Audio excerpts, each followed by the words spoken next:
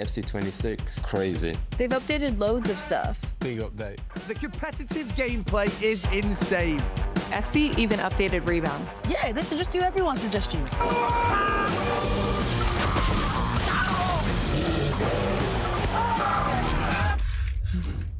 Why don't they just do a sale?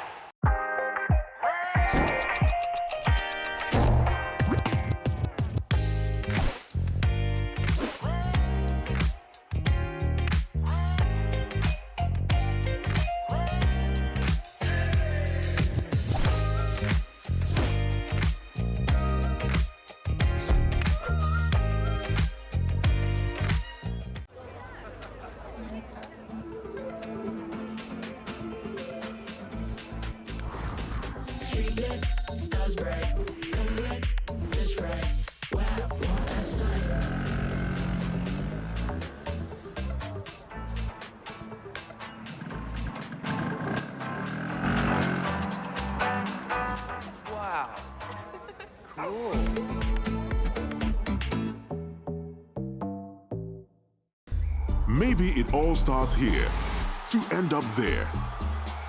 Sure, for us, it rather starts here and finishes over there. But it also goes through here, doesn't it? And sometimes it reaches all the way there. Oh, and here too.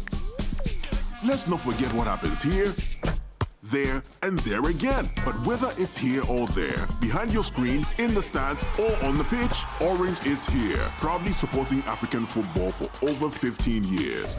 On m'a dit que c'était trop dur. On m'a dit que j'y arriverais pas. On m'a dit de les laisser jouer entre eux. On m'a dit que je finirais par faire rire tout le monde. Alors, quand on me dit que c'est pas le même sport, je fais comme d'habitude. J'écoute pas. Et je tire.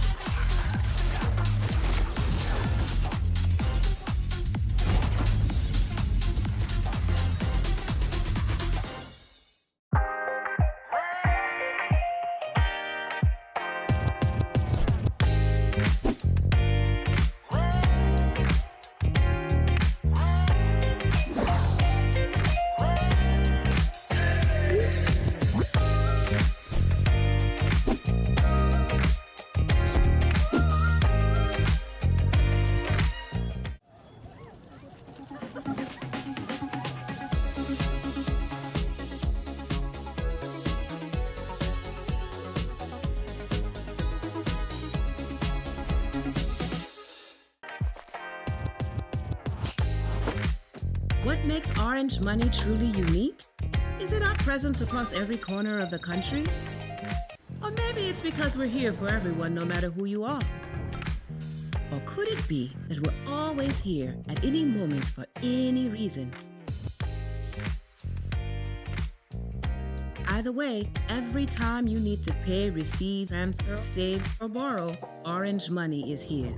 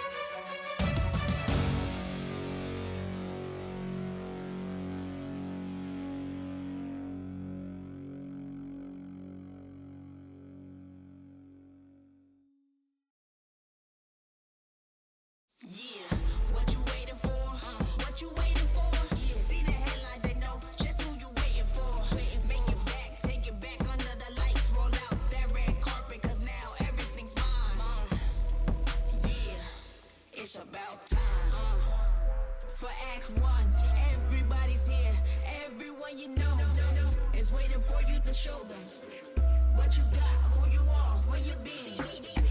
Time to step up, go out and make a scene. You need to own it, cause right now they got nothing but a poster of your face. It can't wait, so set the pace. You gotta put yourself out there with your soul on your sleeve, yeah. If you know what I mean. What you waiting for? What you waiting for? See the headline, they know just who you waiting for. What you waiting for?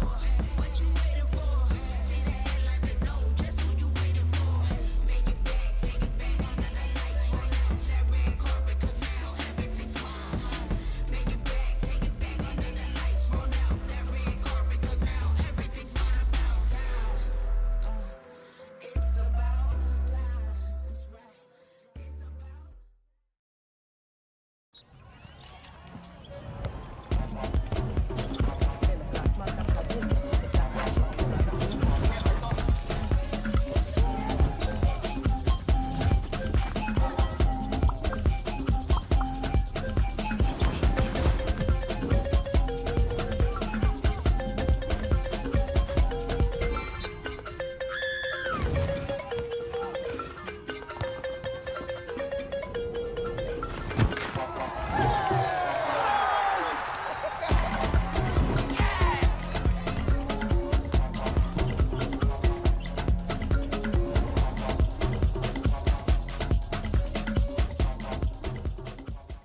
FC26, crazy. They've updated loads of stuff. Big update. The competitive gameplay is insane.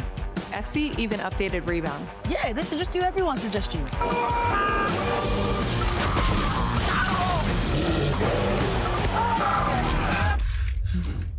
Why don't they just do a sale?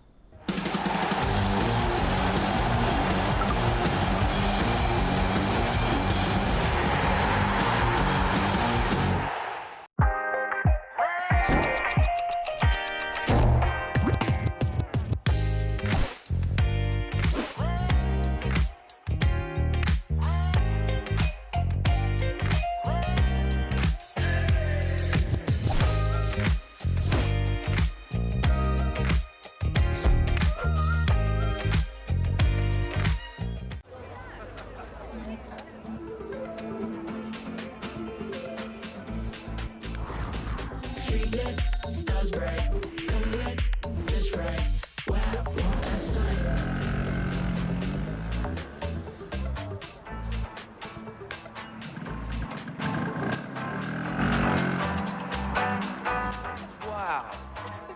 Cool.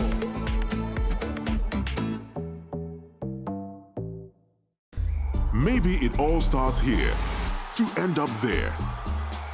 Sure, for us, it rather starts here and finishes over there. But it also goes through here, doesn't it? And sometimes it reaches all the way there. Oh, and here too. Let's not forget what happens here, there, and there again. But whether it's here or there, behind your screen, in the stands, or on the pitch, Orange is here, proudly supporting African football for over 15 years. On m'a dit que c'était trop dur. On m'a dit que j'y arriverais pas. On m'a dit de les laisser jouer entre eux. On m'a dit que je finirais par faire rire tout le monde. Alors, quand on me dit que c'est pas le même sport, je fais comme d'habitude. J'écoute pas. Et je tire.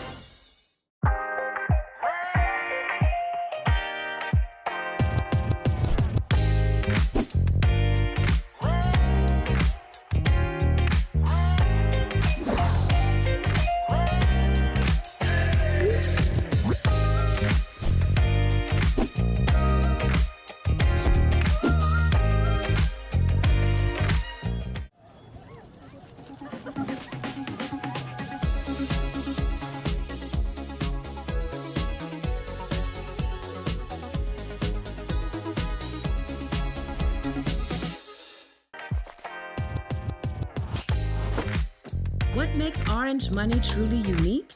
Is it our presence across every corner of the country? Or maybe it's because we're here for everyone, no matter who you are. Or could it be that we're always here at any moment for any reason?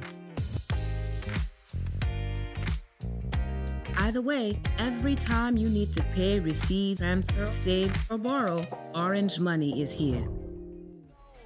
I reached the pinnacle. I don't have time, this is critical. It's time to finish you. I don't care who I just did it to. I gotta go for the gold. I need to switch up the mode. I'm gonna win on my own. I'm in a whole nother zone. I reached the pinnacle. I don't have time, this is critical.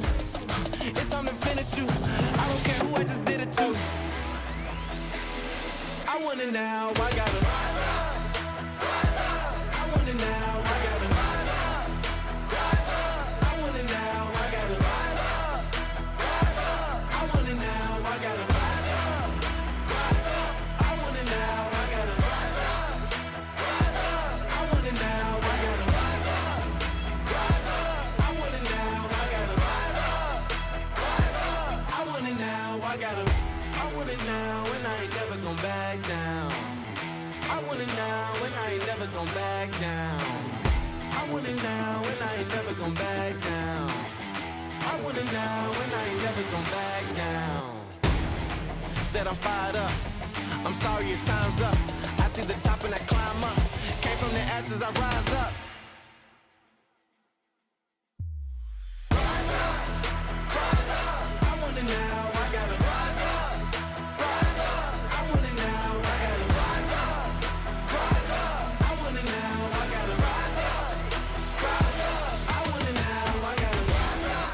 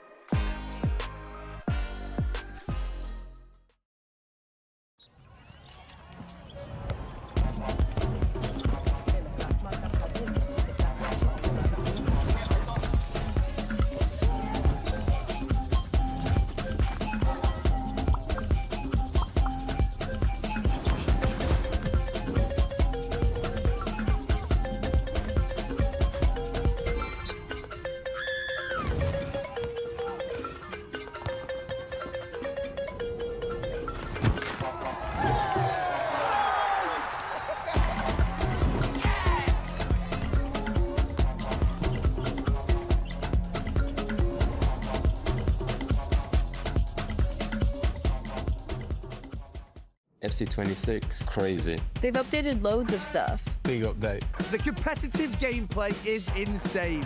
FC even updated rebounds. Yeah, they should just do everyone's suggestions.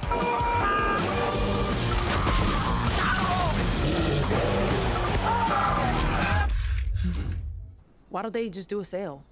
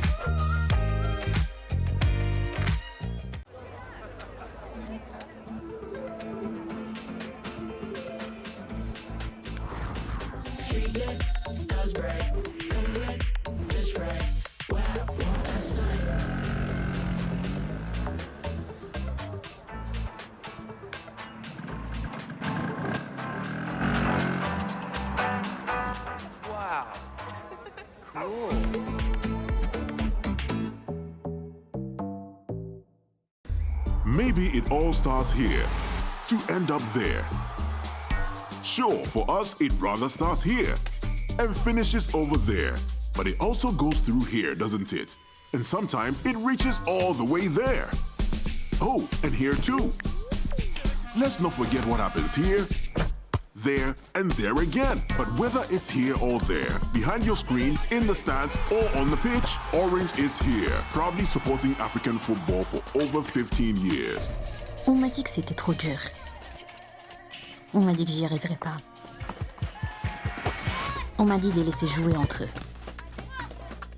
On m'a dit que je finirais par faire rire tout le monde. Alors, quand on me dit que c'est pas le même sport, je fais comme d'habitude. J'écoute pas. Et je tire.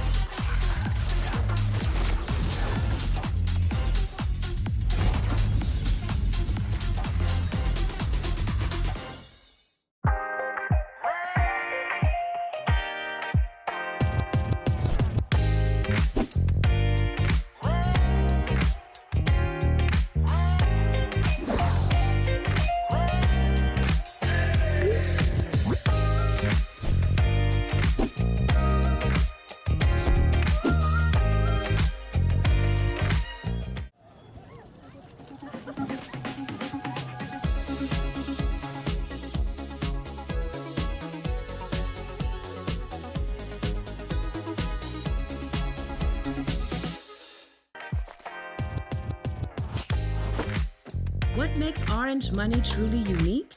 Is it our presence across every corner of the country? Or maybe it's because we're here for everyone, no matter who you are. Or could it be that we're always here at any moment for any reason? Either way, every time you need to pay, receive, transfer, save, or borrow, Orange Money is here.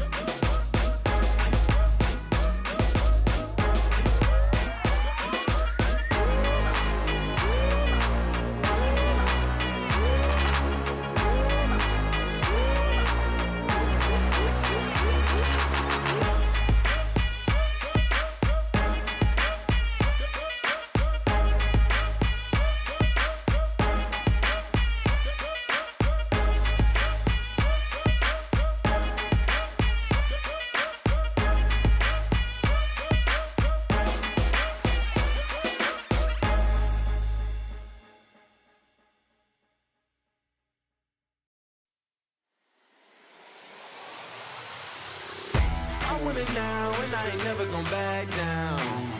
I want it now and I ain't never gon' back down. I want it now and I ain't never gon' back down. I want it now and I ain't never gon' back down. I am no regular citizen. Do you understand what you witnessing?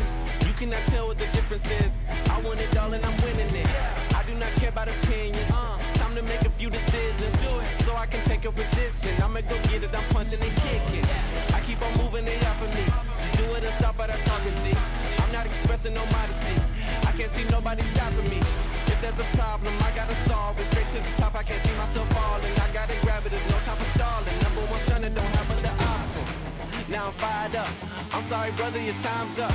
I see the top and I climb up. I came from the ashes, I rise up. Rise up, rise up. I want it now, I gotta rise up. Rise up, I want it now, I gotta rise up. Rise up, I want it now, I gotta rise up. Rise up, I want it now, I want it now, and I ain't never gon' back down. I want it now, and I ain't never gon' back down. I gotta go for the gold. I need to switch up the mode. I'm gonna win on my own. I'm in a whole nother zone.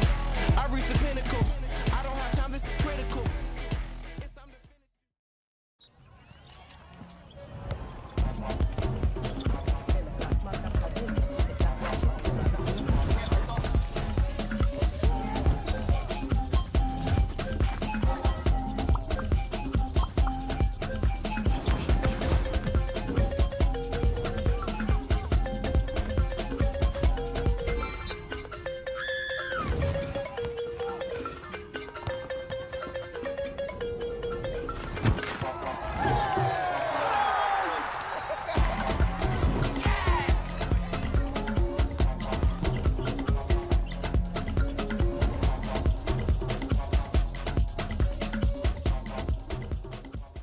FC26, crazy. They've updated loads of stuff. Big update. The competitive gameplay is insane.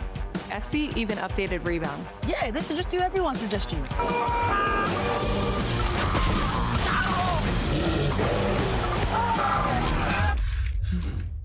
Why don't they just do a sale?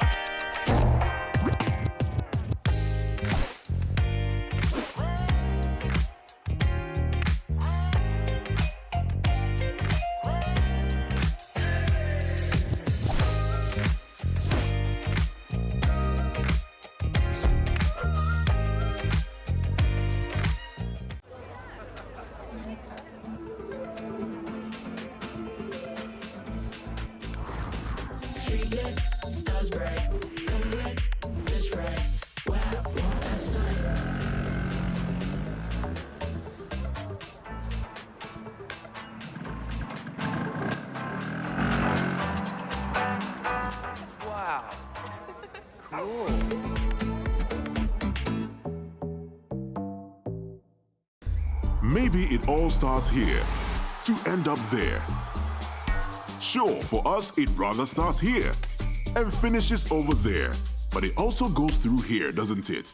And sometimes it reaches all the way there. Oh, and here too.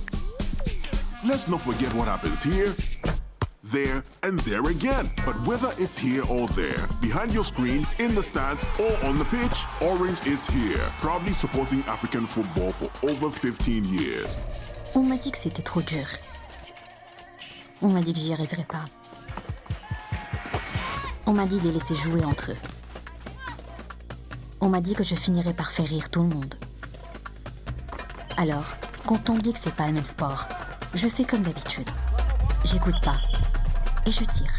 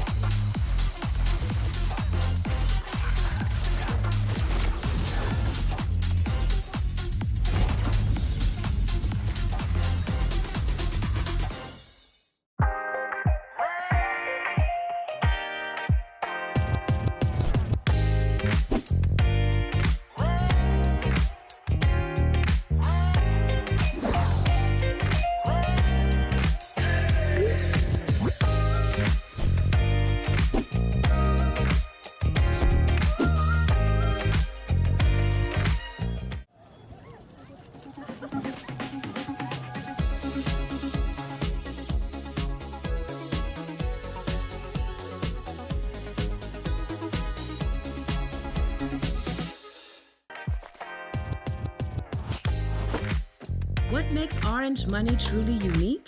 Is it our presence across every corner of the country? Or maybe it's because we're here for everyone, no matter who you are.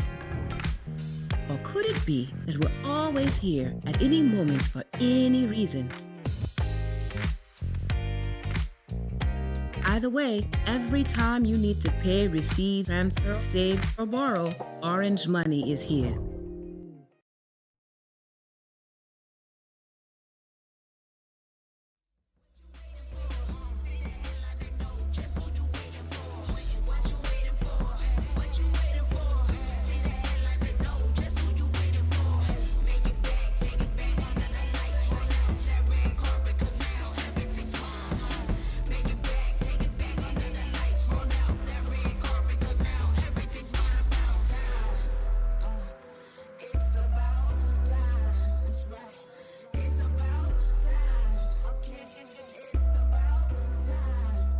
Everything is mine, it's about time for Act One.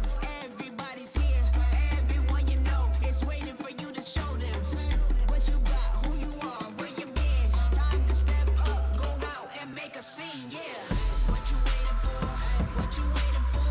See the headlight, they know just who you waiting for. What you waiting for?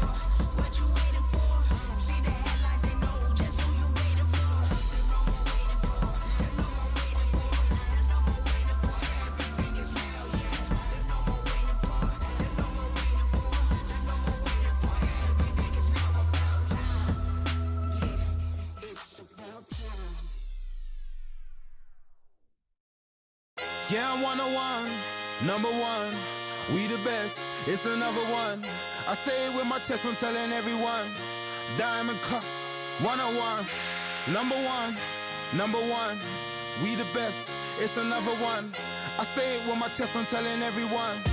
Diamond Cup, that's a hole in one. Feeling like $1 million in my tux. Feeling like I got the Midas touch. Ladies falling in love, hello love. Come and join the entourage, rolling with some megastars. Everyone knows who we are. We're just having such a laugh in the club. What's up? What's up? What's up? What's up? Everybody showing us love. We party hard. We proceed to the bar, showing up most respect to the bar staff. Respect to the bar staff. Yesterday was yesterday. We don't sip on lemonade. We don't sip on Alizé. We sip on makes us levitate. Make the problems fly away. Whatever is whatever. Whatever the weather. We pray for the better. Yeah, I'm 101, number one. We the best, it's another one. I say it with my chest, I'm telling everyone. Diamond Cup, 101, number one, number one. We the best, it's another one. I say it with my chest, I'm telling everyone. Diamond Cup, that's a hole in one. I woke up this morning, that's a W. That's a bonus when you're making revenue. Stepping out in something fresh, something new. Penthouse suite, world, better view. I'm fully connected, respected. It's fully perfected, perfection. I'm rolling with angels, protection. The lights too bright, that's attention. Yeah, we looking lows, yeah, we counting gold. Yeah, we planting seeds, and we watching grow. And we flicking those in these envelopes. 10 M's and we adding up another O. Yeah, I'm 101, number one. We the best, it's another one. I say it with my chest, I'm telling everyone. Diamond Cup, 101, number one, number one. We the best, it's another one. I say it with my chest, I'm telling everyone. Diamond Cup, that's a hole in one. May I gather your attention, please? May I gather your attention, please? Yeah, I'm 101. Yeah, I'm 101. Number one. Yeah, I'm 101.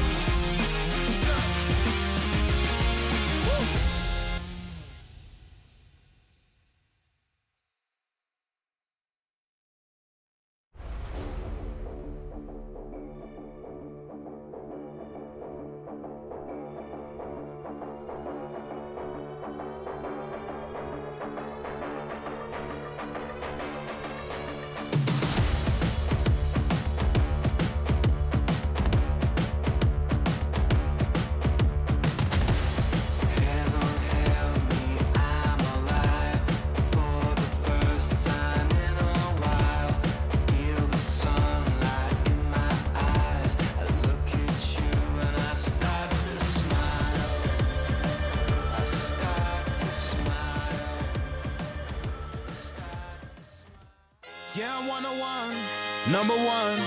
We the best, it's another one. I say it with my chest, I'm telling everyone. Diamond Cup, 101, number one, number one. We the best, it's another one. Bonjour tout le monde et bienvenue à la première journée de la finale d'Orange eSports FC 2026 en direct de l'espace Sacré-Cœur de Casablanca. Hello everyone and welcome to the first day of the Orange EA Sports FC 2026 finals. We have 17 players in total that will be competing today, but we're going to get to that later. Je suis Ginny, votre hôte pour ce week-end. I'm Ginny, your host for this weekend. Mais avant de commencer la compétition, je laisse la parole à Anne Ambert, la directrice de la marque, du sponsoring, de la publicité et du contenu. Alors, bienvenue Anne, enchantée. Merci beaucoup. Je vous rassure, je ne vais pas jouer. Je suis là pour vous donner quelques mots de la part d'Orange. On est ravis de vous accueillir aujourd'hui, ravis de ce live stream, ravis d'accueillir les talents du continent africain et les talents féminins et masculins, puisque chez Orange, la connectivité est au cœur. Notre engagement également, notre engagement de longue date à soutenir le e-sport. Et ce n'est pas complètement nouveau et c'est encore une fois avec grande fierté que nous accueillons cet événement ici à Casablanca et qui est également diffusé en live stream sur toutes vos plateformes préférées. Voilà, donc je ne vais pas être trop longue. Je voulais simplement vous dire que c'est essentiel pour Orange, pour le sponsoring. Nous sommes très sérieux avec le e-sport. Nous continuerons à le défendre, à le soutenir et à soutenir les talents du continent. Et puis le foot également fait partie de nos grandes passions. Et donc l'objectif, c'est de mixer les deux, de mixer le foot. On ne va pas parler de ce qui se passe en ce moment au Maroc, mais vous vous doutez que c'est aussi essentiel pour Orange et pour la marque. Donc voilà, le foot, les talents, qu'ils soient féminins ou masculins, les talents du continent africain, et puis surtout, passer de super journées et que le meilleur gagne. On remercie notre partenaire EA Games, EA 26 qui nous accompagne. Et donc voilà, bonne chance à tous les talents et j'espère que vous prendrez beaucoup de plaisir à nous suivre et à vivre cet événement à nos côtés. Merci encore une fois. Merci beaucoup. Merci. Donc ce week-end, on a 17 joueurs qui montent sur scène pour représenter leur pays, mais aussi pour essayer de gagner la première place, parce que, en tant que ça, il y a aussi un trip pour aller regarder Real Madrid. Donc pour vous aussi, il y a trop des activités que vous pouvez participer. Et n'oubliez pas, on a une petite surprise après les matchs de groupe A avec Sheriff. Alors, maintenant, il ne reste juste qu'à faire une chose. Donc, accueillir les finalistes. Est-ce que vous êtes prêts? Ok, je vais vous demander encore une fois. Are you guys ready? Ok, that's more like it. Allez, faites de bruit pour les joueurs, les finalistes, résistors de Botswana.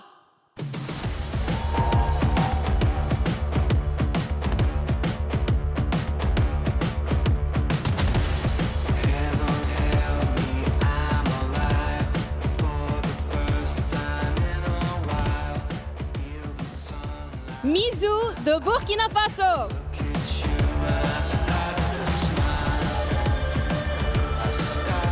Guys, I'm gonna need a little bit more energy.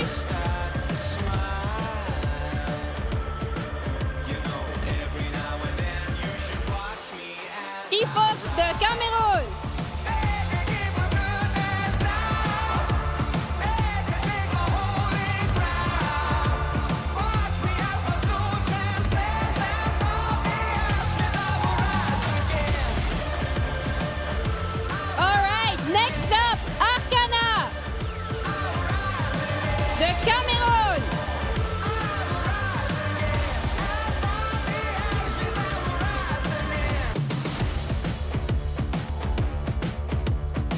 بنتوا لي ناعسين شوية. ما كاينش where's the energy guys? Dark Prince, République centrafricaine.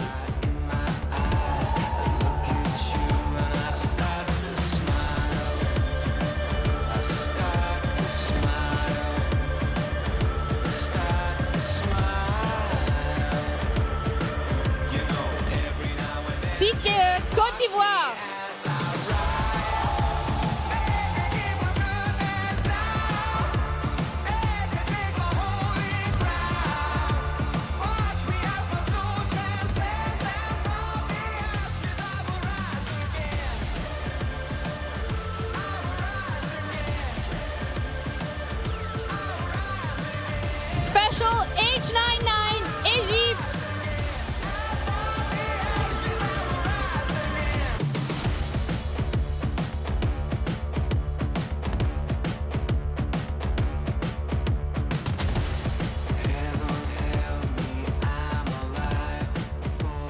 Storm 666 Guinée.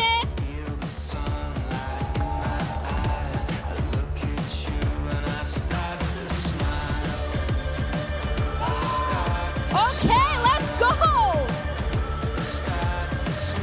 The Wolf, Jordanie.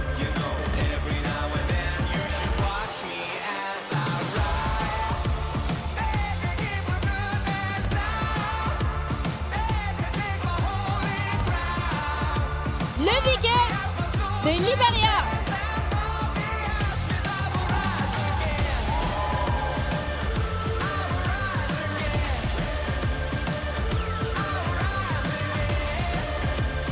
Maestro, La Réunion.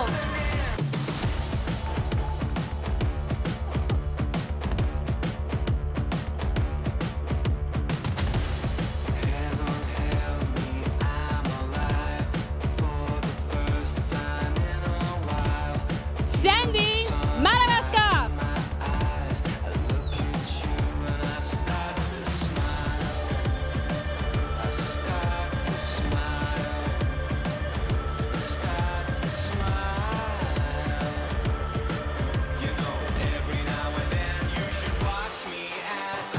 Vortex, Mali.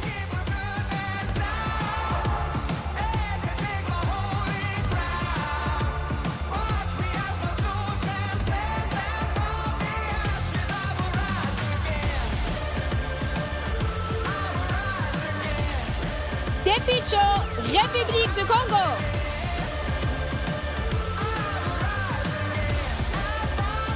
Okay, he's not here today. That's okay, because instead we got Dex Jr. de Sénégal.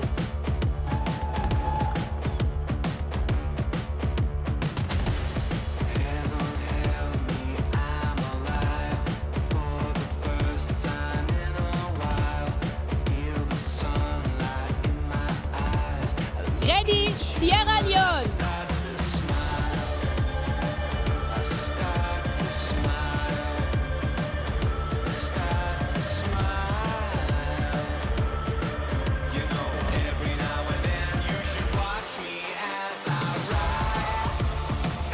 Maximilien de Tunisie.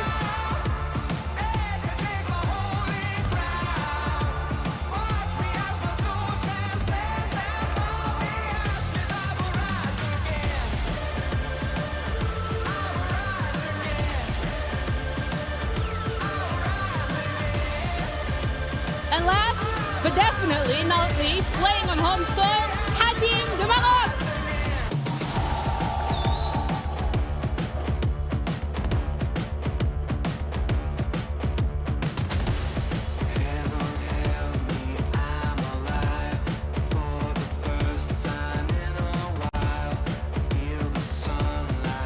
Donc encore une fois pour tous les joueurs.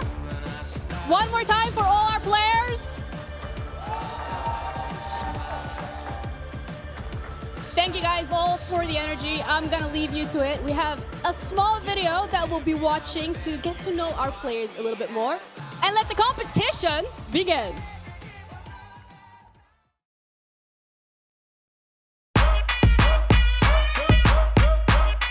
C'est important d'avoir une bonne connexion pour pouvoir jouer sans qu'il puisse y avoir de lenteur. Les compétitions se font maintenant en ligne. Et en ligne, il y a vraiment des niveaux qui te font évoluer. Il ne faudrait pas se restreindre à jouer entre vous en offline. C'est très important d'avoir une bonne réactivité face à des adversaires de très haut niveau. Parce que si la connexion est lente, les joueurs ne sont pas à l'aise pour bien exprimer leur jeu. لأنه أنت لما تلعب على بنج عالي ما بتقدر تعطي الأشياء اللي عندك وما بتقدر تلعب اللعب اللي أنت حابه. فالبنج والإنترنت من أهم الأشياء اللي بتفرق مع لاعب الإي-sport. La meilleure façon de décompresser après, si je ne joue pas, c'est d'écouter de la musique ou de regarder un film. Cette année, j'ai 3e année à la faculté sciences. Je suis ingénieur mécanique énergétique. Aussi, j'aime quelque chose qui s'appelle salle du sport. J'adore. Et je joue le foot aussi. Disons que j'aime bien suivre le rap de temps en temps. Ça me permet un peu de relaxer Ça libère un peu mon cerveau, disons ça comme ça. I have a very compact schedule. I work from 9 to 5 and then I take the evenings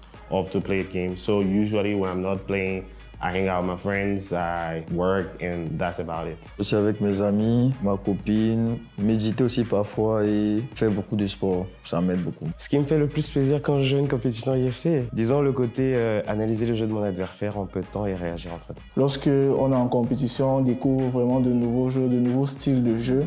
C'est ça qui permet d'évoluer. Like want to do more, push yourself. Rencontrer les autres joueurs, c'est de bien gérer le stress dans les matchs. Quand tu joues et que tu mènes un gars, si vous êtes en face, tu vois ça, que genre, il stresse ou bien il n'est pas en confiance, quoi. Et ça me booste moralement. Personnellement, c'est la première fois, donc c'est un peu stressant et j'aimerais bien apprendre et voir ce que ça va donner. Fierté de représenter le Mali, de mettre mon pays en avant. It really means a lot to be representing Botswana with Orange as well. J'ai rêvé depuis mon enfance de présenter mon pays dans les compétitions. It's been for me a lot. We have such a good players. I hope I can perform like them. بصراحة شعور كثير حلو وفخر انك تمثل بلدك في هيك بطولة بعد ما انت حققت الفوز ضمن التصفيات على أكثر من 600 لاعب وأنت كنت الممثل الوحيد لبلدك فهذا بعطيك حافز كبير ودافع معنوي إنك إن شاء الله تحقق اللقب وتفرح بلدك بهذا الشيء. J'ai la rage en fait et c'est tout un honneur de représenter le pays. Dans la vie de tous les jours, je suis quelqu'un de pragmatique. Dans le jeu IFC, je répercute la même chose, j'essaie de m'adapter à mes adversaires. My play style is contrast to my personality. I'm a calm person, I'm introverted, but I play aggressively. Je suis quelqu'un offensif. J'attaque. Je me décris comme quelqu'un de calme et dangereux. Mon profil de joueur, c'est plutôt la finition, le droit au but. Mes attentes pour cette compétition, d'abord, c'est pour montrer aux plus jeunes, aux petites sœurs qui se cachent pour jouer, qu'elles peuvent se montrer. J'espère aller loin. En tout cas, déjà quitter la phase de poule, c'est déjà mon premier objectif. Bien sûr, je vise le titre. Je n'avais peur de personne, mais il faut respecter tout le monde.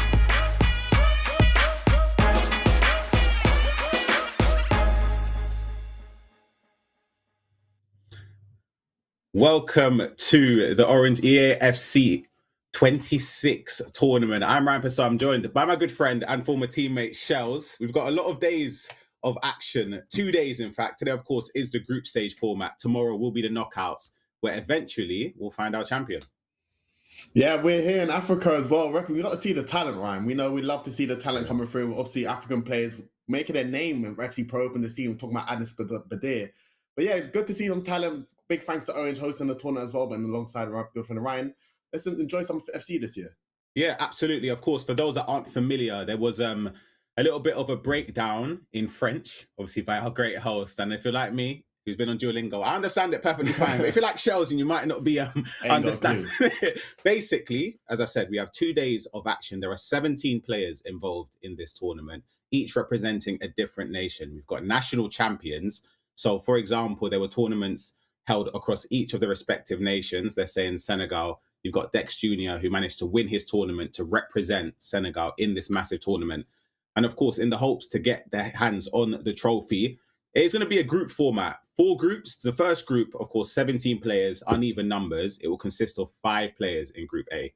Group B, Group C, and Group D will then consist of 4 players per group. It's a very simple format. It is literally round robin in the group stage. Eventually, you'll get into the top 2 advancing into the knockout stage. But as you can see on screen here, we saw a Group A. This is Group B. You've got FOX representing Cameroon. You've got The Wolf. You've got Levica. You've got Dex Jr., who we've seen recently in FC25 competing in the last chance qualifier.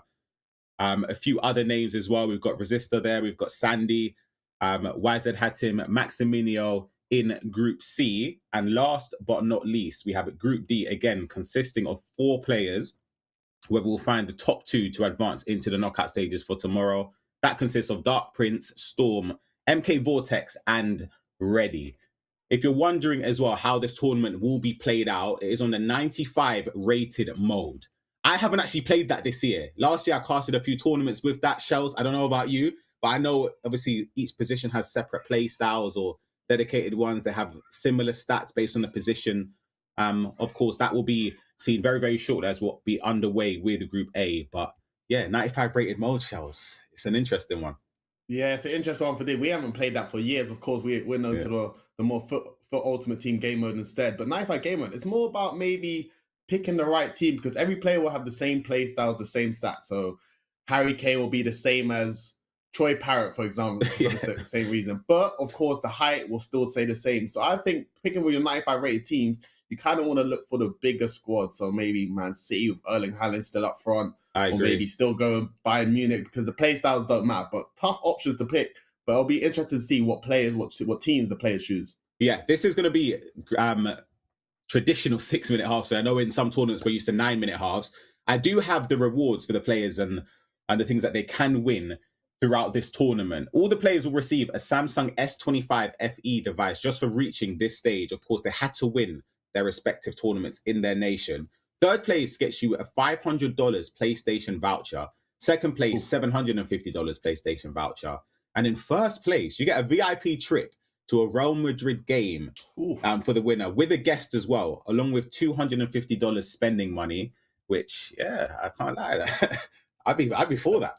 A little cheeky trip to see Mbappe play. Who would take that? I mean, it's only the first tournament of the year, especially Orange trying to connect with the African region as well. So there's plenty more to come later on in the year and next year as well. So this is just great to have the opportunity to showcase the talent of these players on display, and hopefully we'll see a lot of goals today. Yeah, exactly. I was liking the little intro that was shown just before it came to us, where the players had to describe their play style. A lot of them say that they're just attacking. That's their main sense of trying to play FC26, creating goal-scoring opportunities. That's what we want to see. We don't want to see slower gameplay. I'm not really for that. I want to see play style. Yeah, none of mine. Let's have more Shells' gameplay in it.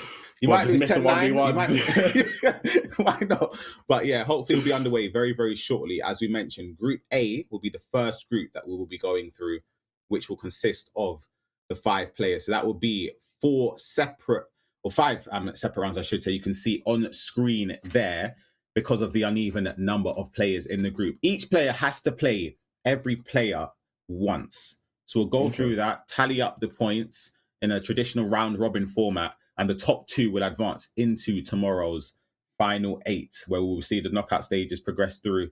There are also going to be several different scenarios across the 2 days. We have Sharif, who is, of course, a well-known name in the FC26 ecosystem. He'll be playing against members of the crowd, giving away prizes, different types of tournaments as well, for the people to get involved in. Yeah, it's a very, very good opportunity for people just to showcase their skill, win some prizes along the way, gain some experience. And of course, we are remote. It's obvious to mention that anyway. The tournament is being hosted in Morocco. But yeah, we're in our bedrooms right now, unfortunately. But of course, it will be a great event that hopefully we'll be able to get underway very, very shortly. In terms of styles, you mentioned the play styles. If you're going by position, we'll start off in goal. What do you think are the most important play styles for a goalkeeper right now?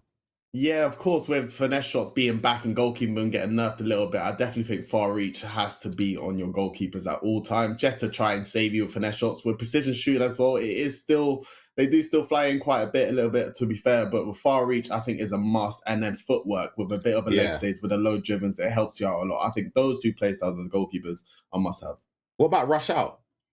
Is that like an underrated low one? Key. I like rush out. Low key. Rush out. I've been using Manuel Neuer, the item in foot, which has got rush out gold, but he still has far reach and footwork as his silver play styles. And I see him making some saves. I'm like, okay, it's not too bad. So maybe rush out. That's the thing. As the year goes on, the game progresses. People start to have different play styles, start to use different items. So things change very quickly. But I don't mind that shout. All right. What about in fullback, right back and left back? You know me, I think once you go from intercept on your players, it's very hard to get back to players without intercept because you start to rely on the animations, the passing lanes, you start to rely on it. So I think intercept is a must, but I think quick step as well. Quick step and relentless just to stop with the through balls. Yeah, I think it's just must haves. What about Bruiser? Loki, I like a bit of Bruiser. Bruiser as well. You know? There's so many options, and especially with advanced defending, Bruiser just helps you win the ball back so much more. But I think intercept is the must. Yeah, before we get underway as well, we'll go through a few more. What about centre backs? I feel like this is easy. Everyone always asks me this in my streams as well. They build Evos, they send an Evo in. No intercept, no jockey. What are we doing? They can't play. Nah, they can't play. Once again, intercept has to be there. I think for me, I don't really mind not having anticipate or jockey on one or the other. I'm not really. I don't think it's a must-have. If you. Because for me, if I'm not stopping the through ball, I've conceded regardless. So it's kind of a tough one to say. Jockey, they still get me on the box when they do the one-touch tiki-taka passing. So it's very tough to say. But I think intercept, once again, is a must-have. And block. I was going to say that. Important. If I had to order it, I think I would go intercept, then jockey, then block. Jockey and block, you can change either way, right? Yeah. It's going to sound a bit... Well, I guess Bruiser's not really counted as a defensive play style, but like it still be up there.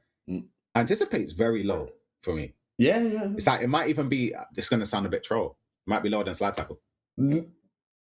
But the slide tackle play style is very overpowered. It's just if you get it wrong, you could be playing with 10 men. So it's whether you can take the risk or not. But I don't know. I think I still put anticipate over slide tackle just a little bit, just because if I'm building my dream CB, I'm definitely picking anticipate over slide tackle. Yeah, 100%. We are moments away though from starting Group A. Again, that is the group with 5 players, so we'll have more rounds than the other groups in Group B, Group C, and Group D, just because they consist of 4 players. So hopefully we'll be underway very, very shortly. Before we do as well, of course, it's a great opportunity for the players and for us as well, with Orange partnering up with FC26 to be able to create the initiative to have more tournaments, especially in Africa, in the Middle East, and hopefully in Europe in more future tournaments as well, for people, not just necessarily pro players, but even for just like an amateur, to try and get your foot in the door, get that experience, because I feel like having more tournaments is always a good thing. Yeah, I think more tournaments is best for everyone, just to give everyone an opportunity, because there's so much talent across the whole world, and sometimes even for ourselves, there's only a few number of spots as we're getting into our first game here, special against Maestro. But yeah, we just need opportunities for everyone. I think it brings everyone together. More collaborations happen. You start to see. I wouldn't be surprised if we find a little hidden gem from this tournament, Ryan, and then we see them competing in maybe an online qualifier later on this year, or flying out to a last chance qualifier. So it's good to see more opportunities come. 100%. In this first game, as you said, though, we've got Special H99 up against Maestro. Both teams, or both players, I should say, have selected Real Madrid, which, of course, has the likes of Mbappe, Bellingham, Vinny. All the players, though, do have the same stats in each respective team per position. So, again, I don't know what team I would go with. Nice little creative run there, though, and the player logs to try and build up a chance here with a good interception. Gameplay is looking a bit quicker. We might be seeing some goals today, as you can see from that first attack. It was the creative run, the McGeady cancel. I'm not used to seeing head-to-head with this fast gameplay. It's kind of strange. It is. That looked offside, is it? No, it's just onside. As you said, the gameplay looks unbelievably quick, which is good to have good connectivity as well. Of course, there are 2 games going on at the same time. This is one of them. The other game is between Mizu of Burkina Faso up against CKE of Ivory Coast. CKE actually has competed in other tournaments, so I tried to do a bit of digging and research. Hold on a second. Good last-ditch tackle. He competed in the E-Ligue Tour 2024, and he finished 5th in that group, narrowly missing out to get into the knockout stages, just by 1 point anyway. So hopefully this time round he'll be able to have a bit more success to get through.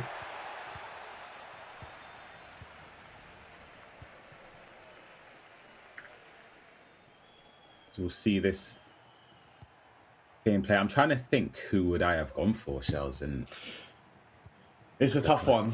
It is a tough one. When all the players have the same play styles, you can see a player lock. Ooh, it's a good chance there. As everyone has the same stats and play styles, it's tough, because I would say the smaller strikers are kind of the better ones this year. They're able to turn on the ball a bit better. So I'm not sure if I would have picked, Bayern Munich or Man City, just because I've got Haaland and Harry Kane leading the line. But it's a tough one. I'm not sure.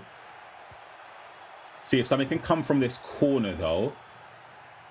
Back to Tchouameni. Can shoot with the precision shooting. Doesn't manage to find the corner, though. Results in a corner, funny enough.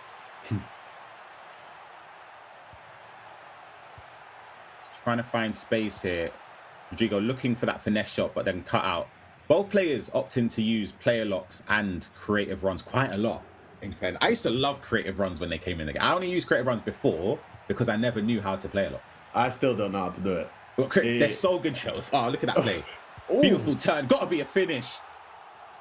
And he finds the corner. Deadlock broken.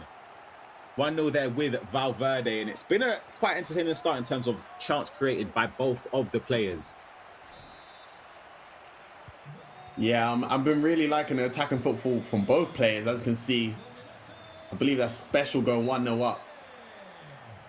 But you can see the play locks being used and the little cancels. They're playing very quick, direct passing. So I think there's a lot more goals coming into this game. But yeah, it's been an exciting start so far.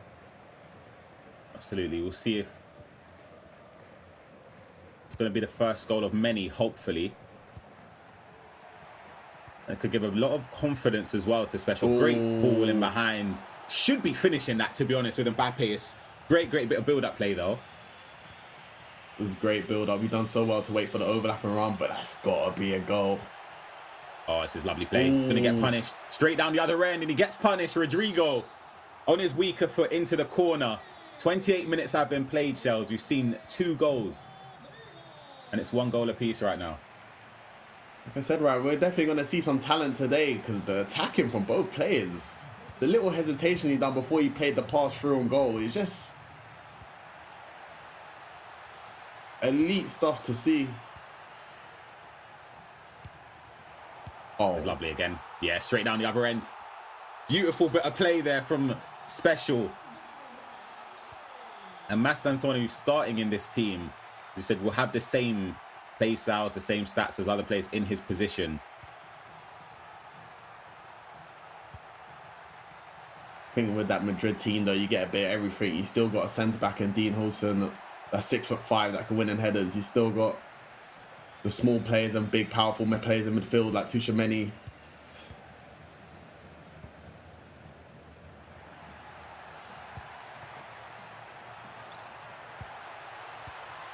Probably a bit of play there.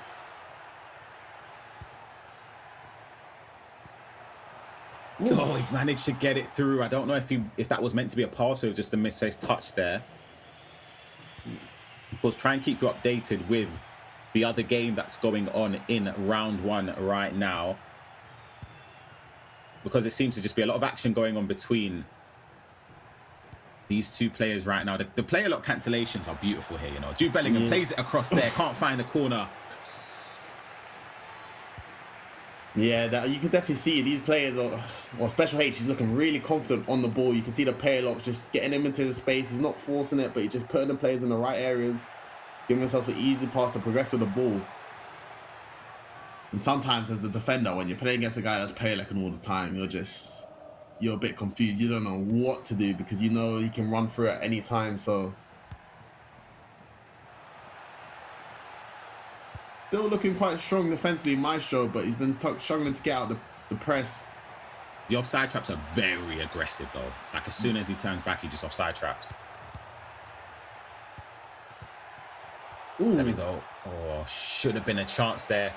Potentially going to be the last attack of this half. See the creative run there. Beautifully played there to get into space. And if you can get onto that, Vinny doesn't manage to get past Trent, who will clear it out. And that is half-time. 2-1. Special H99 leads against Maestro.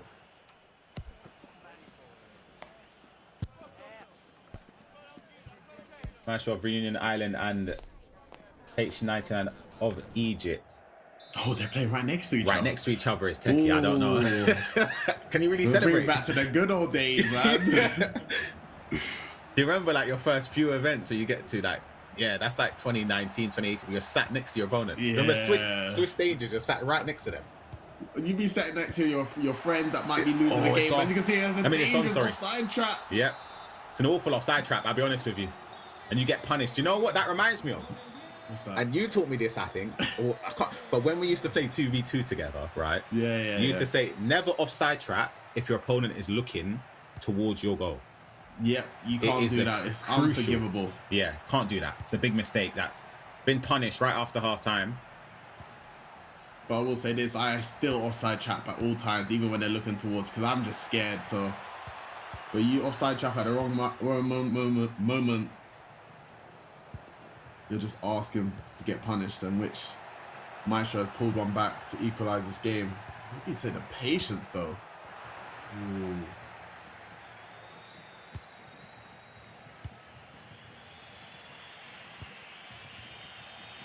The triggered run there as well. Switches over to Trent. Didn't manage to get there in time. Vinny, though, has the angle. Finesse shot. Beautifully found into the corner. And Maestro's turned this game around at the start of the second half. It looked as if he could have been, what, 3-1 down? Yeah. And now he suddenly finds himself 3-2 up in a matter of minutes. Special H, he did look really in control in this game in general, but... That's nice. As he equalized off the kickoff, he's still here fighting, but yeah, he should have went 3-1 up. Found himself finally losing, but equalized there, which is huge. Remember, this is the first game of the group as well, so group format, Ryan, anything can happen. You got to focus on your game, try and take your points, because everyone will have to play each other once. So how important is it in like a round robin group format to start off well? Of course, you know, it is very important to start off well, because, you know, getting 3 points at any moment will do you any favor. As you can see, the turn with Mbappe, Special H finds himself leading once again. But going back to what you said, Ryan, is so important. But yeah, at the end of the day, it's only round one. You can still redeem yourself. You know you have multiple games to play, but, you know, starting off with 3 points is all you can ask for. Sort of settles the nerves as well. Yeah.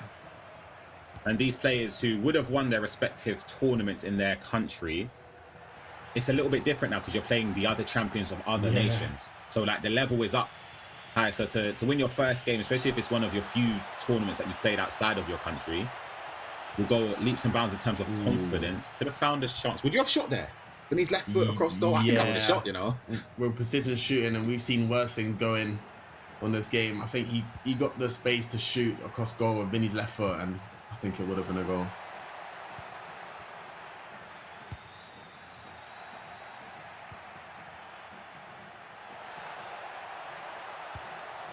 Nice bit of play there. Advantage. It's going to be called in. It's going to have a free kick. I don't know if it's in shooting distance. Would you shoot? I love a direct free kick. I've got a problem with them shells. Anywhere within 35 yards, I'm taking the shot. 35 yards? I'm deadly serious. I've got a problem. I have to challenge the keeper.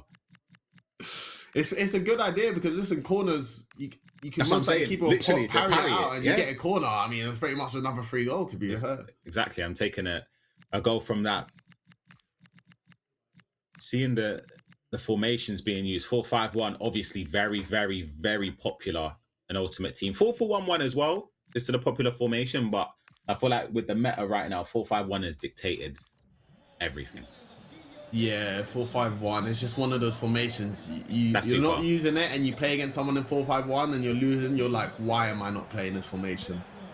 But I think 4-4-1-1 gives you a better chance to. If you're playing better, I think you might have a better chance of winning the game in a 4-4-1. But 4-5-1, man, defensively, you're just so comfortable. It's hard not to pick any other formation than that. I've tried to not use it this year. I tried to stay away from it. I used to love it last year. What has that brought you back to? Now we're still getting our 15s in a 4-4-1-1. Oh, there we go. Turn with Mbappe. Bottom corner. That's a bit of breathing space again. 5-3. Special H99 finds himself winning.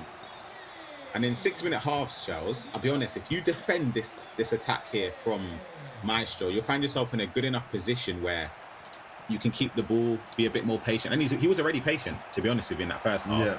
And there we go, Miles offside, so he gets the ball back. Yeah, 6-minute halves. The time does fly a little bit more quicker. Of course, in the 9-minute pro open, 2-goal lead, that ain't done till the 88th minute pretty much. But Special H has looked a lot better going forward, as you can see, finding himself through, giving herself a 3-goal lead. Danny Ceballos. Wouldn't see him on Ultimate Team, tell you that for free. Great bit of dribbling there, to be fair. Finding the top corner as well. And also in these group formats, goal difference. So important. Because we've been part of tournaments as well where we've been eliminated or gone through because of goal difference. It's so important. And of course, you know, when you're losing in some games, you know your game's kind of done. It's important not to try and lose that concentration to give up anything else. Because in the later rounds, you'll be wishing that you could go back in time and hoping, wow, that game should have ended 6-3 instead of 7-8.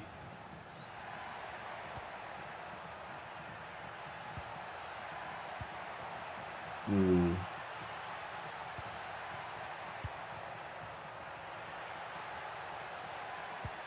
Oof. They're techie with it in the box, I'll be honest. Wins the ball again. He's not going to sit and rest, though. He's going to try and go for more and more goals. It's lovely play.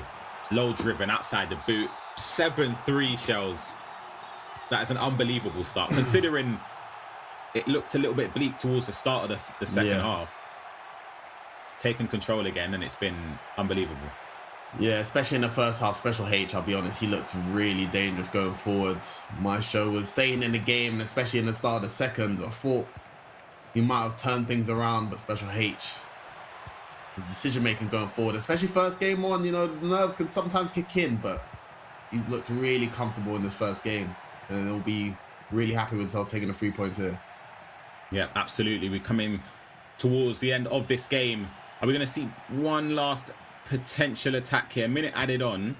Again, another goal just for goal difference purposes could be the difference towards the end. Played into Master, and that's what you're going to get there. Low driven across the face of goal. 8-3 shells. An unbelievable start. It's a crazy start, I'll be honest. I think both played attackingly. Maestro played very well as well. I think he could have maybe gained himself a 2-goal lead early on in the second half, but Special H, what a performance. Some of the goals he was scoring, the player locks, he looked comfortable on the sticks. And it's a big statement game, first game, 8-3 win. Yeah, absolutely. And it's obviously key to mention that for some of these players, it may be one of the first global tournaments that they've, or not global necessarily, but you know what I mean, tournaments that are outside of their homes to play in. And soon we'll be able to hear a few words from Special H potentially. Of course, we'll manage to have some interviews after some games. But in terms of that game, though, Shells, 8 goals is an unbelievable return. And to be honest, since the patch as well, I love how you're able to get these chances and you don't have to worry about the goalkeeper movement. Yeah. It's amazing. Yeah, it's a bit about like the good old days. You don't have to worry about that last thing. You know, you worked hard for the chance. You don't have to worry about the keeper moving again. But as you can see, the offside trap there. That's a bad offside trap. It was a bad offside trap, but Maestro equalized there. He can see the frustration for Special H there. But look at the ball scoop with Vinny. He just looked too good going forward. He's too comfortable. He was playing the right pass, playing patient, but still progressing with the ball, triggering his play as well. But Maestro was looking good as well. Same. That's the thing. I wouldn't have expected it to end 8-3. Yeah. I think that was a game where it sort of got away from him. When you're down by 2 or 3 later on, you kind of want to chase and get something from the game. But then, as we mentioned earlier, in group stages, you have to be very, very careful of the game pulling further and further away from you. Of course, you saw Mr. Dory there. We are the B stream, basically, the English broadcast. The mainstream, of course, is in Morocco. But yeah, a great first round there. We do have the results as well from Mizu versus CKE. CKE, of course, the person I mentioned earlier that does have a lot more experience, winning 7 goals to 2, as you can see on the screen there as well. On the stage, how was that for you? في الأول كانت صعبة. الماتش كان صعب. جو برد. فالدنيا يعني مش أحسن حاجة. بس الحمد لله قدرنا نكسب الماتش. الحمد لله. So at first it was a little bit difficult. He had to get used to the environment. It was also a little bit cold, which didn't make it too easy. But also when it comes to staying calm and collected this game, what do you think has allowed you to be so successful this time? مش أول مرة نلعب بطولات الحمد لله. نفس الكلام يعني خلاص خسرانين فنلعب عشان نكسب بس مش أكتر. Well, thank you so much. But it's not his first time playing the competition on a stage, so therefore he's not too nervous, which has allowed him to come out on top. On va rester avec le match des groupes A, mais on va retourner avec les casters. Donc, Hakim, I'm sorry.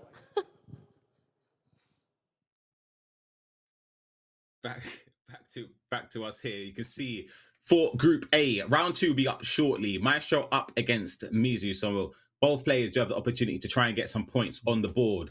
Arcane, who didn't play in the first set of games, is up against Special H, who is flying right now, Shells. Yeah. And it could I'll be scared for that. Yeah, because you're playing against somebody that, again, has the experience on the stage, won their first game comprehensively as well. And this is your first game on stage. So it's going to be a difficult one to try and get to grips with. Yeah, of course, you know, after seeing your opponent that you're playing first round play like that, I think anyone will be worried. But, you know, you still got to look at the game that you have to play. But also you can kind of look at the one thinking he got a free look at this one because Maestro, you still have to play against Arcane later on as well. So it's kind of like making sure you get your points against him later on. But still a lot of rounds to play. But I love to see the representation from different countries that we're not used to seeing ourselves, right? And I think it's great to see the representation, of course, from Egypt, Ivory Coast, Cameroon. It's great. Yeah, absolutely. And it just shows a testament to how Orange are trying to include and bring up more tournaments, more opportunities for people within the FC space. And again, it's a massive, massive thing for the Middle East. You've got Africa and for Europe as well. But yeah, it's a massive opportunity for the players to showcase their talent, try and gain some experience and prizes along the way. And hopefully, from one player anyway, they'll get their hands on the trophy. Yeah, so as that was round 1 finished, what do you think? Maybe we found a potential tournament winner already? Because I'm not gonna lie, the level was quite high. I think the thing is the attacking fundamentals, and I think you can see from a lot of players, everyone can attack very well. I think the big skill gap, I think, is the defending side of the game. And I think if you can somehow contain the through balls, but Special H going forward, I was a bit surprised. He looked very dangerous. I thought they were both good going forward. Yeah. Honestly, like I'm not even just saying that. 11 goals in a 6-minute half game. Obviously, now we spoke about how with no goal, or I say there is goalie movement, but less of an impact for goalie movement to prevent goals. I don't know. I feel like Dex Jr. for me is in Group B because I've seen him play before and I know he's capable of. I just have to say he would be my favorite. You don't really love an underdog. You know me, I like to see the underdogs try to pull out. Yeah, there's obviously the opportunity to do so. We do have the round 2, which will be underway very, very shortly. We're just preparing the games on stage. Of course, I have to remember that myself and Shells are remote. So we're a little bit out the loop in a way. We don't know quite entirely when the games are going to be kickstarting, but it won't be long. And of course, this group does have 5 rounds to get through. So hopefully it'll be underway very shortly. I want to see a different team being selected. I wonder if most players will opt with Madrid. Maybe there could be PSG, maybe. You've got Dembele, you've got Kvaru, who's decent as well. It's kind of dependent. I think it's very important on maybe players you feel comfortable with, because I do think some players kind of play different. Like, I'm not gonna lie, Kylian Mbappe and Lamine Yamal, I feel like they have their own little signature animations in the game. So I'll be trying to look for players that maybe I feel comfortable on foot and try and pick them on seasons. But play styles and overalls don't matter on 95 rated mode. So it's not really... Yeah. So is that what you're looking for then? Because the play styles and stats are similar. Are you just looking for the body type, the animations that a player might have? Is that the difference then? That is what I'll be looking at. Players that maybe offering something that maybe other players don't. For even losing City, for example, having Haaland, I feel like when you send Haaland on a run, he's gone in it. He's just faster than any other player in the game. So I just feel like maybe having that to your advantage could help you in some cases, but I think it could also get dark. I'm surprised we ain't see someone cross into no 6'6" team that has a 6'7" striker and a 6'7" left winger. I'm surprised we ain't seen none of that yet. But there's got to be something with that. There has to be. Is that what you'll be looking for? You'll be going through team management and looking for the tallest team. You got to get that advantage. There must be something, right? Because obviously, when was the last time we saw headers being dominant? Was that in 23? Was that the overload ball side? No, that's the hug sideline. Not overload ball side, hug sideline. You know when they? I think so. I think that was 23. So yeah, there was a big aerial meta on that. I think that was around. Who was the striker that everyone used? I'm sure it was Haaland, no? Or am I making that up? It was Haaland. No, but there was someone else, Sorloth. Oh, was that like a foot birthday Sorloth, I think. What was the one where there was like Petr Cech, Milinkovic Savic? Was that not 23? Wasn't that the same year? Yeah, I think that was the same year. And then you have to play Hostelu in right back. Do you remember that? Hostelu, yes. Yeah. See, you never know. That sort of stuff could eventually come into the game where, obviously, the meta right now, in my opinion anyway, basing your team around getting angles for the finesse shots, getting into the box or in and around there because the keeper can't really move that quickly. That's the main aim. But Yeah. sooner or later, Shells, you never know. Especially with the play styles, I do think it's the aerial side of the game has always been here. So I think, yeah, as you see the play styles getting added to the game, I think, yeah, the crossing will be returning very soon. As you can see our players getting ready for the next match in round 2. Yeah, I think our focus game will be Maestro against Mizu. And the next game you can see across on the other side of the stage, they're just preparing Arcane, first game in this group, up against Special H99, who won his first game 8-3. So he's going to be in a rich vein of form and confidence. But we should be underway very, very shortly. Would you prefer, in this case, obviously, if you're a competitor, to be getting underway or get through the games just quickly, just rattling through them as soon as possible? Or are you somebody that wants to take 5-10 minutes? I'm quite eager. I think I like to stay warm. I like to stay in the action. Of course, there'll be some moments where you need a few minutes or need a longer time to regain confidence or regain focus, because it takes a lot out of you. You know, you play against some of the best players in the world. It's not easy to go into a game straight away, but if you get a good result against someone, you kind of want to stay in that momentum, keep on going and get into the next game straight away. So it kind of varies at times, but I think in the groups, I want to get it done as soon as possible. Yeah, absolutely. Again, hopefully we'll be underway very, very shortly. Again, we're just waiting for the matches to kick start. And if you missed it, the prizes that we do have for all of the players will receive a Samsung S25 FE device. Third place gets you $500 for a PlayStation voucher. Second place gets you $750 for PlayStation vouchers as well. And first gets you a VIP trip to a Real Madrid game, plus $250 spending money as well. Unbelievable. Unbelievable. And that trophy as well. Yeah, I'll be honest. I think playing and competing, you always want to try and win a trophy. And just to bring home a trophy like that, it's not a bad one to add to the collection book. So a lot of prizes to be won for the players. Yeah, exactly. And this is obviously the first time having this collaboration with Orange and EA FC26. Hopefully there'll be more opportunities down the line for players in different regions as well, just to gain experience, gain exposure and opportunities to showcase their talent on FC26. But yeah, as we said, we're almost underway. I'm just going through some of the other groups that we do have coming up later on as well. As we went to, we spoke about Dex Jr. He's in Group B, along with Fox, Levica, the Wolf as well, who's also competed in other tournaments. Again, I tried to do a bit of research just to try and dig in the archives to see if other players have had experience in global tournaments. Group C, which would be underway in probably about 2 to 3 hours. I say probably 3 hours from now. And then Group D will be the last group of the day. We're aiming to find the top 2 in each group who advances into tomorrow's knockout stage. Of course, which is the key. If there was something for you, Shells, yeah, if you were able to change your team, let's say Maestro lost it with Real Madrid, would you change the team, or are you going with the same team? Oh, that's a good question, because I feel like there's not really a bad idea to change, but I feel like you're just looking for an excuse. Maybe you're looking something to blame rather than thinking maybe it's 95 rated mode. It's not going to do much different, in my opinion. But also sometimes you just need to play with a new squad to get new players.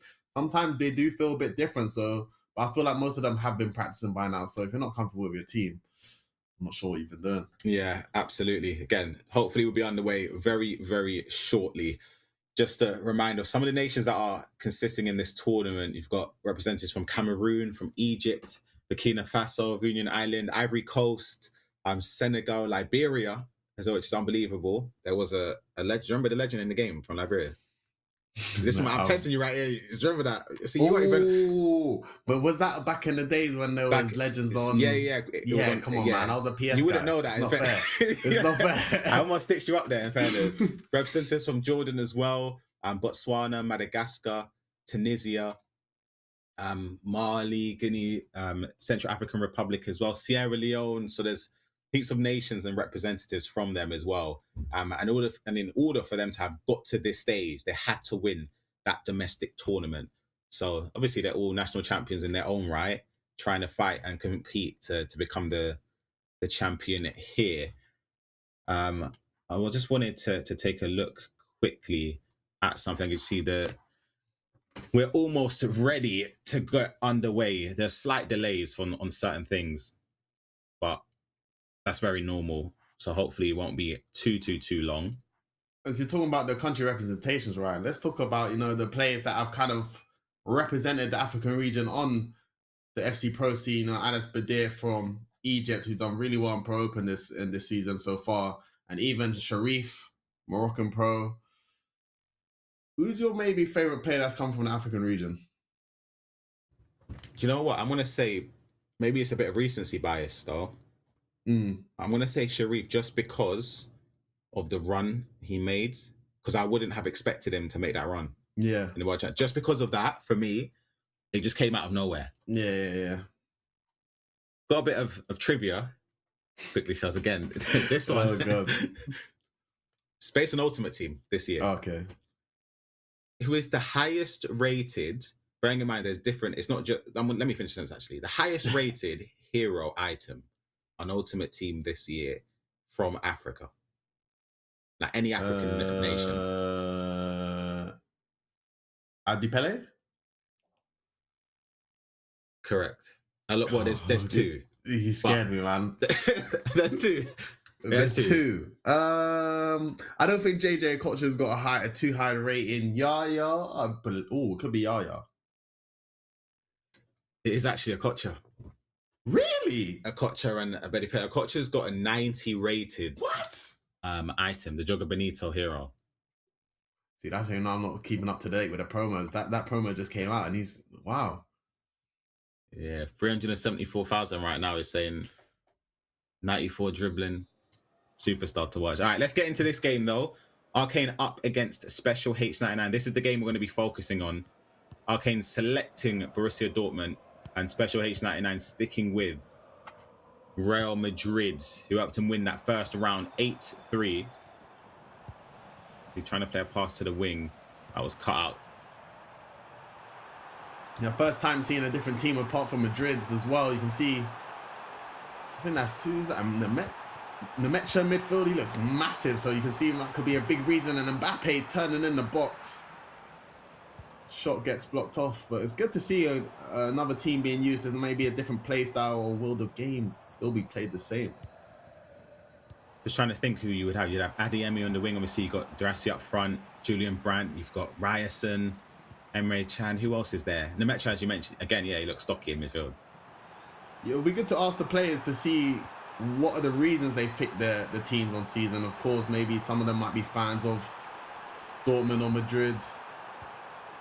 Some of them maybe studied the players to see which players they prefer playing with. You see Special H lurk around the edge, turns in the box. And a finesse shot puts him 1-0 up straight away. It's a bit of composure there. So you can see the tackle did come in from Arcane just to try and see if she could get a block in.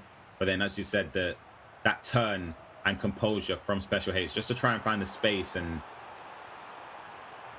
finds himself 1-0 up, straight down the other end. It could be 2, tries to go to the near post.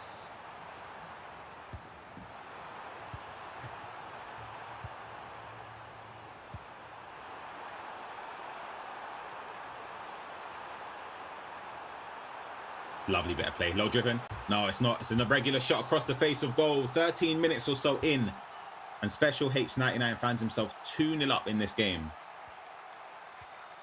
With no keeper movement and precision shooting, that's a good and bad thing. When you do get a good chance, it's most likely is hitting the back of the net, but it's so hard to defend against some players going forwards. Could have. Should have been an equaliser straight from kickoff. We'll see this corner taken in, and it's going to be Courtois claims it very comfortably.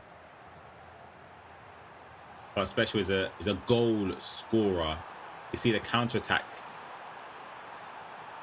could be on here. Mbappe, blistering place. Player lock across the goal. Jude Bellingham for an easy finish there. 3-0. He's starting as he means to go on.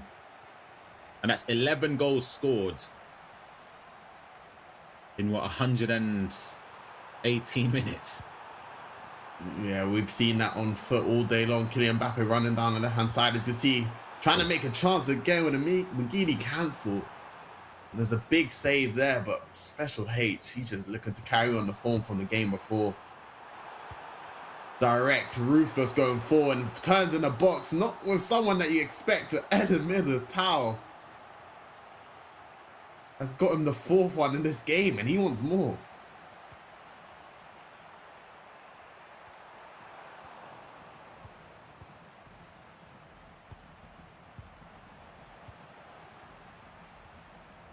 Good tackle there.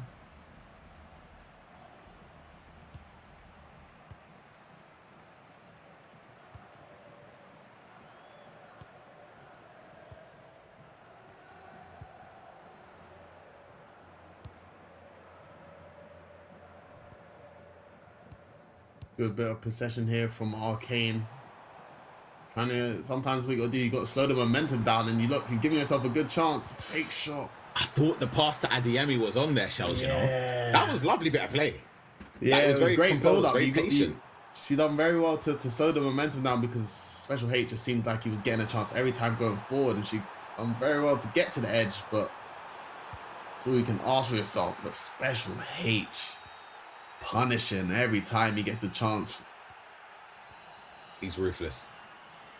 Anytime he gets in and around the area, you just know there's one thing, and it's just to try and get an opportunity to get a shot off. That's it. Yeah. Saw it in the first round. We're seeing it in the second, and he wins possession again. Not too many bodies forward, though, but he's triggering a lot of runs here. Jude Bellingham takes a touch. Roulette cuts back, but then a good tackle there to prevent goal number 6. Yeah, he's got a bit of like a Nasada-esque. Just every time he gets the ball, he just wants to go forward, flying with triggering players, and he's getting a bit confident. Yeah, he's getting fancy, getting a bit with flashy. It. Oh, could be a mistake. This could be a problem for the rest of the group as well, because Special H winning his first game and starting off here 5-0. He's going to be feeling himself, and as the confidence grows, Ryan, as you can see, the level does increase, and Special H is looking to make a statement in this group. Yeah, he's going to hope he can try and pull away. Was the person in second in this group right now is CKU, doesn't play in this round. So he's gonna still be on 3 points. It's looking like Special H99 will be on 6 points. And of course, it's the top 2 out of 5 in this group that advance into the knockout stages tomorrow. So yeah, he's starting to get a bit of breathing space amongst the rest of the competitors. The other game going on, Maestro against Mizu. We waiting to try and get coverage on very, very shortly.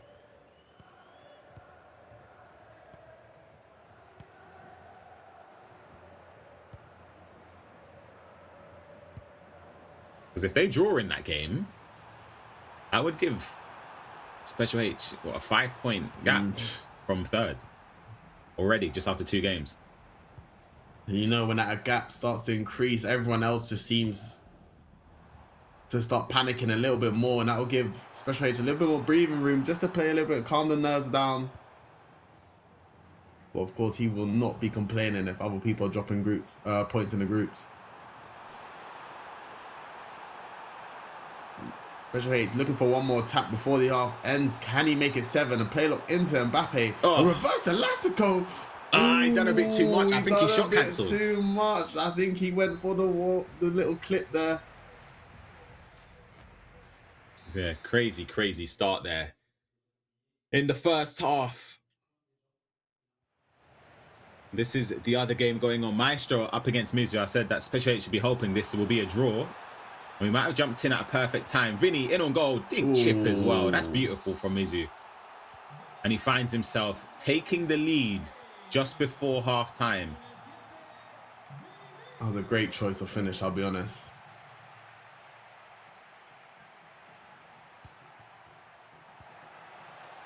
Straight down the other end. Hold on a second. Shot across goal. Courtois stops it. It's a massive save. Will be interesting to see if he had that rush out play style, because I thought that would have been a goal. for Maestro to pull one back. Don't think there's enough time. There isn't. I suppose the end of the first half in this game as well. We came in at the right time. Mizu finds himself 2-1 up against Maestro. Mizu, first time seeing any of his gameplay, of course, representing Burkina Faso. We'll stay over here, though. This one, of course, is a lot more of a tighter affair as we kickstart the second half. How do you think Maestro will be feeling, of course, losing his first game against Special H, and now he's here trailing only by 1, but of course it will be a big... He needs a draw at least. He cannot be trying to drop another point here. I think he'll panic because he's already lost to someone that's looking like he's going to lead the pack. So you can't even bring him back into the conversation. That game's gone. You're going to have to... These sort of games for the players in and amongst the same points, roughly, not including CK, but you kind of want to win these games. Like for Mizu, this will be an unbelievable result because he lost the first game against, on paper, you'd say the best player in the group. Yeah.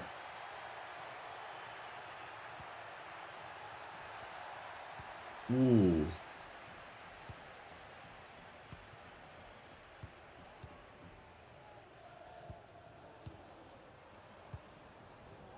I'm really kind of impressed with the game speed on seasons though. Like, it looks quite fast and responsive, which is something we never really used to see.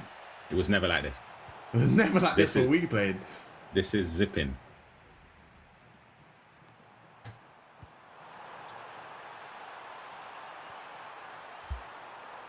Ooh, good interception there. You can see.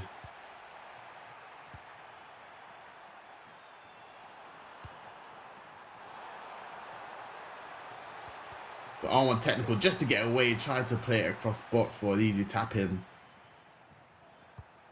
It's a very tight game here between Mizu and Maestro.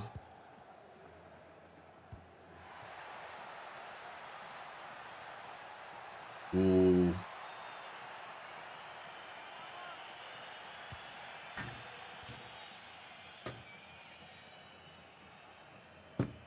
My brain is so tuned to Ultimate Team.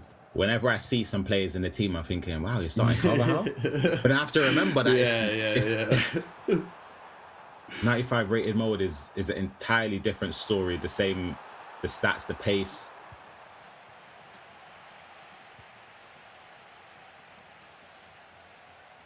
See the triggered run. Does well to follow it. Doesn't manage to intercept it, though.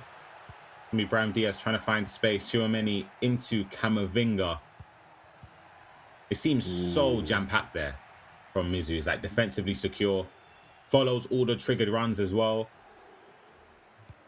Yeah, Mizu does seem like he's quite disciplined with his game style. He likes to play the fundamental way, you know, work for his chances, trying to not give up anything easy, but also take his time on the ball. You're in. Oh, that interception. Oh, yeah.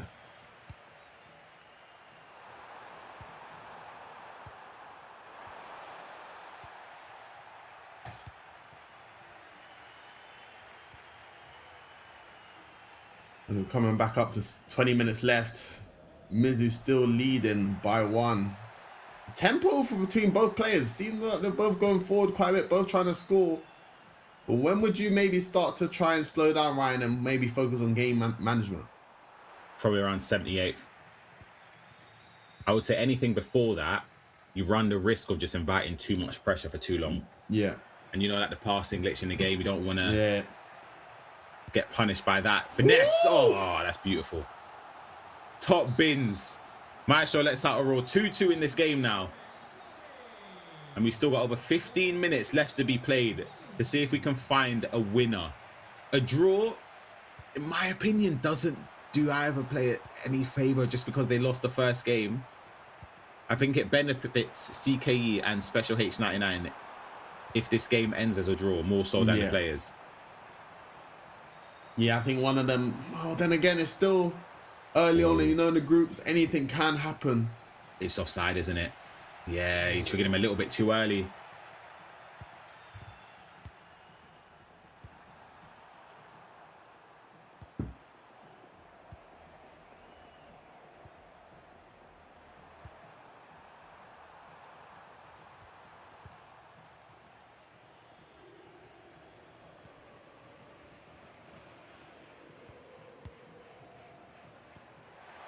Beautiful bit of run. Well. Oh, it's cut back. It's beautiful. Finds the corner there. Maestro takes the lead in the 81st minute with Mbappe. I was thinking he could have done 2 or 3 things differently. Yeah. But I think that's a credit to him because he created that opportunity where Mizu, the mistake was already made before. Oh, that is onside, isn't it? Keeper saves it. That could have been a devastating goal to concede straight from kickoff. Yeah, Mizzou needed to score that one, but like you said, the great attack from Maestro. I do think Mizzou had the chance to stop it, but he just pressed circle in the wrong place that just gave Maestro a free shot with Mbappe.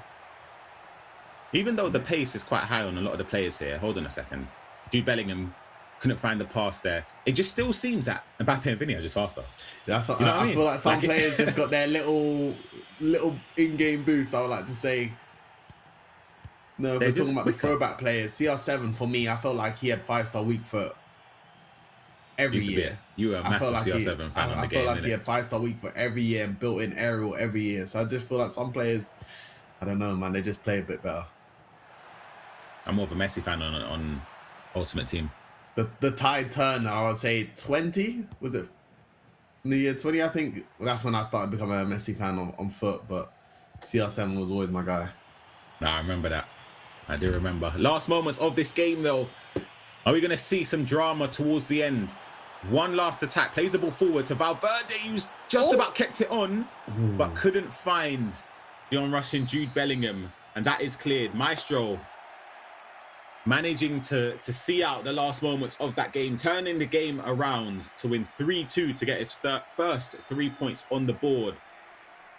And Mizu sits currently on 0 points from the first 2 rounds. An updated result as well from the previous game we're watching the first half of.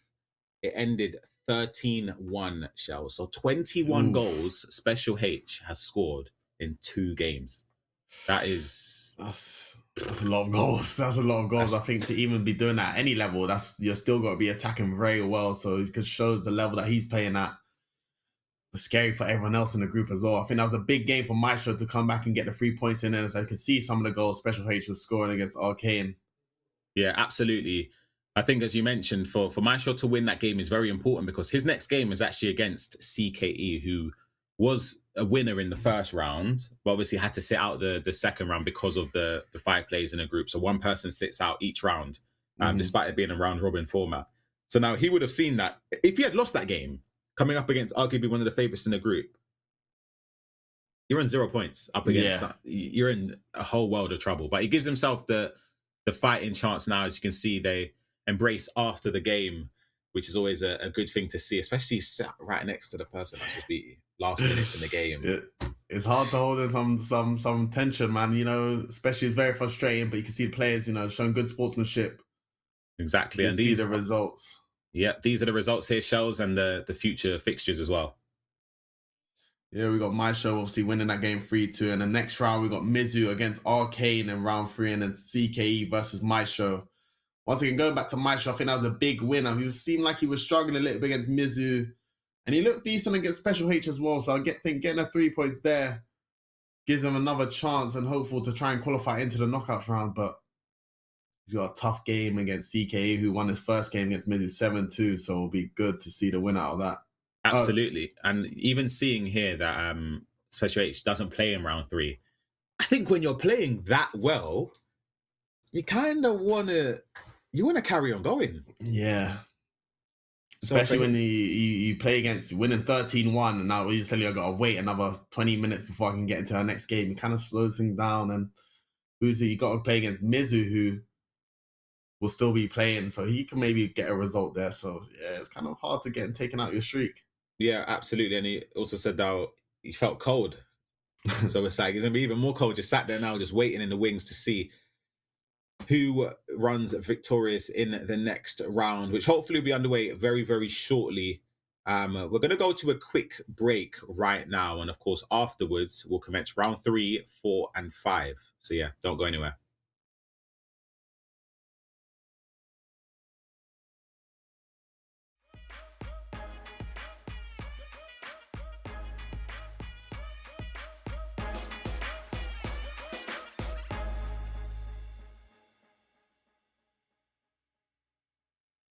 Yeah, I'm 101, number one. We the best, it's another one. I say it with my chest, I'm telling everyone. Diamond Cup, 101, number one, number one. We the best, it's another one.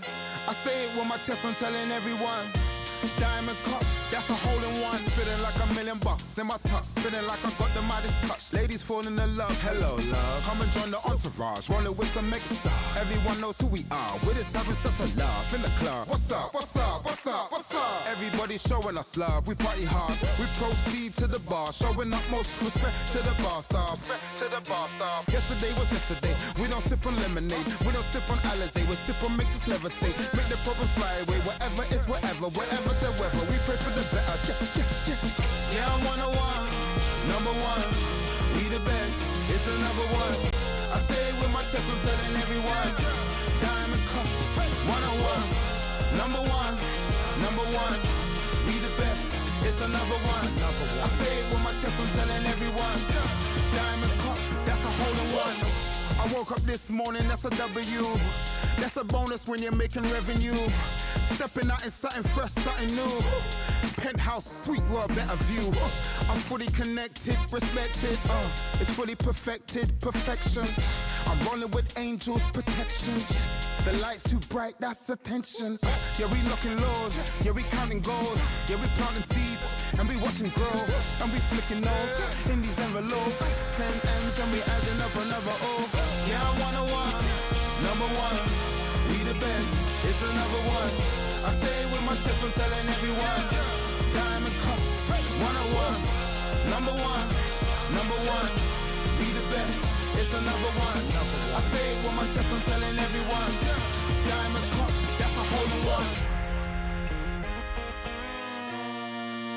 May I gather your attention, please?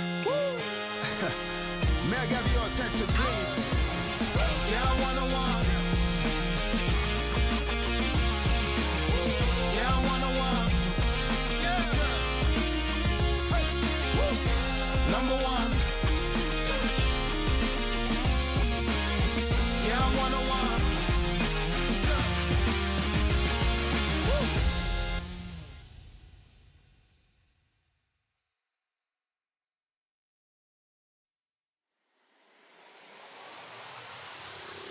I want it now and I ain't never gonna back down.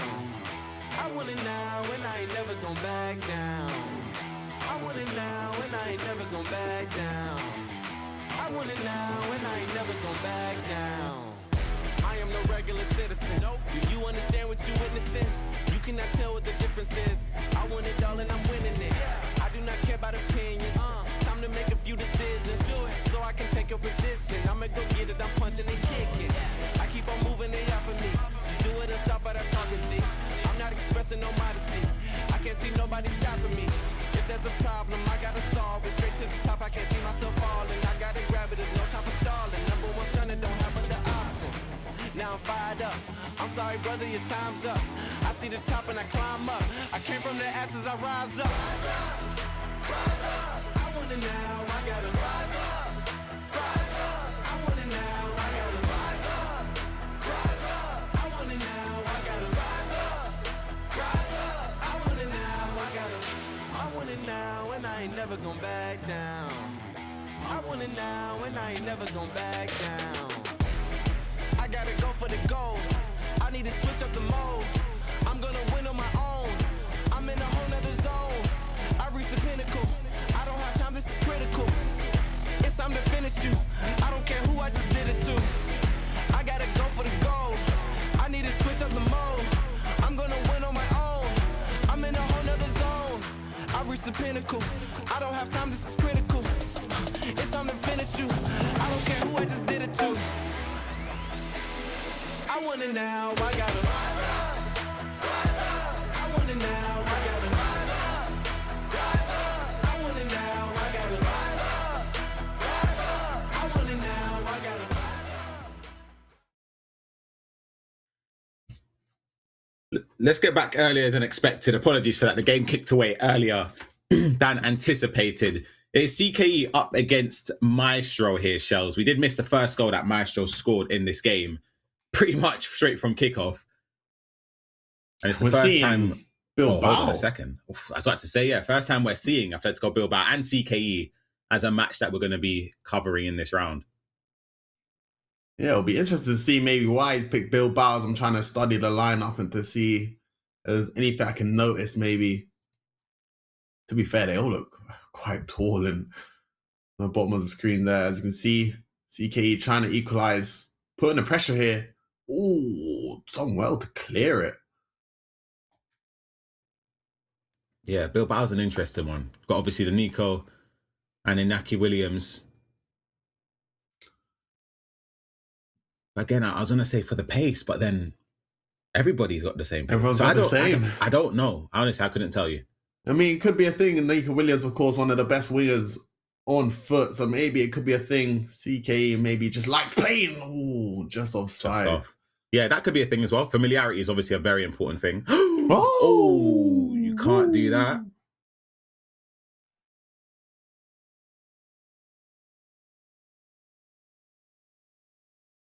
You see a Maestro who's representing Real Madrid in this game right here. Couldn't find an opening.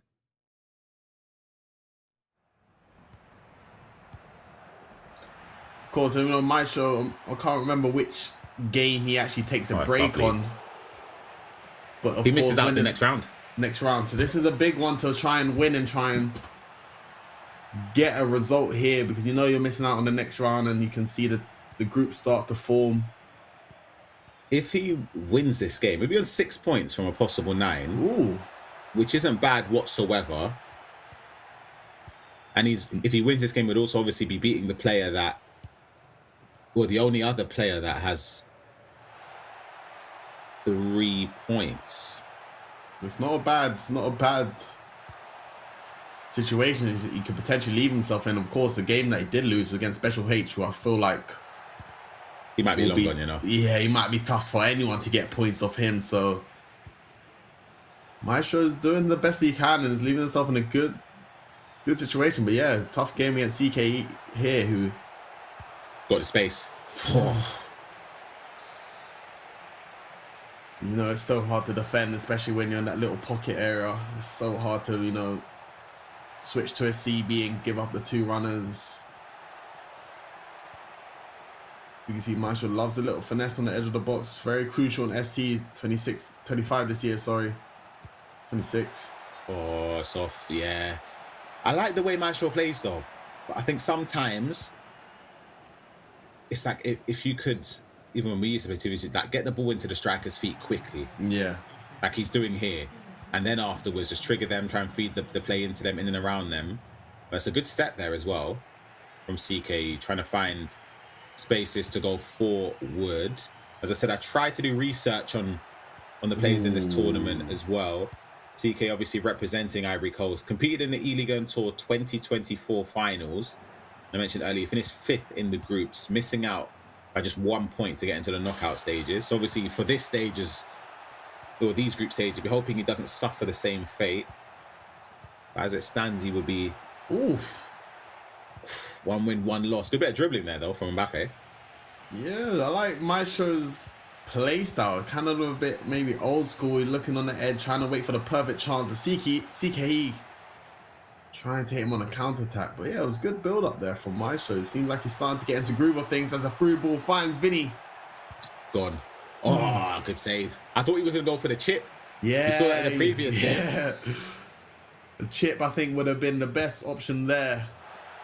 It's Paylocked on the corner, tries a knockdown. Look at the counter. This is why I probably would have picked a team with, I don't know, 6'6" CBs. Just for them, that corners alone. Yeah. Lorient in the mix. Matori at the back post, 6'9". Of course, you got that guy cooking up.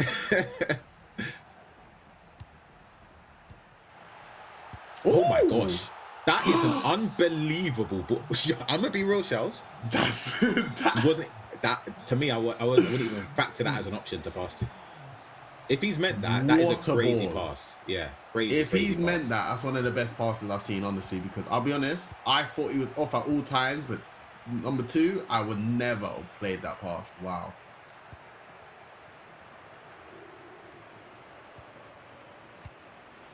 Great way to get back into this game, and it might give him a bit of confidence to push forward there. Big interception though from Jude Bellingham.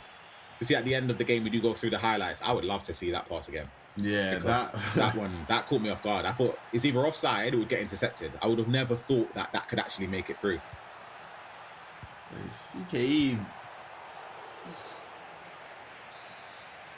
build up. I like it. He's got like his little dribble package. You know, he's like a bit of flair to his game. Couldn't find the space there. May see one last chance before half-time. Maestro pushing forward, doesn't manage to get the space. Is it going to fall in favour of CKE though? Could he turn this game on its head just before half-time kicks in? There's not going to be no added time, so he can't go backwards here, and he does, and then the whistle blows. Good first half though, in terms of how competitive it's been between both players.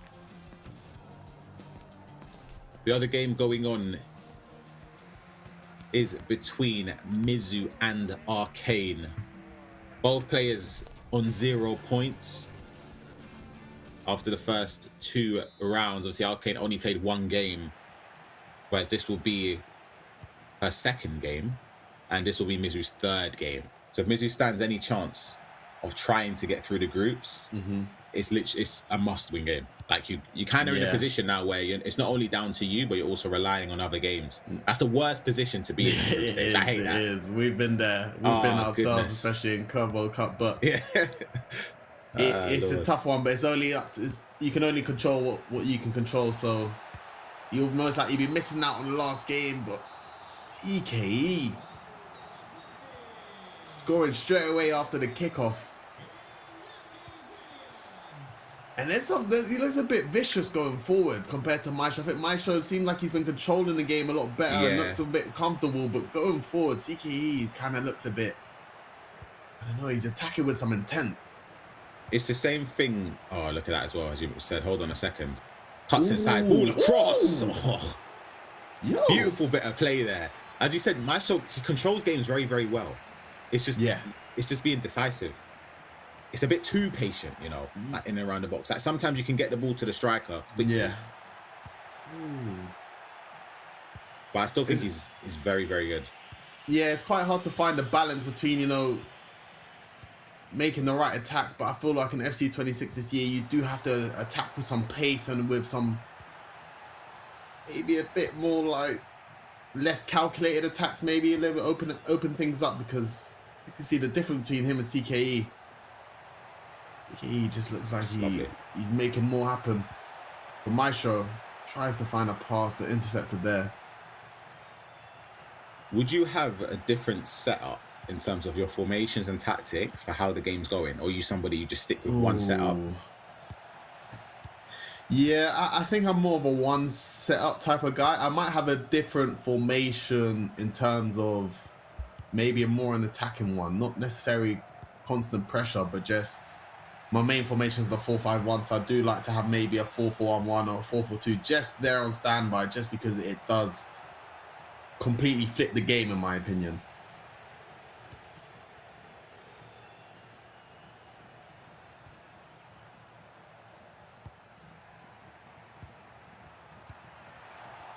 Ooh.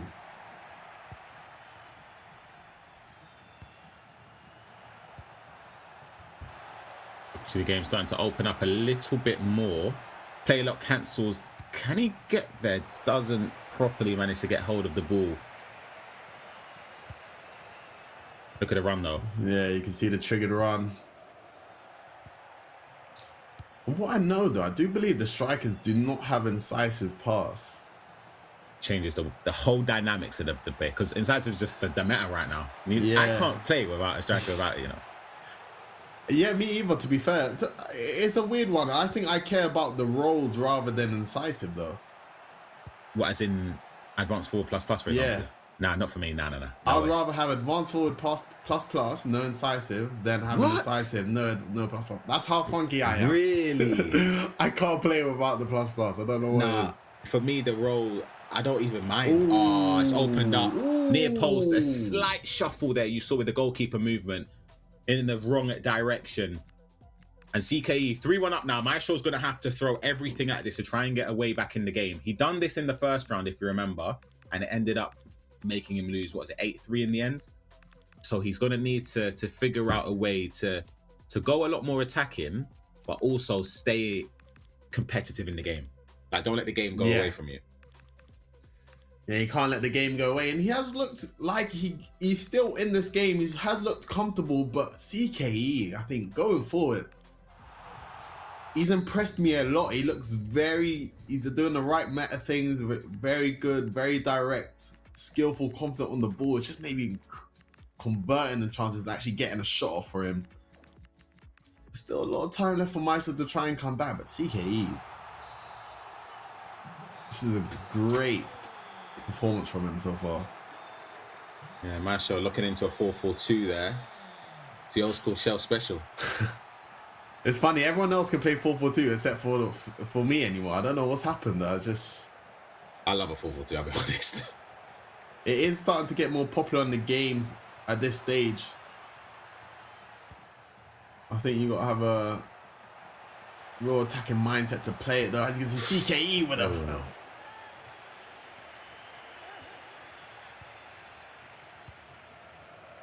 See, 15 or so minutes left in this game. You can't make mistakes like that because you give away possession. The CKE can punish him. He doesn't manage to get that ball across there. Maestro just needs to... I said, you have to go forward, but I think the issue comes where you rush passes, you give away possession, and then before you know it, your opponents manage to keep the ball for 3 or 4 minutes. Yeah. Ooh. I've been seeing a lot of creative runs from a lot of players in the tournament so far. Right? Do you actually do it? When do you think is the best opportunity to do creative runs, and when do you think, or when do you do it the most? So I don't do it that much anymore because I just play a look instead. But I used to spam it. So let's say I've got the ball in a 4-4-2, left centre mid. Yeah. Trigger the left mid, but then flick it into the gap. Oh, I could have found space. So you flick them in the gap between the right centre back and right back. Yeah. And then you also trigger the striker. So like, there's so many. You have to follow one of them. Yeah, that's where it gets a bit too fast paced for me, man. No, it's easier than play looking. It's just triggering the run and then flicking the stick towards them, and towards the direction you want them to run in. I mean, okay. Oh, you see the play lock cancel there. Oh, off the post. Oh, it's offside. It's offside. Just offside. Could have been a perfect way to get back in this game, potentially. CKE now can just keep the ball, try and take minutes off the clock. Because I don't think there'll be a lot of added time. You can see the team press has kicked in. Bodies flying forward. He's played it across to Nico Williams, who is offside. I thought that was on, to be honest with you. Yeah, I thought that was on as well. Can Maestro try and go forward here? I don't think there's going to be enough time to... Oh, the slide tackle's coming. I don't know why, but I take it back. I was going to say there might not be enough time. I think that's it. Has to be. There's no way that in a 6-minute half, I feel like if you don't give the ball away, and when I say give it, I mean pass it directly to them, there's not enough time to force the pressure. Ooh, he's got one chance. No way. Oh, he's given it away. He rushed it. He tried to play it forward. And CKE manages to see this game out. Round 3 is, of course, his second game in this group stage. He now sits on 6 points. However, Maestro has played 3 games now. And he's got 3 points on the board. So he's in a tricky position if he wants to try and find a way through. It's a tough one, especially because you thought that maybe it could have opened up. Possession was given away. He had a last attempt to try and get the ball to Mbappe. It was intercepted. But yeah, it didn't work out that way for him, Shells. Yeah, Maestro, I think it's a bit harsh because the levels looked high from him. I've been really impressed with how he's playing. And I think every game so far, I think he's had opportunities to maybe do more and show a bit more. Maybe he can get a result in some of the games differently. But yeah, that last chance is tough because, you win the ball back so high up and, you see a little gap. You try to force it through. But in the 90th minute, you just got to be a little bit more patient sometimes. Yeah, and it's hard to say because I would have rushed the pass as well. I'll be honest with you, I would have. That's the pass though we were talking about. That is an unbelievable ball in to get back into the game there. And then you see straight after the break, he goes 2-1 up, finds goal number 3 in at the near post after the goalie movement. And this was the chance. That slide tackle was rash, but the finesse shot, Hendrick on his weak. Well, I guess no, because they have the same weak. It's 95 mode. 95. I need to remember that because I wouldn't have taken that shot on the weak foot.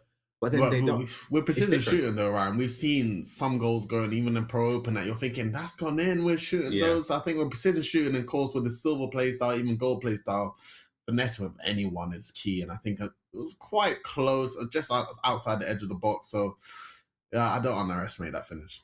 Yeah, absolutely. We'll take a look as well at the group standings shortly, just so we can see all the rounds, the results from each round in this group.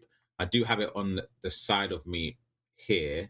It was Mizu up against Arcane. That was the other game we didn't see. And we can take a look right now. Special H99 has played 2 games along with CK. Both of them sit pretty 6 points total. The goal difference, though, is heavily in favor of H99. Maestro played 3, won 1, and lost 2. Same with Mizu and Arcane. Unfortunately, sitting bottom of the group with 0 points as it stands. If you're CK and Special 99, you're just thinking, you know what? Win the next round, you're through. Yeah. It's done. Like, and you play each other at the end. That's just to see who's was seeding, basically. But you can see on the screen there, Shells, round 3, Mizu 9-2 victory over Arcane. Yeah, that's a big result. Big bounce back as well.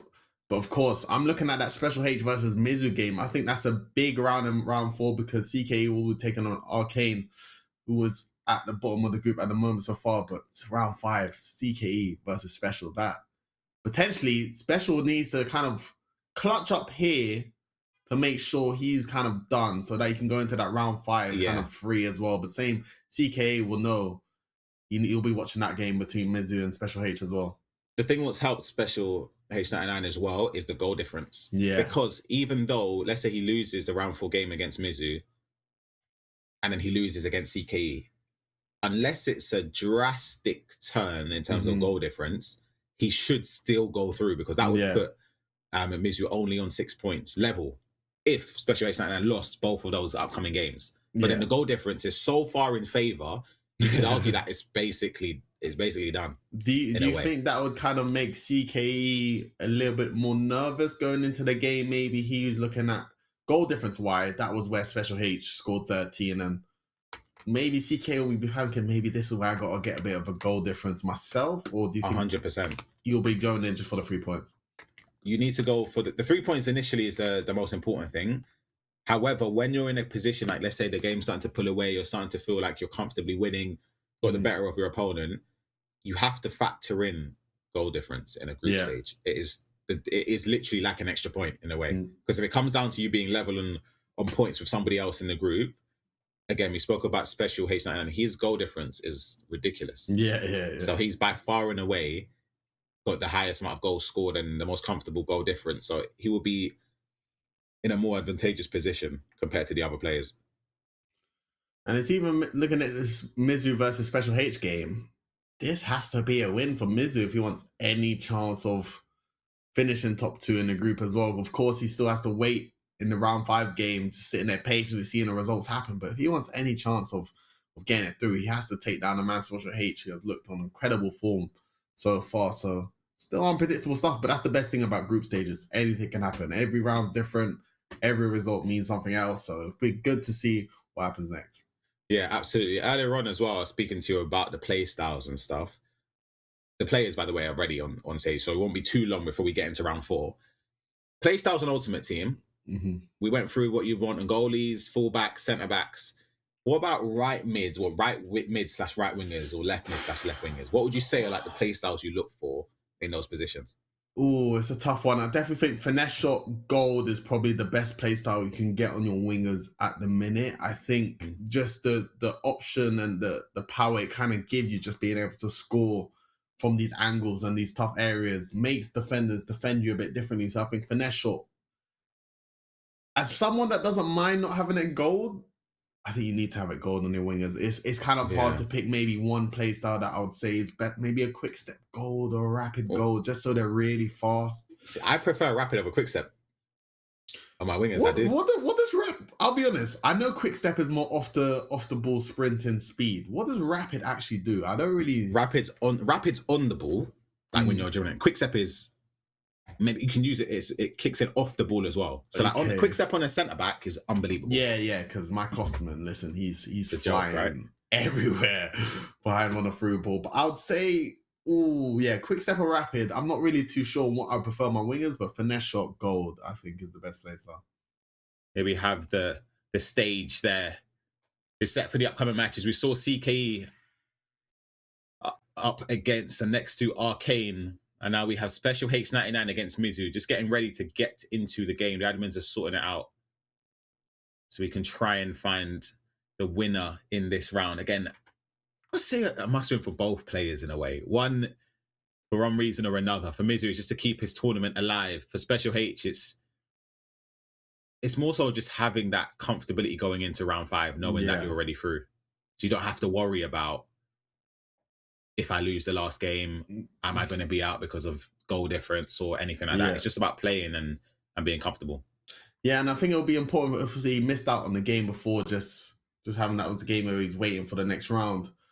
It'll be good to keep up the momentum. He'll be looking to try and stay in that rhythm because he looked dangerous in the first 2 games. And of course, we know what it's like when you're playing FC at the highest level with no pressure. That is when the best of you kind of comes out because you're just playing with freedom and not really scared about this result is what's gonna be the one that's to knock me out the tournament. So it's a big round for him, but he still has another chance to redeem himself in the next round. But he'll be trying to clutch up here. Yeah, absolutely. And saw briefly there, it's like both players will be opting to choose Real Madrid as well. And interested to see as well in the other groups. Got a little custom, what's that, gold control or something? A little bit fancy over there. Yeah, he's got the hood on his ready. We're moments away from starting out this game. Special H99 up against Mizu. Special H99 on 6 points. This will be his 3rd game. Mizu currently on 3 points, and this will be his 4th and final game of the group. So he needs to win this game to keep his tournament alive. Anything other than a win, and he is eliminated.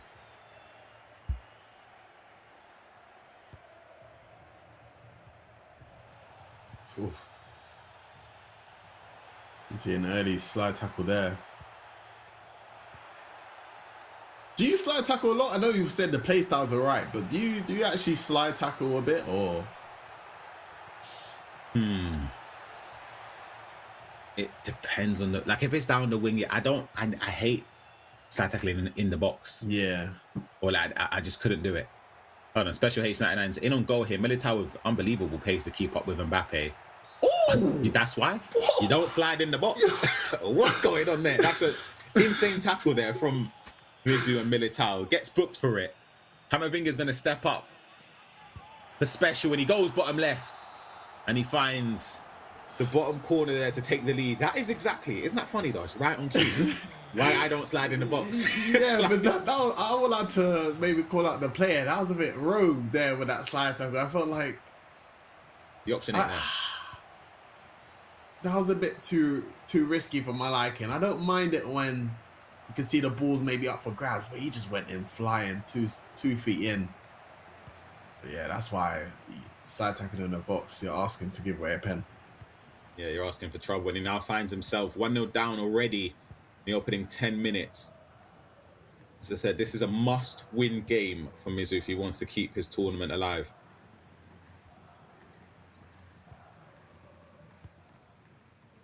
And you can see the front press from Special H.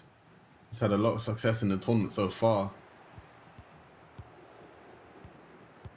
I'm wondering, is it a back 5? No. Wait, it is, no? Or is Tchouaméni just set on like a... No, he's not. I'm telling you, Shaz, that's a back 5.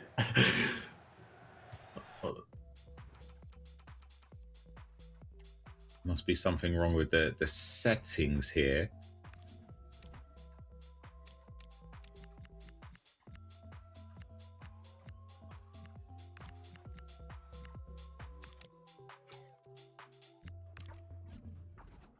He put... Try to figure out what he done. I think he put a sprint button to like R1. Yeah, let's see any sportsmanship here.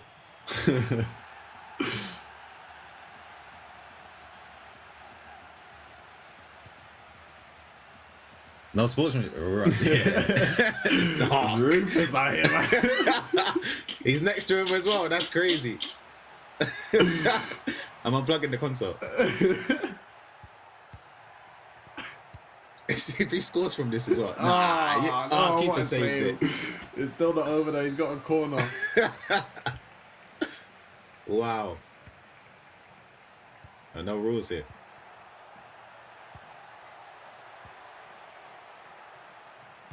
It'll be interesting to see if Mizu's actually in the back five though. It'll be because I was trying to watch his Tuchemeni to see what he's doing. I can see he's maybe stepping up a little bit more now. Yeah. But he was trying to sit. Oh, big touch there from Mbappe. I thought he done well to get away from the defender there, but I'm trying to. No, that's a back four. Yeah, it looks like it now. But before, for some reason, now I'm with you. That Tuchemeni was in line with the CBs there.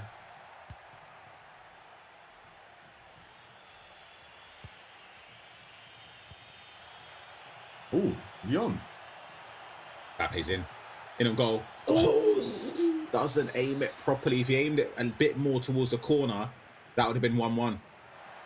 Yeah, it was a little keeper movement there from Special H as well. Mizu has to be scoring that, but he still finds a finesse with Mbappe in the box. But what a save from Thibaut Courtois. Mizu should have equalized already, but Special H has survived the pressure there. I'm surprised that chance doesn't go in, and then you get punished straight down the other end. This is where Special H is more decisive. Yep, just like that, you find yourself 2-0 down, and it could have very easily been 1-1. I think that's very frustrating. And most FC players, we know what it's like, missing a golden opportunity to bring yourself back into a game, and it just feels like your opponent gets one chance down the other end, an easy through ball just to give themselves a 2-goal lead. We know how frustrating that can be, but Mizu can bring himself back into this game. Still a lot of time to play for, but Special H, he's looking to qualify into the knockout rounds a game early. See if he can get the space in. Oh, yeah.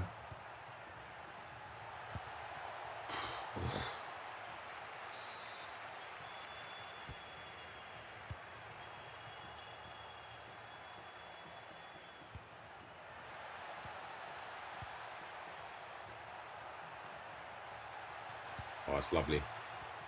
Really good steps in ahead of Mbappe, though. Honestly, I've been really impressed with CKE and Special H. Obviously, big shout out to them. They going forward, they seem like they know exactly what they're looking for. They're playing with confidence.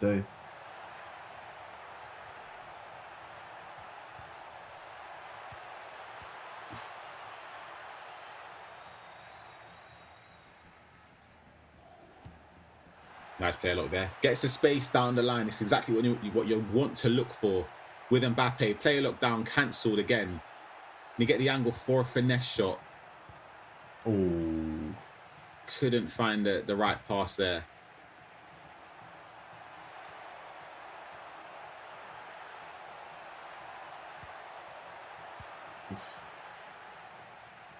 Jude Bellingham steps across with that interception. Look at the run there. Look at the run.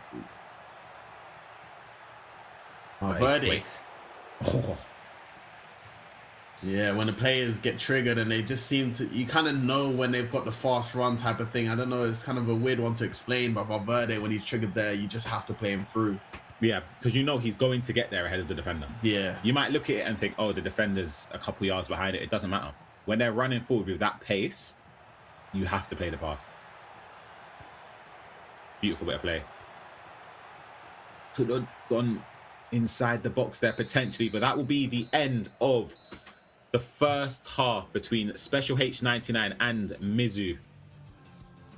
Special H up 2-0. I'm so surprised he didn't give the ball back.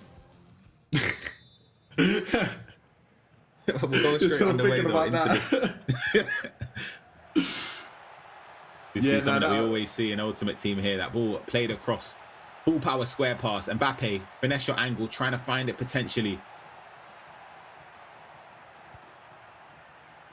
Where you kind of need an offside trap just to help you, but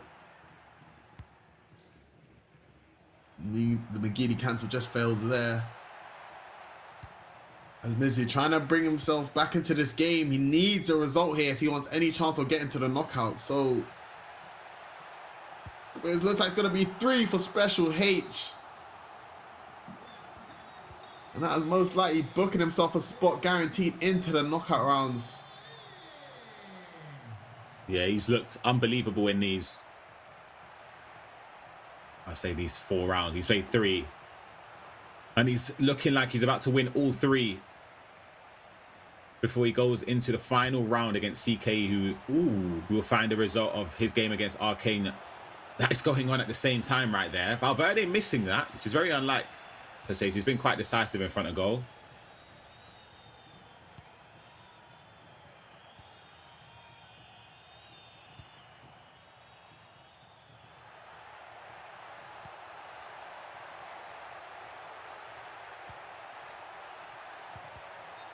It's offside, right? Yeah. See that, it just feels like it's like a lack of confidence in front of goal. You know, sometimes when it's not going your way a little bit, you start to question things. Like that pass there before was on. This is a tough one. You know, when you're training a couple goals as well, you know every attack's important because the time is ticking. And just like that, Special H goes down the other end and scores. You can see the level of confidence between the two players. It's night and day when both of them are attacking. Special H, though, since game 1 has just looked incredible. That's nice, though. To go back from kickoff gives him something in this game. 30 minutes, though, to get... Well, he needs 4 goals and not to concede because a draw does nothing. He has to win the game. Stranger things have happened, though.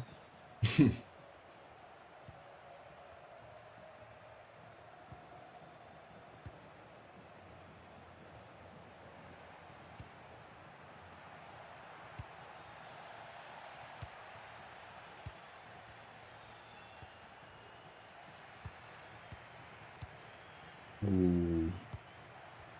Tries it. First time pass. I think Mizu just could have been a little bit more direct there. He's trying to do the intricate pass and play, and I think he's starting to get a little bit too predictable for Special H. Oh, it's a great player lock. Oh, should have scored. That would have been, in my opinion, game, set, and match there. Mbappe could have found the corner. Go short from the set piece, though, and recycles all the way back.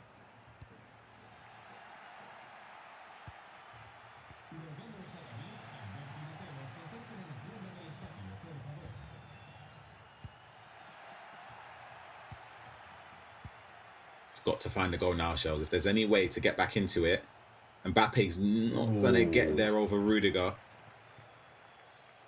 Yeah, we've seen stranger things happen, but in 6-minute halves, especially against a player like Special H.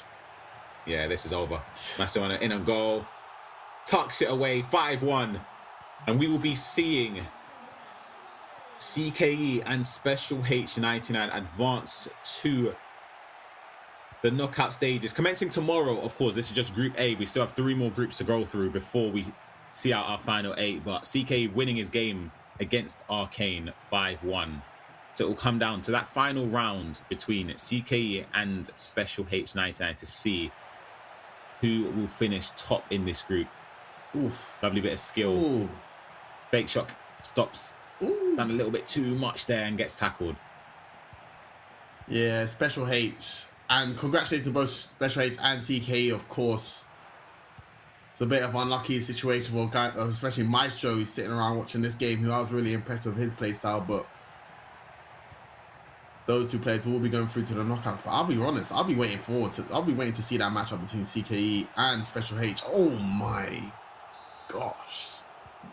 Yeah, it's getting brutal now. 6-1. Bezu Sutton, he knows that there's no way for him to win this game, no way to advance, but He's played well in bits and pieces today. 9-2 victory is just some other losses, like the 3-2 loss to Maestro as well.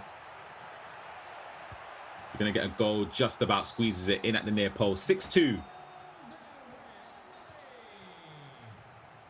But for special H99, he scored 8 goals in the first round, 13 in round 2. Didn't play in round 3. And then currently is 6-2 up. So he scored 27 goals in 3 games. Only conceding 6 as well.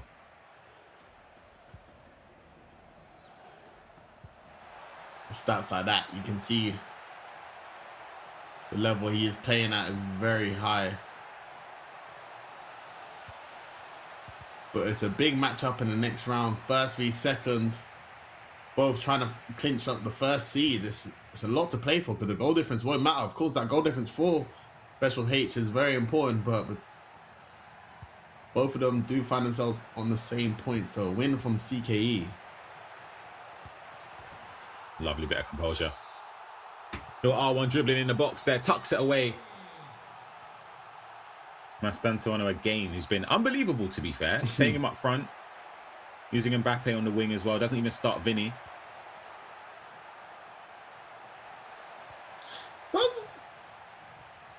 Does Mbappe have long sleeves on foot? I don't know, it's a random question. I don't know, I'll be honest. I don't even look at that stuff. I just turn the game on. No, because like I'll be honest, I'm writing down some players that I feel like I might do an Evo on over team just because I like how they look in game. that winger CKE had that. Listen, we'll be seeing something with him. But 7-2 win from Special H. Little spud together between the two players. Special H99 victorious again, sitting pretty, 9 points top of Group A. His last game of the group would be up against CK, who's also on 9 points. And for Maestro, who of course missed out this round as well, he's on 3 points.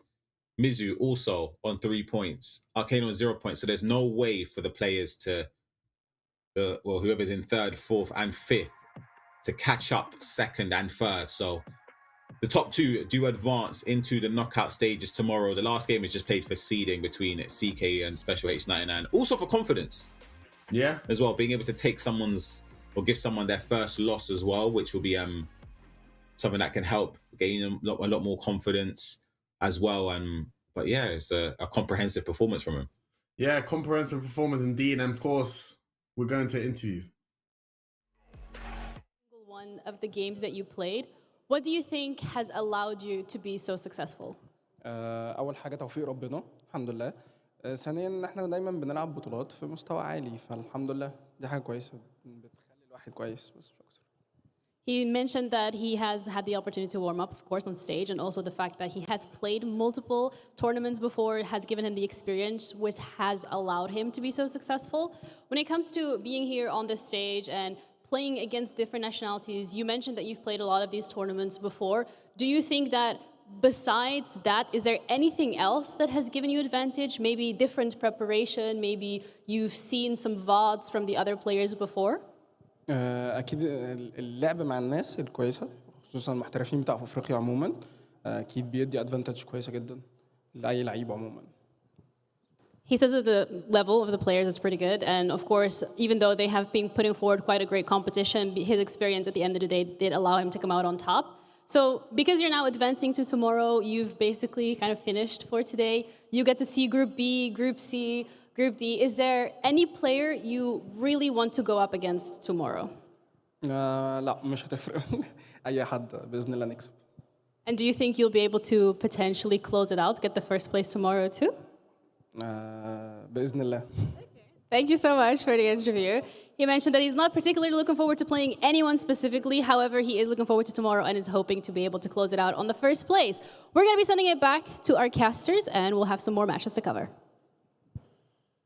Thank you very much. Good to hear from the man himself. He spoke about having a lot of experience, shows, so it made it easy for him to keep composure. He knows what it's like to play on stage in front of cameras, next to an opponent as well.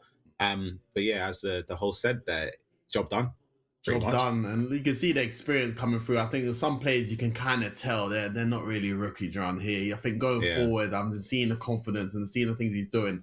He's looking very dangerous going forward, and the results speak for himself. But of course, the job's not done. He does want to clinch up and try and get the first position, because you know what I mean. I think it's a big confidence boost to top your group and to go yourself to the knockouts, try and play the worst opponent out of the two. As we're heading into our final round, CKE versus Special H 99, first v second. Our two players going through the knockouts round, and of course Maestro versus Arcane down below as well. Yeah, exactly. That game, just a formality, and just to get experience on stage as well. Obviously, for the other groups, B, C, and D, they only consist of 4 players. This one consists of 5. Do you think there's an advantage or disadvantage competing in like this group, for example, compared to the other groups? I think, it's a tough one. I would definitely say I think playing in a group of 5? I'm not too sure what I would prefer. I think playing in a group with lesser opponents I would prefer, just because you can't really hide there. Same. I'd want a group of 4. Yeah, I think a group of 4, group of 5, anything can happen. It is one more extra game, but I think for players like Special H and CKE, who's top in the group, it is an extra game for practice. So I would say they will have an advantage on maybe some of the knockout players in the other groups, but I think in terms of group alone, I think I would prefer to play in a group of 4.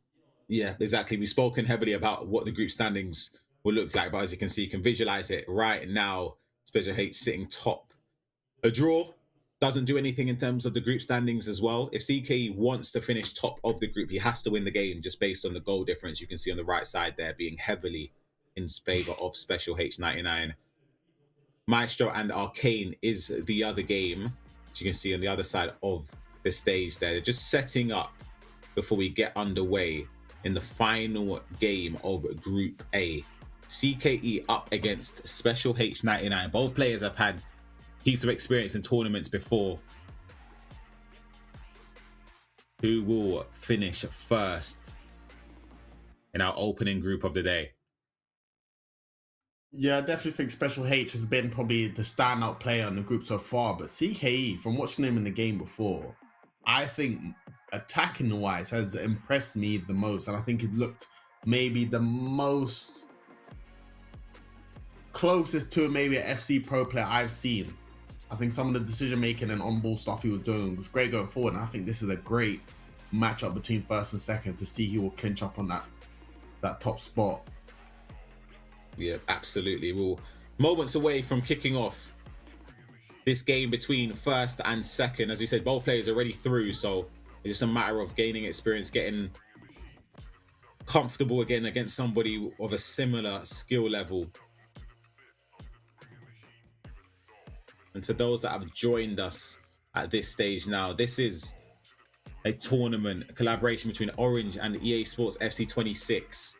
2 days of action. Today is, of course, the group stage. Tomorrow, the knockout. So we'll walk you through everything. Of course, the tournament is held in Morocco. Myself and Shells are remote, and each player that is playing in this tournament had to win their own domestic national tournaments, or yeah, you know what I mean. Anyway, domestic tournaments in their nation for their respective countries to compete here and find our champion.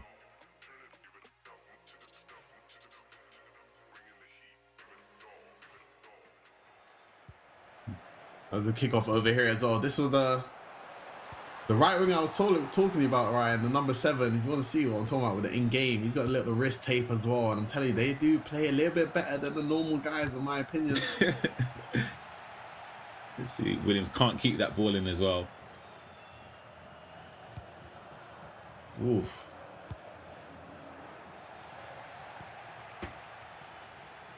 It'll be interesting to see Special H in this game as well. I think most games he's looked like the most dominant player.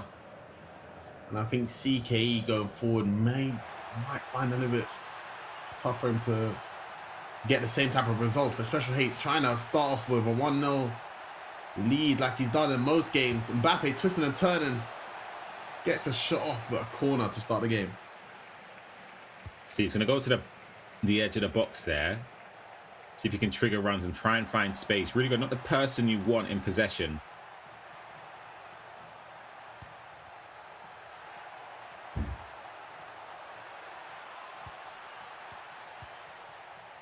It's a corner wasted. Give him possession straight back to him so he can come back down again to try and find space. Oof. Just about intercepted.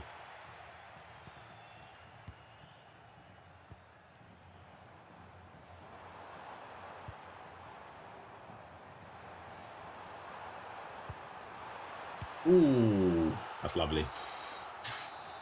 Lovely little finish there. Low driven to break the deadlock, and CKE takes first blood in this game. Currently sees himself top of Group A. CKE going forward, honestly, I feel like he likes to not show off, but he has a bit of composure about himself. You see him in these tight pockets, he'll like to stand on the ball, take a little ball and stuff. You might think he's maybe taking or trolling a little bit and maybe having a bit too much fun, but he's making stuff happen, and it's good to see different types of play style, and I think it's so dangerous in them areas. But so is Special H. 99 pulls one back. Both.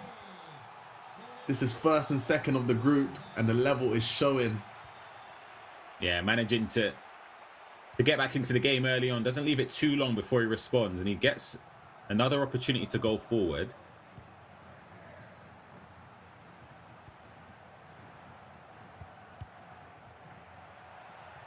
Loves the player locks as well, though. Yeah. And even defending it, it's a nightmare because you have to make a decision. Do you follow it? Do you not? Bellingham cuts back. Beautiful touch. Beautiful finish with a low driven.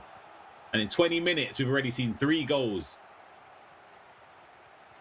Ooh, little celebration there. You see both celebrations skip beforehand, but getting the lead there, just a little celebration. It's little mind games. You're sitting next to your opponent. You might not say it might not affect you, but trust me, that one definitely would sting a little bit.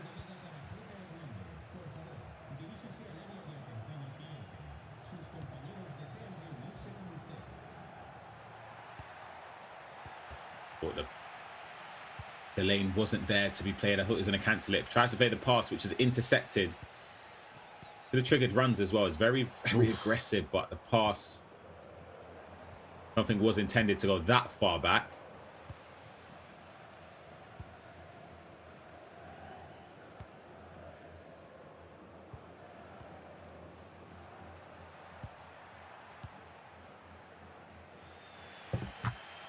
Ooh.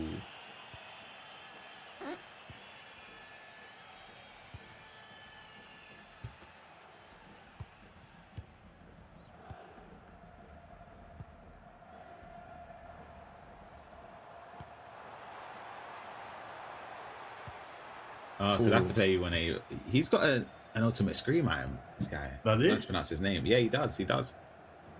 You want to try to pronounce it? No, I'm not. There's no point even trying for me. Baron Gua. See, I can't even tell you if you're right or wrong. I think I've absolutely butchered that. I do apologize there, but Special H. Yeah, tucked it away. Top corner there from Kylian Mbappe. It's crazy to think, what, 20 or so in-game minutes, or maybe 25 or so, he was 1-0 down. Finds himself 3-1 up now. 33 minutes have been played. And it's looking like he's just going to carry on the momentum. Just keep on going, keep on pushing forward. And he just looks so comfortable.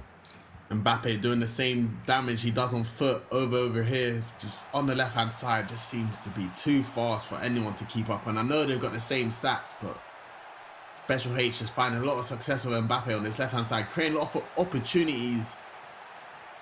And CKE started this game off very, very well. It's kept the possession, but it's kind of lost that that risk going forward. And Special H is just cruising at the minute at the moment so far, but still a lot to play for.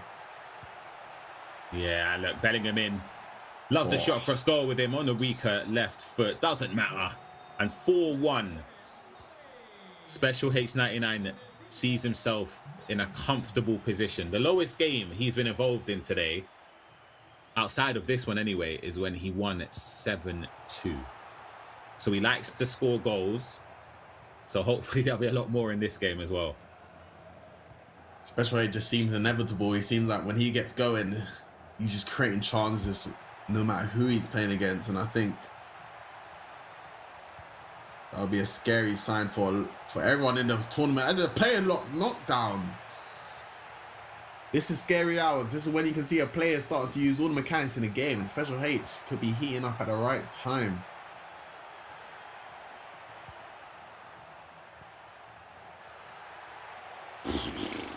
Ooh. I think there's any time to go forward. That is it for the first half. CKE starting off very, very well, and then Special H99 took a little bit to get into his rhythm, but then ever since then has been so dominant. And it looks like he will be cementing his top spot in Group A if the scoreline or the result remains the same. But I'm expecting more goals. Yeah. And I think in favor of Special H99, to be honest with you. Yeah, I definitely think there'll be more goals for both parties in this game, but Special H, I think he will be winning this one. He's just playing at a level where it's just so hard to slow him down.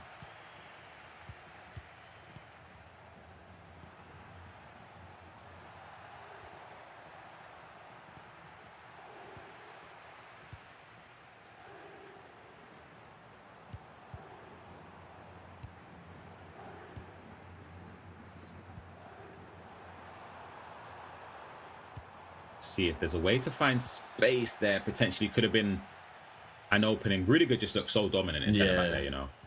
It looks so different. It's just, I thought potentially, you know, it could have been an option just because of the height, as you mentioned, for the corners, back post knockdowns from there. But Rudiger still offers that as well.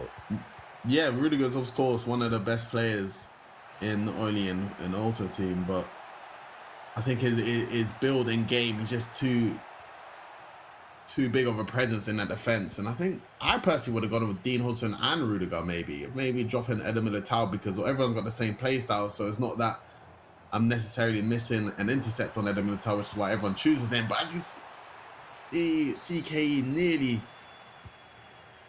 pulling one back. Another great save from Thibaut Courtois.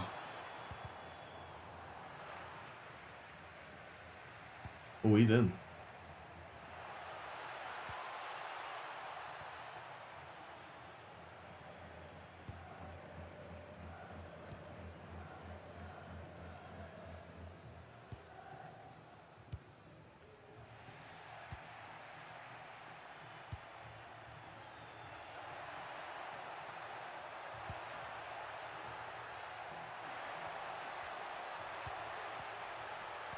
Oh, see the blueprint. Trying to play quick, snappy passing. Couldn't find the space. Or the correct pass, I should say, to get to the player in space. Oh, that's... Again, I don't know if that's where it's intended. He's been lucky, though, to get the ball right back to him. I feel like I may have jinxed it, though, Shells. Oh, no, maybe not. I was going to say, I expected more goals, but we haven't seen any. Right on cue. Kylian Mbappe in on goal here for Special H99, and that is game, set, and match, in my opinion. That's the last nail in the coffin to cement the victory. Yeah, I think it's just a bit too much for CKE to try and come back now. Special H, just in transition, he just getting his team into the right areas for him to create chances. And I think CKE's had the ball, but the front press from Special H just made it a little bit uncomfortable for him. And then going forward, he's just triggering Mbappe and causing chaos.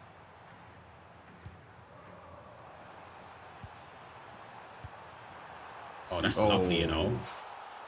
It's a nice bit of play. I actually think he wanted the pass to the person at the back. The winger. But yeah. I'm with that, though, because that's what I actually like that pass. He's been fortunate because he's had the opportunity, or he created the opportunity by triggering runs to get players into space. 20 minutes, though, to get 4 goals if you want to top the group. Not really sure if it's possible. It's not over. But you never know. Triggered run there, turns, couldn't find the space. It's so compact there, though. Special H99, he's done so well to just get enough bodies behind the ball. Yeah, I think CKE could have played the first time pass into Nico Williams. Just he done well to create the space, but Special H is defending very well, like you said, making it tough, making it compact in the areas for CKE to not have much freedom on the ball. But there's 15 game minutes left. It is, I think, a bit too far out of CKE's reach. But he's still putting the pressure on, not giving up. And you can see the great part. Oh, it's lovely, to be fair. Deserves a goal. It's actually great. Great bit of play there.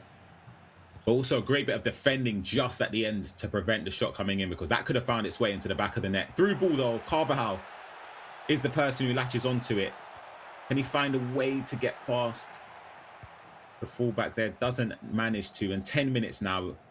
Again, the result is pretty much a foregone conclusion. We kind of know what's going to happen and who will be sitting pretty top of Group A. But are there going to be any more goals in this game? I feel like CKE maybe could score one more. I think he's played really impressed me a lot. It's just for this decision making. Of course, when you're trailing a couple goals, you feel like you need to force attacks. But I feel like he's made a couple good attacks. And I think we'll give him some confidence. Still going on to the next round, but Special H. It looks like it's going to be tough for anyone to slow him down, especially going forward. Yeah, absolutely. He spoke about how he's had experience in these tournaments. He trusts his ability. He's scoring a lot of goals. Even though this game right now is his lowest scoring one, to be fair. I think I jinxed it. But it's kind of expected. It's against second in the group. Second in the group. Way, yeah. It's been relatively comfortable from, I'd say, the 15 minutes onwards. It's offside. Tucks it away nicely, but it will not count. Last few moments, Shells, at the end of this round. And it's been a dominant display from H99, to be honest with you. It's been unbelievable. The other result in the game that was going on alongside this one doesn't matter anyway. But it was Maestro up against Arcane. Maestro winning 13-4. But just too little, too late. Yeah, too little, too late, especially for Maestro. But these two players, we found our top players that have gone through to the knockouts. But we found our champion of the group, Special H, 99. Fantastic all day long. Looking ruthless going forward. Just so hard for anyone to slow him down. But a dominant performance from him, and he's found himself top of the group. Yeah, absolutely. It was pretty much flawless from start to finish. Scored a lot of goals, prevented the opponent from scoring. The recipe for success in Group A. Of course, there are other groups that are going to be commencing later on today. We have Group B, we've got Group C, and then finally Group D. Different groups, technically, because it consists of 4 players, so it's less rounds to be played in those groups. However, the aim is the same. Top 2 advance into the knockout stages for tomorrow, and we will quickly just go through the group standing here, Shells. Yeah, as you see, Special Hates 4 wins out of 4, and look at that goal difference though, with a Ridiculous. 25 goal difference. Of course, playing CKE, who was finished second in the group in the last game, losing this game there. Strong performance from him so far, especially going forward. But as you see, Maestro winning to his last game to put him on 6 points, Mizu on 3, and Arcane on 0. Maestro did look strong to me as well. I was really impressed with his gameplay, but CKE and Special H, there's a little bit more. Yeah, exactly. After this, of course, we do have an interview with the both qualified players in Special H99 and CKE. And after that, it will be a break and a show match with Sharif, where he'll be playing against members of the audience to try and see if they can score a goal against him in a given time. And if they manage to do that, they get a special prize as well. So if you wanted to watch that. But of course, it'll be good to hear from the 2 winners, Shells, just to see how the tournament's gone so far for them. Yeah, and get their feelings, their thoughts and feelings. You know, of course, some of them will be their first tournament experience, but of course, with Special H, he's already said he's had a lot of experience so far. But he's looking like one of the tournament favorites. So I want that to see his confidence going into the knockouts round, to see what he's feeling. If he's got his eyes on the trophy, or is he still going to go one game at a time? Yeah, CKE as well, played in previous tournaments. So both players know what it's like to be on stage. They looked familiar. They looked the part. They finished top and second in the group as well. So it kind of showed that obviously having the skill set is one thing, but having the experience as well helps push them on, and it just gave them the confidence as well. Yeah. But yeah, we will be hearing from both of those two very, very shortly. Quickly though, if I can quickly just go through Group B, which will be coming up in around 30 minutes or so. Dex Jr., which is a huge name that we've seen compete in the last chance qualifier as well in Saudi Arabia. Riyadh, we were there as well. So he's somebody to keep a keen eye on. The Wolf as well has experience in previous tournaments. So yeah, that one, it will be interesting to see as well. And some of the other names throughout the groups. Again, just the nations that are being represented is very, very key just to give them the opportunities. It's great to have a place for them to have a tournament where there are prizes to be won, experience and exposure, which thankfully Orange and EA Sports have brought that. Yeah, right. We're speaking about a show match later on with Sharif as well. What do you think your scoreline will be against Sharif if you play them? Do you think you can score a goal? 100%. Yeah. I might concede quite a few, but I'd score. I back myself to score in those games 100%. We will be underway, or that will be underway, sorry, after. So we have the interview, into a break, and then after the break, that will be the show match, which should be roughly 20 minutes or so, and then we'll get into Group B. Let's get into the interview.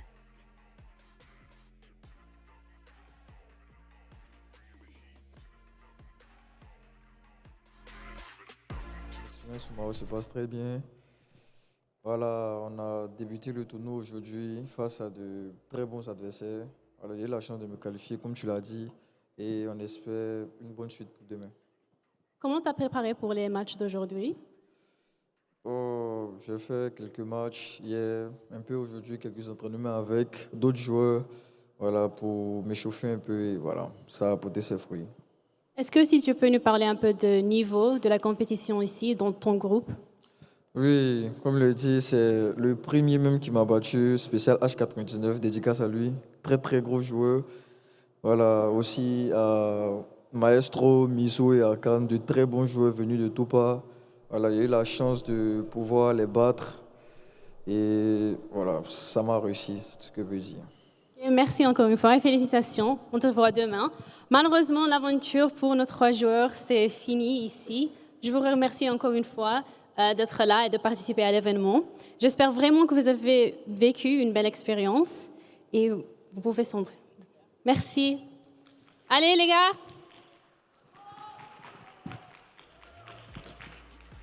دابا غنهضر معكم بالدارجه حيت باينين ليا كاينين شي وحدين هنايا غادي نديروا اون كومبيتيسيون شو ماتش كونتر شريف ابري لا بوز. الا كنتو باغيين تلعبوا ضدو اجيو هنايا فاش تكون لا بوز نهضروا معاكم. You can win a phone, Samsung, تليفون بورتابل اديو معاكم للدار.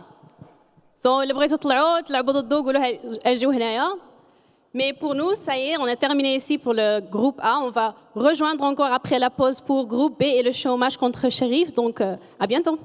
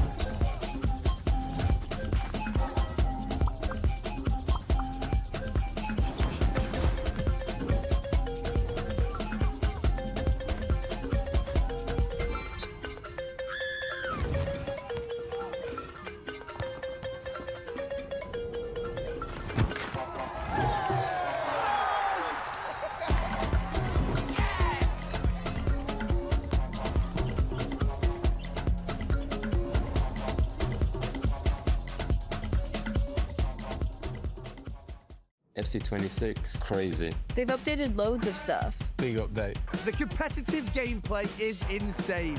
FC even updated rebounds. Yeah, they should just do everyone's suggestions.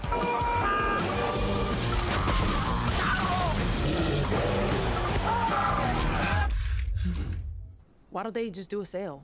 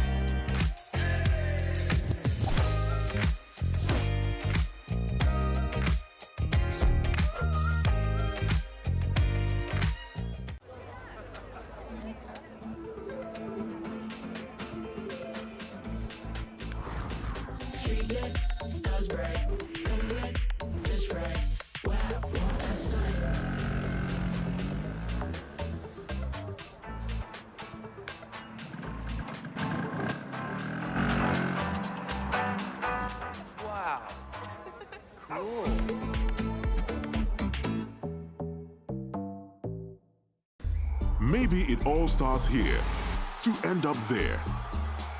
Sure, for us, it rather starts here and finishes over there. But it also goes through here, doesn't it? And sometimes it reaches all the way there. Oh, and here too. Let's not forget what happens here, there, and there again. But whether it's here or there, behind your screen, in the stands, or on the pitch, Orange is here, proudly supporting African football for over 15 years. On m'a dit que c'était trop dur. On m'a dit que j'y arriverais pas. On m'a dit de les laisser jouer entre eux.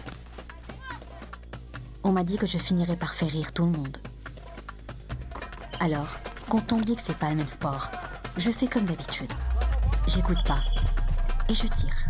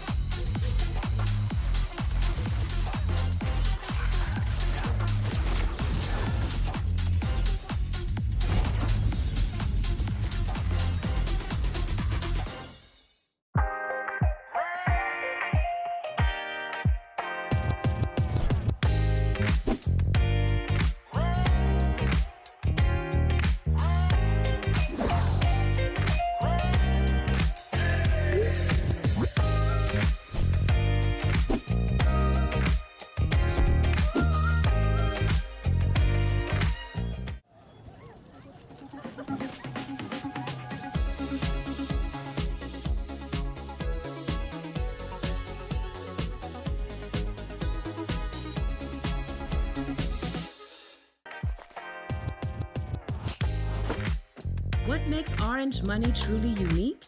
Is it our presence across every corner of the country? Or maybe it's because we're here for everyone, no matter who you are. Or could it be that we're always here at any moment for any reason? Either way, every time you need to pay, receive, transfer, save, or borrow, Orange Money is here. If you know what I mean. What you waiting for? What you waiting for? See that headline, they know just who you waiting for. What you waiting for? What you waiting for? See that headline, they know just who you waiting for. Make it back, take it back under the lights. Roll out that red carpet, 'cause now everything's fine. Make it back, take it back under the lights. Roll out that red carpet, 'cause now everything's fine. About time.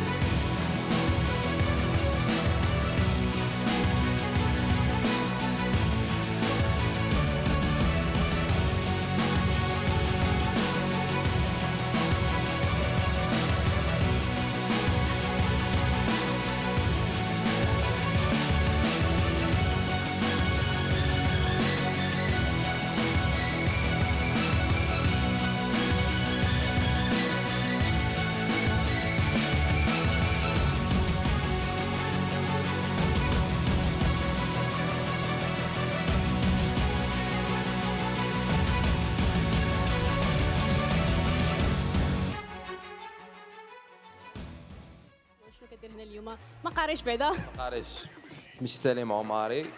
جيت باش نتفرج في الدراري اللي لاعبين ونشجعوا حاتم إكراك زاد، وكنتمنى نماركي على شريف بيس واحد. قد تماركي عليه بعدا صحابك قد. الصراحه صعيب بزاف تماركي على شريف، جوار برو كبير، ولكن غنحاولوا نماركيوه. ايوا شكرا بزاف، نخليك تمشي تلعب ضده. بون كوراج شريف، راه غادي. We're gonna be sending it back over to our casters for this show match, so let's go.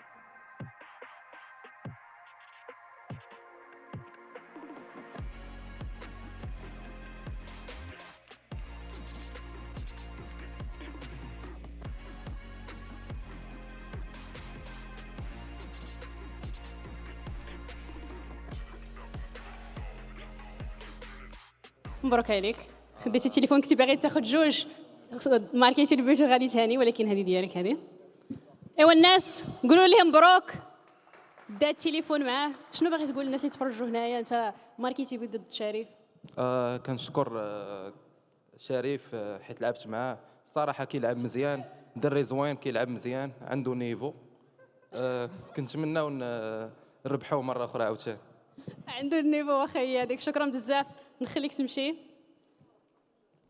مازال عندنا 3 اخرين اجي عندنا بلاتي يتصور بعدا خليه يتصور مسكين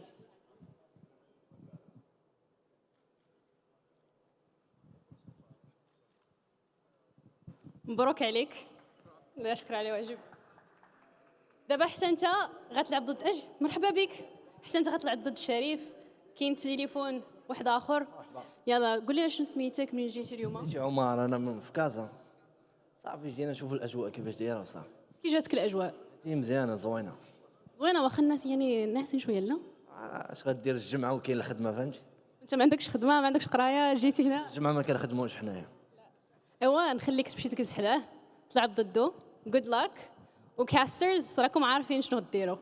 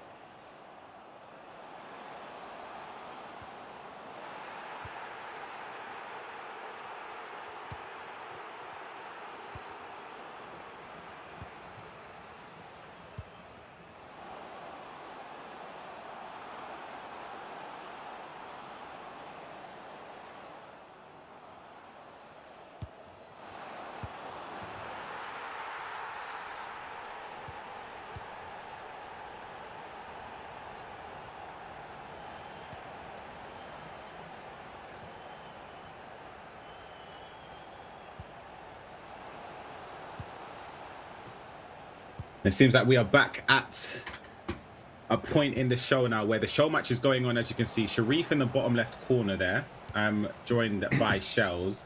The aim of this is for the challenger to try and score against Sharif. Doing so will give them a prize if they're managing to do so. Let's find it in the roof of the net there, Shells. If that went in, boy, I would have been walking out straight away. But finally going to our show match now. Sharif, you don't know who he is, one of the best FC players in the world, of course, from Morocco. Show match against him, listen, it's not an easy task, but a little challenge for the people at the venue. As you can see, it's going to be a red, you know? Mbappe, though, can the challenger try and find a way through? There's going to be 4 people from the audience who have 4 minutes to try and get a goal against Sharif, and there we have it. Jude Bellingham managing to break the deadlock. I say break the deadlock, to get the goal there for the challenger against Sharif. Doing so has granted him a Samsung phone, which is an unbelievable prize. All that just to score 1 goal against Sharif, but there will be more challenges to try and see if they can get the same sort of success as he has just done right there, Shells. Yeah, I mean, the little smile on Sharif is good to see. I think don't want to be too harsh and making it too hard for these guys to try and win a challenge, but winning a little Samsung S25, I'll take that from scoring a goal against Sharif. Can I play in one of these challenges, or don't know if I'll score though. مبروك عليك. نخليك تمشي دابا، ولكن غيصوروك بعدا هي الاولى. هز التليفون وريهم. نتوما كلكم ساكتين علاش؟ مبغيتوش تقولوا ليه مبروك دا التليفون كاع. شكرا.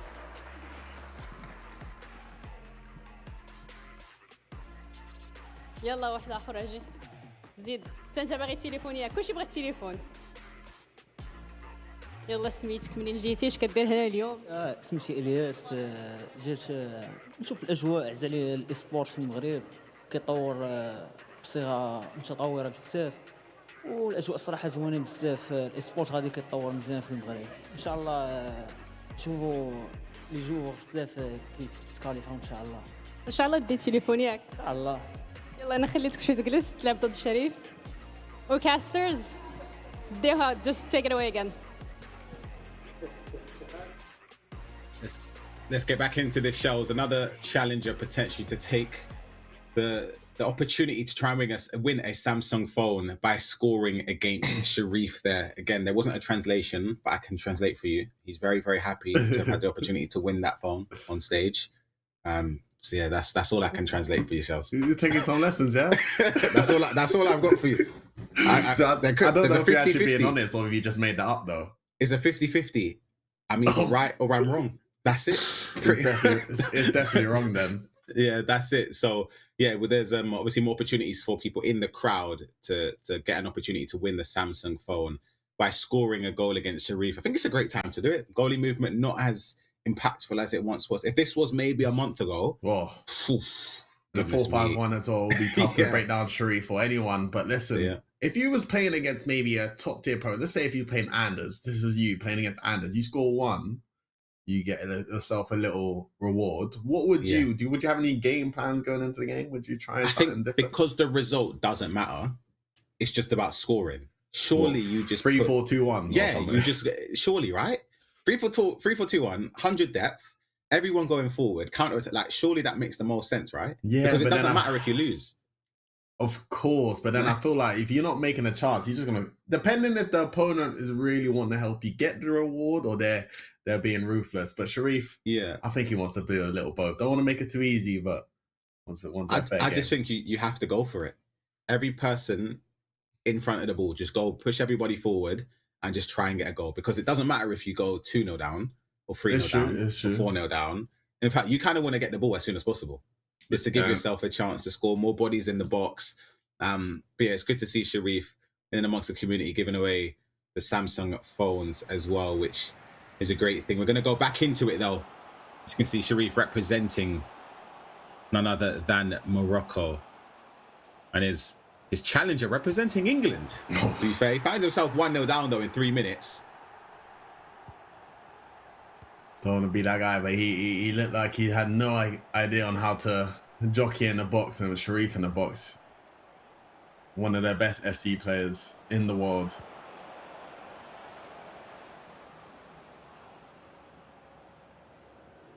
Let's see if he has the capability to try and break down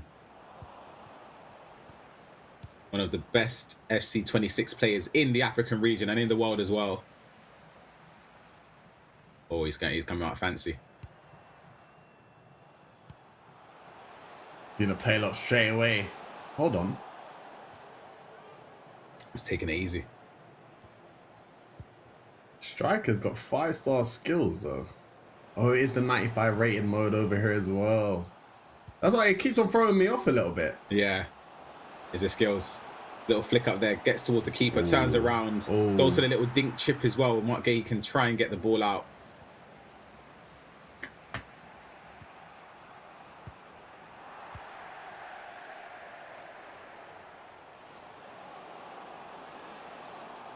Yeah. You know what? I respect you. He's trying to take it a lot easier.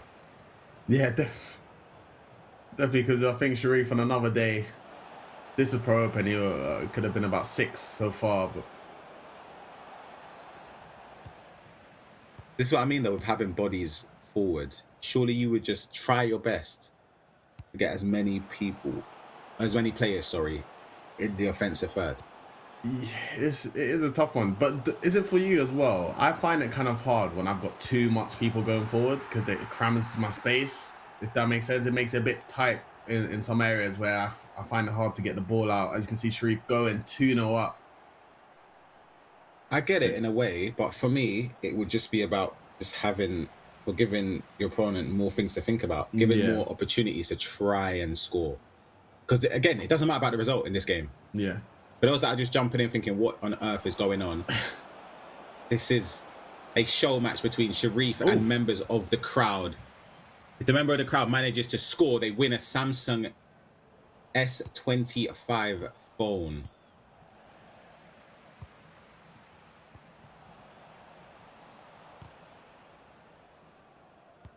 I remember I had to do this once, something similar. And I felt so guilty, Sheldon. Honestly, I'm going in on goal. A tear dropped from my after every shot. I felt bad. Don't lie to yourself. You know you didn't feel bad. If you guys I did. I in fact actually gave the game away because I couldn't do it. Sheldon. I'm deadly serious. I gave the game away. Yeah, right. I'm not even joking. I promise you, I did. I felt so guilty. If you guys don't know, Ryan Pessori doesn't give nothing away for free. Whether it's a winning chance or anything or rivals, he's gonna make you suffer. That's the one and done though, because I feel like that was the catalyst to make me the man I am today. I gave it away and I instantly regretted it. I regret it straight away. I still regret it to this day. But I did. I gave it away for free.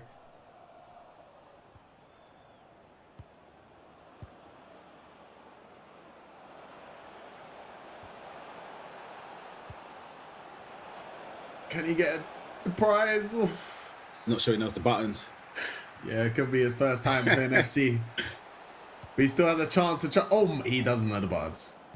Or someone sabotaged him. Yeah. I think it might be, maybe it's an alternate. Oh.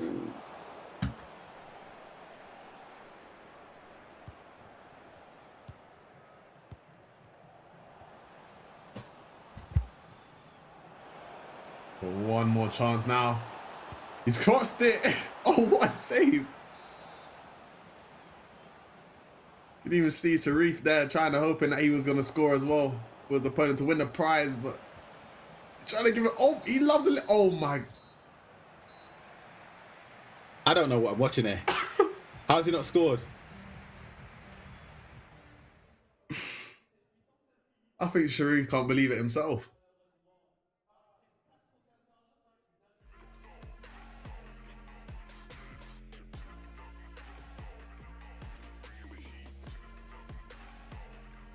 It's unsuccessful. Unsuccessful there, Shells. Didn't manage to get a goal in that opening first half. There will be one more competitor, I believe, if I'm not mistaken. But yeah, as you can hear the host, let's see. خرجت مع تعادل ماشي مشكل. المهم قصرت معاه وعرفت النيفو ديالو كيفاش داير، فهمتي. ان شاء الله غنتلاقى معاه في شي بطوله ان شاء الله. كي جاتك الاكسبيريونس باش تجلس هنا وانت كتلعب ضده كاين الناس كيتفرجوا فيك؟ صراحه اكسبيريونس زوينه بزاف. يبغي شي زعما اي واحد يقدر ما يجربها، زعما اكسبسيونيل صراحه. والله شكرا. ميرسي عمر. شكرا بزاف، نخليك تمشي وبقى لينا واحد يصفقوا عليه مسكين. شنو سميتك؟ قول لي شنو كدير. انا نعطيك الميكرو اعتذر. سميتي محمد وانا جاي ان شاء الله نشوف نقدر نربح تليفون ولا لا. نشوفوا. يلا نخليك تجلس تشوف تلعب ضد شريف. Good luck, casters. Once again, the last show match game this time around, so we'll see whether or not this is going to play out. Well, again, Shells, I can translate for you. The first person who didn't manage to do it, he said it was unfortunate. He tried to score, tried to create chances, it wasn't working. The next one, Mohammed said, God's willing, he'll be able to get his hands on the phone. And he sat down in the seat, right? That's the translation done for you, Shells. Again, take it as you will. Am I right or am I wrong? I've really started to believe you. Listen, I'm right, Shells, isn't it? But it's up to you. Oh, you know what? I'll trust you as my teammate. You know what I mean? That you translated it well. But as we're going into our last show match of the day, of course, I just can't believe this translation. I'm telling you, I'm right. But people are thinking, wow, how does he know that? Just trust me, I'm telling you. You are Duolingo every night, so I wouldn't be surprised if you know a couple languages now. I'm locked in. This is the last player, though, to try and win the Samsung phone off of Sharif. All he has to do is score in the first half. Hopefully, he'll be able to get the buttons right in this game as well. Maybe change up some settings if anything was against him or the previous player, if something's a little bit different. But yeah, Sharif will be representing Morocco in game. The participant from the crowd, I don't know who they will choose. I think just go with Madrid. I'd go with Madrid. I think the team is irrelevant because I'll be honest, that the game before I don't know what we were seeing. I don't know how he didn't score though. He sweated it a couple of times. It seemed like he was pressing the wrong button, but it put him into some good opportunities still, and he just seemed to can't score. But hopefully, our new opponent here will try and score against Sharif and get the prize for himself. Yeah, easier said than done. Yeah, exactly. Again, this is the final show match before we go into Group B, which they'll be waiting in the wings trying to get through, because they would have seen Group A play out entirely. They would have seen the show matches. They'll be itching to play and kickstart their journey in this tournament as well. Let's see, though. Sharif, is he going to take it easy? He's going to allow the participant to get the Samsung phone on stage. Yeah, he was trying to. I think he was definitely trying to help his opponent in the game before. He likes to get the lead at the start. He doesn't want to see himself 1-0 down. I think for himself, that won't be a good look. Yeah. But I think at the start he starts off strong and then slowly takes the pressure off the opponent, trying to give them a little bit more chances, but still trying to make them work for it. Yeah, see the settings being changed there. He's opted to go with Liverpool as well. How's your reading and translation? Did you see reading not so great. Not so great. Not so great, okay. Yeah, not so great. We'll get there sooner or later, It's like he knows what he's doing though. Yeah, looking at it, he's coming with a different type of aura this game. I feel like when we see him on the ball, we kind of know.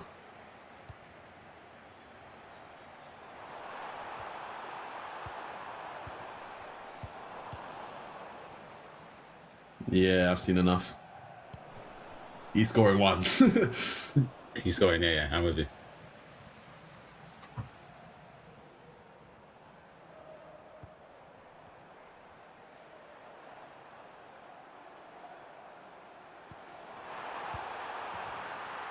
And there's Sharif's one. Now I think he'll take the foot off the pedal a little bit. Yeah, there's the change of stuff that I was speaking about. That's it. You see the little smile from Sharif. You see sometimes the level of some of these players in the world, though. Sometimes they make things look just so easy.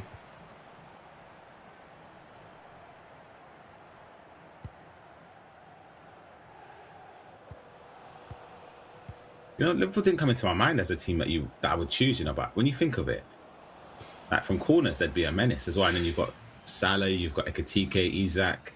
Yeah, they've got quite a well-rounded squad. They got, like you said, Ekitike and Isak, two strikers that are insane. Obviously, you got Van Dijk and Kanate at the back line, so they're quite tall presence there. That could just for the corners. There's a lot of height in there. Gravenberg. Yeah, Vert's incredible in the game as well. Oh, what a ball that is! Of course.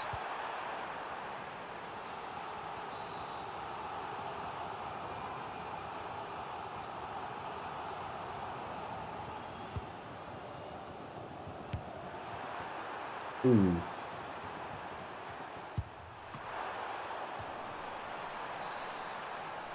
See Sharif doing some training ground routines. Loves a power shot. Oh, no. Oh, goodness me. Oh, goodness. Sharif smiling there. Compare across the stage. He ain't even flinched. He ain't happy. And he's watching the replays as well. It's a great finish, though. Yeah, I feel like that deserves to get a reward to Sharif or something. Can he get a prize?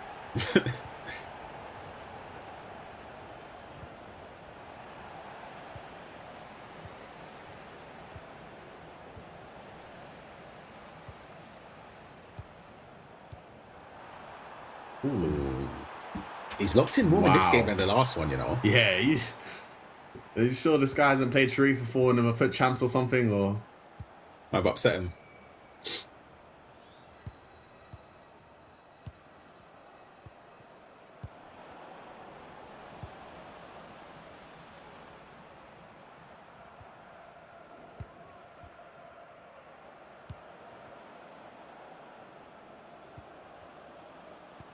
Got to create something from this attack, surely.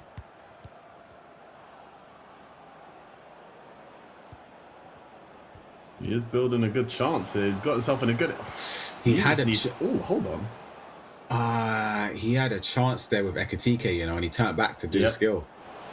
That's offside. Yeah, he could have had at least a shot at goal there, the bare minimum. Yeah, the build-up was actually really good. But like you said, he got himself in a good scenario where you just got to turn and try to get a finesse off with Ekatike, and he did have the room.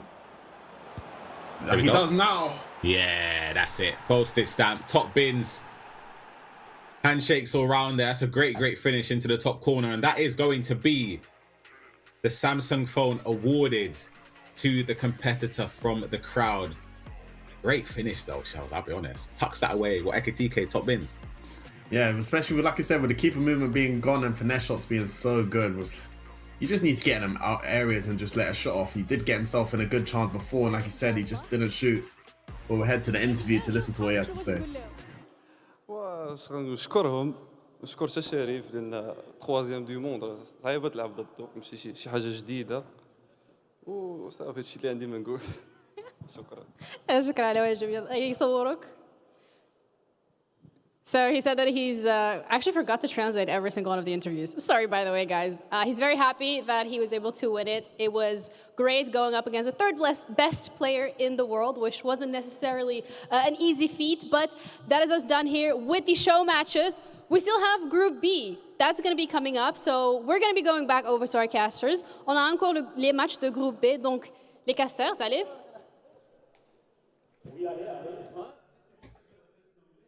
Don't worry about it.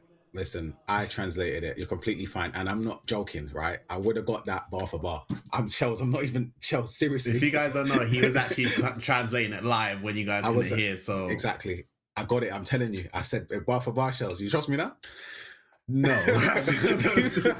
But I'm lucky 3 times, yeah? All right, no problem, unless I get someone guaranteed that's confirmed that he's telling the truth, I will not refuse to believe that Ryan Basela is now a certified translator. I'll refuse. I'm translating. I'm telling you, bit by bit. We'll see the transition over the couple of years. Went from pro player, caster to translator, right? Give me 5 years, Shells. But yeah, that's gonna be... I do back you on that one. The end of the show match there. Big ups to Sharif as well and everyone involved. And of course, a great host as well. But we are back underway with the tournament. Of course, the Orange EAFC 26 Grand Final. This is the group stages today. We've already seen Group A be finished up and rounded out, finding our 2 players to advance into the knockout stages for tomorrow. Group B, however, we are going to be kicking off very, very shortly. FX there, The Wolf, Levica, and Dex Jr. all competing to try and get top 2 in this group. Yeah, we're seeing Group B now. Dex Jr., that you said that you've seen him before at other FC events, so I've got a big eye out on him to see how he's going to do and if he can match up to the likes of Special H99 who topped the group before, but you see in round 1 we got Dex Jr. versus Levica. Sorry if I do say your name wrong, and the Wolf up against FOX as well. We're gonna see what kind of level this group is saying that, because it was a strong start from Pool A. Absolutely, and I tried to do a bit of research as much as I could and go through the Wikipedia of FC 25 and 26 and previous years in 25, 24, etc. For Dex Jr., of course, we saw him in the last chance qualifier. He's a multiple-time champion in Senegal, winning and competing in a few tournaments along the way as well. And the Wolf, the representative from Jordan as well, represents Fate Esports, and he's won quite a few recent tournaments as well, of course, including the Orange Pro League 2025 Zain Esports tournaments as well. So he's got experience behind him. So on paper, you'd argue those two should be the favourites. Yeah. But then again, I tried to do research and I couldn't find anything on Special H99, and he turned out to be unbelievable, right? So Levica and FOX for representing Cameroon and Liberia respectively could easily be unbelievable players as well. Yeah, I think something that we're underestimating here, these guys are the champions of their respective countries, so they've got to be at some sort of level to be representing their nation on the biggest stage, of course. So it's kind of hard to predict, but we'll definitely be looking at, I forgot the name already. What's the I forgot the name. I'll give you time. It's with a D. I've written it down somewhere. Yes, Dex Jr. Yeah. I mean, all eyes on him before, because I mean, you've put the spotlight on him. I'll be looking at him to see how he does in this round as well. I also want to see the different clubs that are going to be used in. Since we've seen a lot of Real Madrid, I want to see. Haven't seen a Barca yet or PSG. Yeah, Barca we saw will be a Bilbao. nice one though. Bilbao, we've seen Dortmund, Borussia Dortmund. Yep, and I think that's it, right? Along with Madrid. Yeah, I'm surprised we ain't seen a maybe at Arsenal. Maybe I think that got a good selection of players where I feel like you can go quite a tall lineup with still keeping the small players, or maybe you want to go small with maybe putting Jesus up front or something like that. So it'll be interesting to see the type of teams that will be selected in this pool. But that's a very good shout, actually. Yeah, there's so many options, I think, where players could pick teams, and different teams offer you different type of players. But I think Arsenal would have been a decent little shout. Yeah, because you got what, Gabby J. And Victor Gyökeres up front if you wanted to go big, you know. Trossard, Martinelli. You know what? And defensively, obviously, with the height and the way on 95 rated mode, you have the pace being leveled out amongst the defenders and stuff, and the play style. So that could have actually been a decent option. I'm actually thinking of that, to be fair. I'm trying to think who else is there that I possibly could have forgot. Inter Milan. Yeah, potentially they've got height amongst their players as well. Dumfries at the back with Bastoni, that's could cause problems for a lot of people. Of course, they're Turam up leading the line as well. That's something. Exactly. There are the dark side of the game, especially with the 95 and head-to-head side of the mode. I think people, if they really wanted to, take some time studying the players, maybe create something a bit dark. I honestly would go with, I'll try and filter out and go into the database and just look at, I'd sort it tallest to smallest, right? Yeah. I'm looking at the tallest centre-backs that play for like the same team. Like you've got, again, you said Gabriel and Saliba, Konate, Van Dijk for Liverpool, etc. Just because corners are a key aspect of FC26. Whether you like it or not, those back post corners, you can whip it to the back post. You don't even necessarily have to play a lock to the edge. If you set it up properly, you can just hope and pray that the space opens up. But then also, I'd want a team to have a nimble attacker, like someone that can twist and turn a little bit. So yeah, that's what I would do. I just thought of a team, Newcastle. Dan Burn and Watermark up like alone from set pieces. We could be scoring too many goals, and I think the 95 rated mode, Watermark the same stats as Kylian Mbappe. I mean, why not? Because he's what, 6'5"? Yeah, 6'5", something like that. And Dan Burn is something crazy. He's taller, 6'6", maybe. I don't even know. Either way, I forgot about that. That's a very good shout.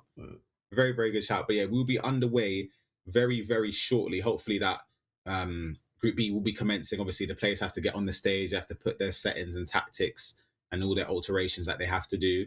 But yeah, it'll be underway very, very shortly. And again, we still have Group C and Group D to play through today as well to find the top 8. And then tomorrow, we do it all over again in an elimination format. As you can see, the players are setting up. City PSG.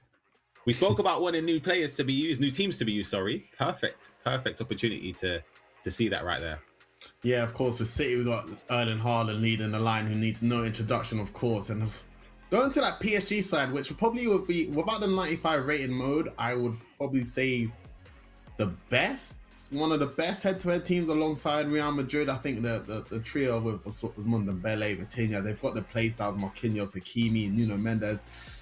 They've got the play styles, but with the 95 rated mode, it kind of takes away their powers, I will say I that. agree. So it'll be interesting to see the lineup he goes in with there, because he might be using someone else up front, of course. But we've been asking for some new teams. We've got what we wanted. Exactly, and across the stage, we have FX up against the Wolf. FX of Cameroon, the Wolf of Jordan as well. You can see they're just setting up their games right now, and we should be underway very, very shortly. It'd be interesting to see as well what teams they go with. I'm going to say there's a Real Madrid in here. There's got to be. We can't go a whole round without Madrid. There's got to be. Can I get a sneak peek? Can I thought the cameraman might have helped us out there. Maybe not. But Madrid, I think, it's just one of them options. They've always been good on head-to-heads for years, many years. And even I think in underrated positions, goalkeeper Thibaut Courtois. Listen, you've seen some of the saves he is making. Of course, everyone's got the same play styles, but your goalkeeper, I prefer having taller goalkeepers. I've always preferred having taller goalkeepers, even though Iker Casillas has been one of the best goalies for me on foot this year. If you're 6'7" in goal, 6'6", I won't have no issue. Yep, absolutely. You can see Dex Jr. and Levica alongside on the left side of the screen, all fighting to get this wonderful trophy right here and to be able to call themselves champion. They've had to get here by winning their respective national tournaments. But this is the one, Shells. 4 players in this group compared to 5 in the previous one. So it's going to be less rounds, which makes it even more important, I would say, to get off to a quick start. Getting points on the board, 3 points.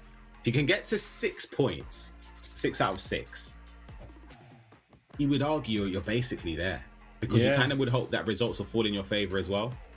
Yeah, I mean, if you're getting 6, if you go out on 6 points, I feel like you can't really ask for much more, of course. In a group of 4 this time, so there's no one waiting around. There's no one hoping for someone else to drop points. It's only you, where you got to focus on your own results. It's all you can ask for as a player and a competitor. So it'd be interesting to see how this one turns out. But yeah, I think starting off with a win here, it does set the tone and give you that confidence to kind of fall back on game 3 in case game 2 goes wrong. But you know, it can always get to a long start if you do find yourself trailing in the first game. 100%. Hopefully we're not too far away from kickoff. And it looks like the gesture's been given to both the players to kickstart round number 1 in Group B. Dex Jr. representing Senegal. Up against Levica, who represents Liberia as well. PSG is his choice for Levica. He tries to break forward but doesn't manage to. For the players though, when selecting their teams, having to have one player of African representation in the starting 11. With City, of course, you've got Ait Nouri, PSG, you have Hakimi. Well driven. Oh, it's fallen back to him though. Bit of fortune. Couldn't find a space there with Haaland in the box. That's the one negative you get with somebody like Haaland. Great at bursting through the defensive line, but if you want him to twist and turn, he's not the right player. Dembele though, shot across goal, almost finding the top corner. Yeah, like we said, the nimble players, the quick, agile players this year on FC 26 are the more favourable. You know, to turn on the left stick is very important. But with Haaland, you do find yourself losing the ball, getting stuck at his feet. But, you know, in transition, that's why he's in the team. Just like he is in real life. Getting in behind goal is so hard for any defender to catch up. But both players getting good chances early on, looking a bit dangerous still. First game of the day for them both, so a lot to play for. Absolutely, just trying to find space here. Thought maybe a double tap into Dembele could have been an option. Yeah, but look, just having Haaland physically dominant when he's just running, he's so powerful, he can just run down the line. Yeah. And there's not many players on the game that have the body type, the strength to knock him off the ball. Mm-hmm.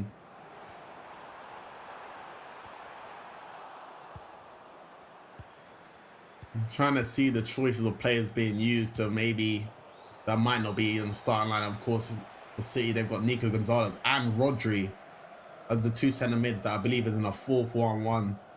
Maybe a partnership most players wouldn't play, but I think he's gone for the size and height in midfield to try and help him win the ball back with those two in the pairing. Yeah, absolutely. I kind of, if I had to choose between the PSG and City, I think I'd go with PSG just about, you know. It's close, but I think the City team offers you more, but I think in terms of what will feel the best, I think that PSG team, they've just got all the players that feel nimble, quick, agile. It's got Vitinha in there, you've got Desiree Doué, you've got Dembele, Kvaratskhelia, you've got João Neves, you've got everyone in there that can turn. I kind of like that. But then again, as you said, it's just a corner. And I know you speak about corners a lot, but you kind of want to have someone. Maybe Pacho is probably the tallest player in the team, I think. You have no chance against Erling Haaland at the back post knockdown. So it's a game. It's the dark side of the game, which much people don't talk about, but it's very crucial, especially at the highest level of FC. Scoring goals from corners, we know how important they are and what they can do to change the momentum and even help you change the outcome of the game. It's that. We've got space starting to open up here. Oh, that's really, lovely. really well. Gonzalez. And that is the deadlock. Dex Jr. finds himself 1-0 up, and it's Nico Gonzalez with the finish. Does really, really well there, though, Shells, with the build-up, creating space, cancelling the pass there inwards. Right here with Erling Haaland. It looks easy. It's just about making the right choices at the right time. Yeah, Dex Jr., I'll be honest, that was a great goal. He done everything right. Attacking with intent, going into the right positions, taking a touch forward to then go back, using the space, bringing out defenders. It was just a really good attack from Dex Jr., and he's broken the deadlock here.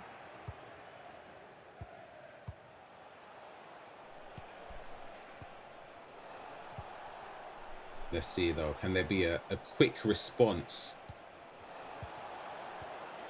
Can't get around Dembele there. One thing that's very, very clear compared to Group A, way less creative runs and player locks. Yeah, I forgot about that. Substantial difference. Yeah, I was thinking maybe I'm not doing it enough because I felt like in that Group A, there was people player locking, creative running every single time. So then I started to think maybe I'm just playing the game completely wrong. So it's just good to see the different play styles and the way of different people play. Sometimes you just gotta get some inspiration from other players. And I'll be trying 100%. to creative run in this weekend league. I'll be trying my best. They might have heard me though, because we're seeing player looks start to fly a bit of skill there. So that threw me off guard again. Haaland. Yeah, that threw me off guard. Bro, Haaland with 5-star skills. Oh, doesn't manage to get there. Hold on. Seen Donnarumma. The PSG.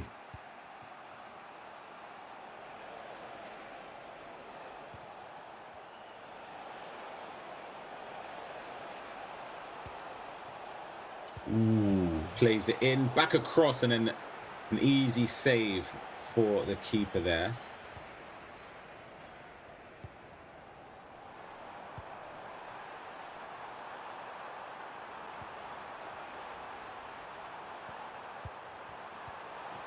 Oh, it's nice. Ooh. It's lovely. Turn from Haaland. It was a bit fortunate, to be honest with you, originally. Like, I feel like keeping possession was a bit lucky there. Yeah. But the finish, the turn, unbelievable. Yeah, and I think that's where you can see the size and power from Erling Haaland. I did think it was a bit of a 50-50 ball. I definitely think he could have lost the ball earlier on, but I think Haaland just using his size and strength to just give the CB no chance of pushing him over and making it 2-0 for Dex Jr. Like you said, Ryan, this guy that you've had your eye out, he's coming in with a statement first game. Yeah, you expect him just from the experience to be able to see this out as one of the favourites as well. You can see the formations that the players are using. 4-5-1 again familiar story up against a 4-4-1-1. Of course, the other game across the stage there. Just trying to see if it's kicked off yet. The Wolf against Efox, we are and we'll bring you updates when we can.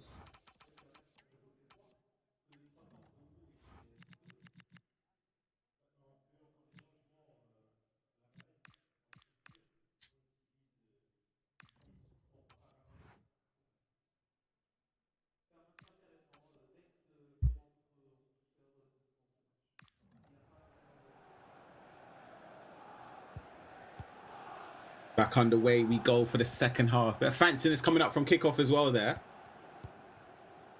I'm a big fan of that anti-spin. Same.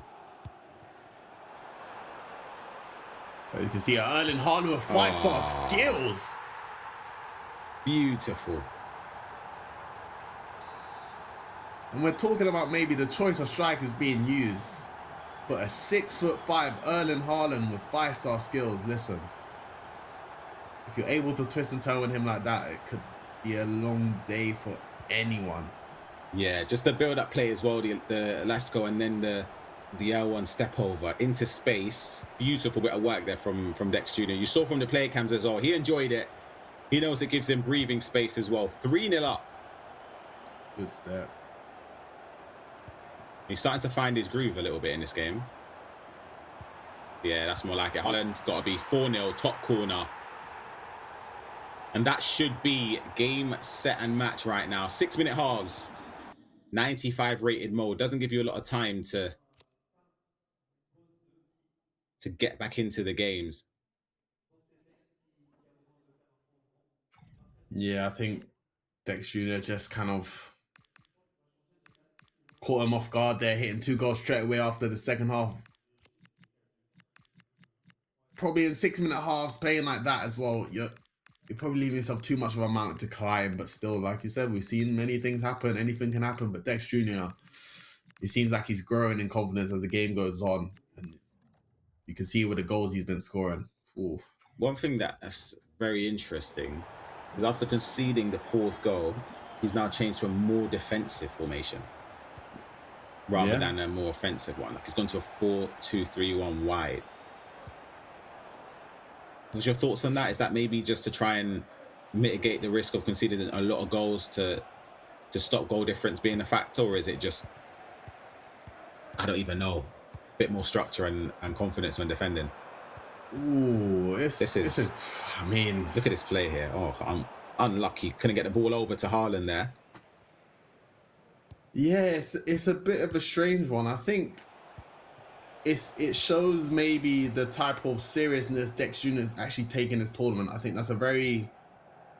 Most players maybe would stay in the formation because they might think they've won already. You know, the lead is 2 gone. They're playing fine, whatever. Maybe he's doing it to also prepare himself for the later rounds just to get used to it. Or maybe he just wants to make sure he does see out the win, try and defend a little bit better than he has been already. But it's been a strong performance. He did not have to change.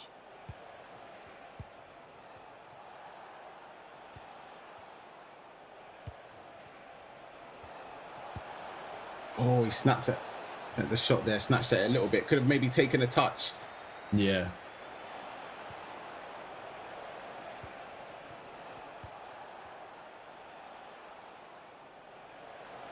Lovely bit of play. The offside trap almost worked against almost Dex come Jr. off guard. Yeah, literally.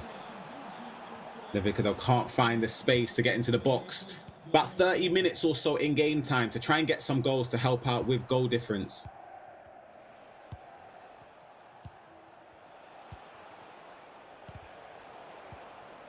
It's a great step from the left Offside back. though, isn't it? Yeah.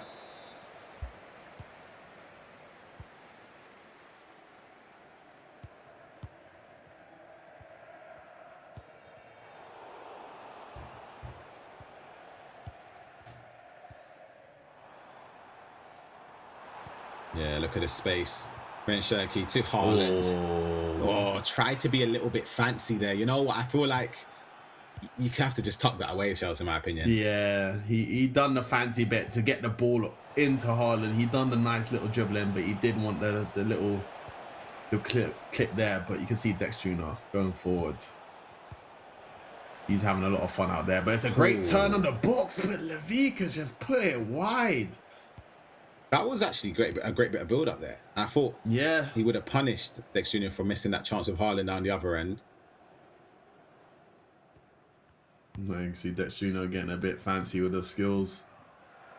But yeah, that was quite a bad miss from Levika.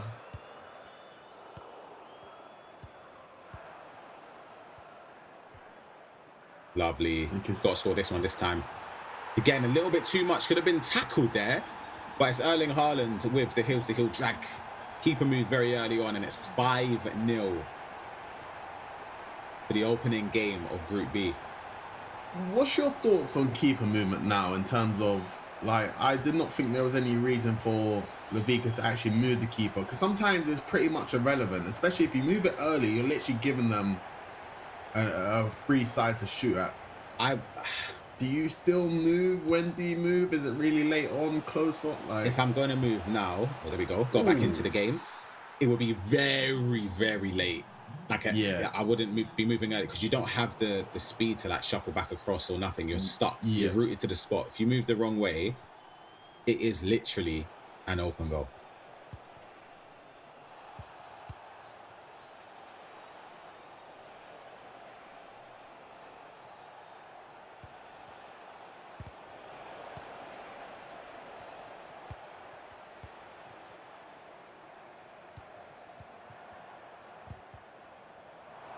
Bernardo Silva, look at the play, like cancelling, went back to Haaland.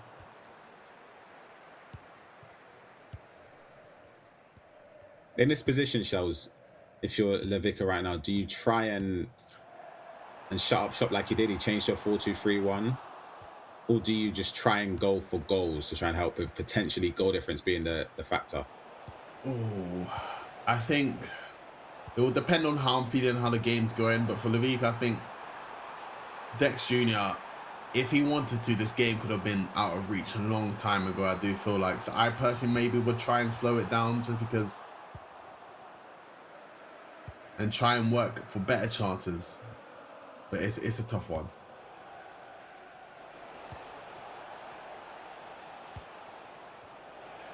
It's a nice touch there. Hold on, he could still go for goal here. Keeper saves it. He's got a corner, last few moments of the first game.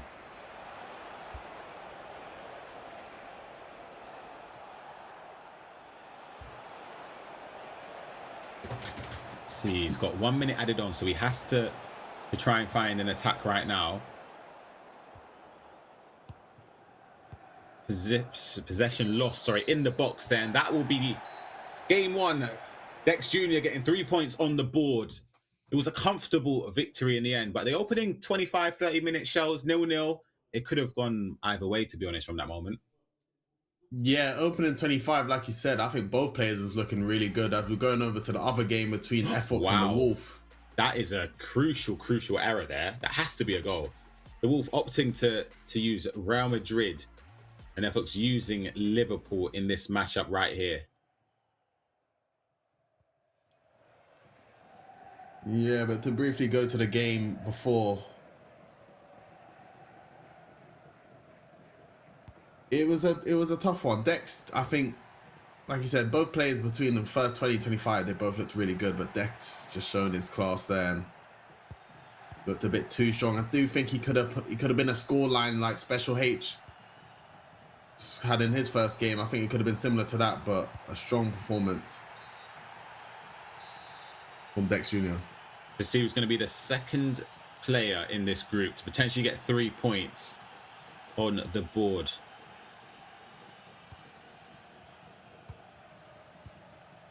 Trying to play that pass to Jude Bellingham. Plays it a little bit too early. Don't think the pass was on there. As you can see the Liverpool team being used. Of course, we saw that in the show match as well, but to see it actual in the tournament game. See Curtis Jones in midfield as well. Nice. It's a great pass. I thought it was on. Maybe it was offside. Yeah, Where each player has to have or select a team where that's be one starting player from Africa. Obviously, Mo Salah for Liverpool, Madrid, you've got Brahim Diaz as well. But let's see how this second half commences. Would you have done the same thing as what we've seen, where it's Mbappe off the left, Vinny on the bench, Mastantuono up top as well? Is that something that you would have gone with, or something different? It's another tough question. I think I would have to look at the play style and actually to see if there's actually any difference. I do like Mbappe on the left-hand side, but I'm a big fan of Vinny. I feel like he's too good to not play. Of course, 95 rated mode is a bit different, but in terms of what he actually feels from like his body type and stuff, I'm a big fan of Vinny in the game. I've always have been. I think on the ball, his dribbling is just really, really good. So I probably would have stuck him out wide. Good bit of defending there from Memphis. It looks very, very compact. Famous last words, I bet. Ooh. Oh, that's lovely. Oh, deserved the goal. I was going to say the other side of things. The Wolf, so patient with that build-up. He kept the ball there for 5 minutes easily. That deserved the goal. To even find the pass across, he just needed to hit in the corner of the goal. Look at the chance there. Gakpo, he's going to get there. Doesn't manage to get in front of Trent Alexander-Arnold there.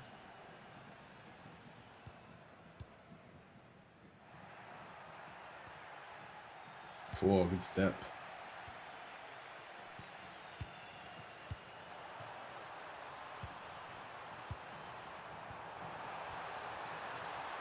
Oh, it's a great fake shot. Just about managed to get past the defender there and tucks it away into the top corner. So way back into the game. Just want to see here. Does he... It's just the tackle there. Just sort of sets up the attacker and it gives an easy finish there for Ekitike to tuck it away. It looks like he's about to be taken off straight after scoring there. Bit of fresh legs. It's not really a bad shout, to be fair. Like I said, all 95 rated mode. Everyone's got the same stats, so it's not really a thing where on foot, you know, if you got Mbappe, you know you don't want to be subbing him off because you ain't got really any replacements. But over here, bit of fresh legs can do a lot of wonders.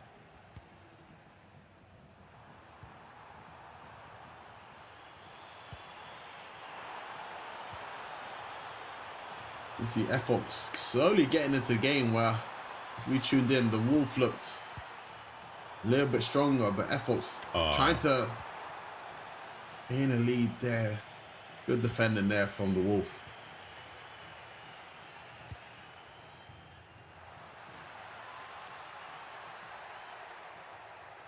Nice creative run. That is beautiful. It's onside. I thought it was off. Unbelievable play from the Wolves. The creative run to get Mbappe into a dangerous position there. And then the pass into him was timed to perfection. Finish as well, unbelievable. And he restores his 2-1 lead in this game, Shells. That was a superb goal. He's done everything right there. Like you said, the creative run to bring him back on side and then trigger him straight away to attack from the space. It's really hard for a defender to try and stop that. And the timing of the pass and even the first touch to go up. It's a great goal. Oh, it's a beautiful pass. Straight down the other end, tucked away into the top corner there. And Fox finds a way to equalize again.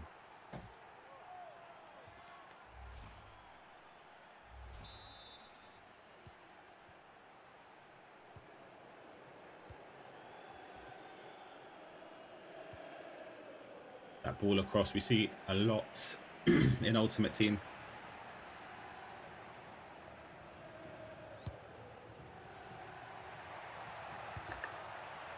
And of course, we're in a group of 4 now, so there's no place to hide for any of these players. A place where probably each round now means even more because you know you got to get points. And of course, Dex Jr. winning his first game against Levica. This game over here, a draw, it creates tension in the group already. I think both players here look quite even as well. We could be seeing a late winner. I hope we do. Bit of drama towards the end. I won't say no. Interception though by Salah.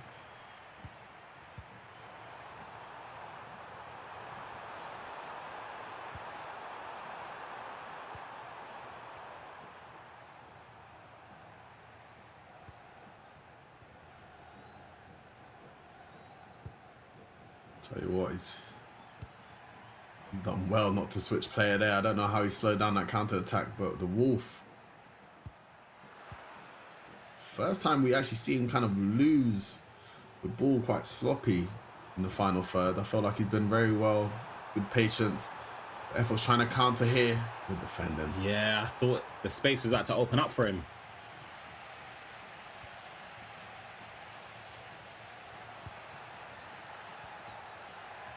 And Gravenberch stepping across here. Last 10 minutes to see if we can find a winner in this game. Ball over the top to Gakpo. Just can't find the space. Game's getting a bit scrappy now. We love to see it. Both players seem like they're both trying to get the win. Tempo creasing a little bit. Find a pass into the middle. Fox. Can he get a shot off? A good defending from the Wolf once again. I think the Wolf has done very well on the edge of his box. It's aggressive.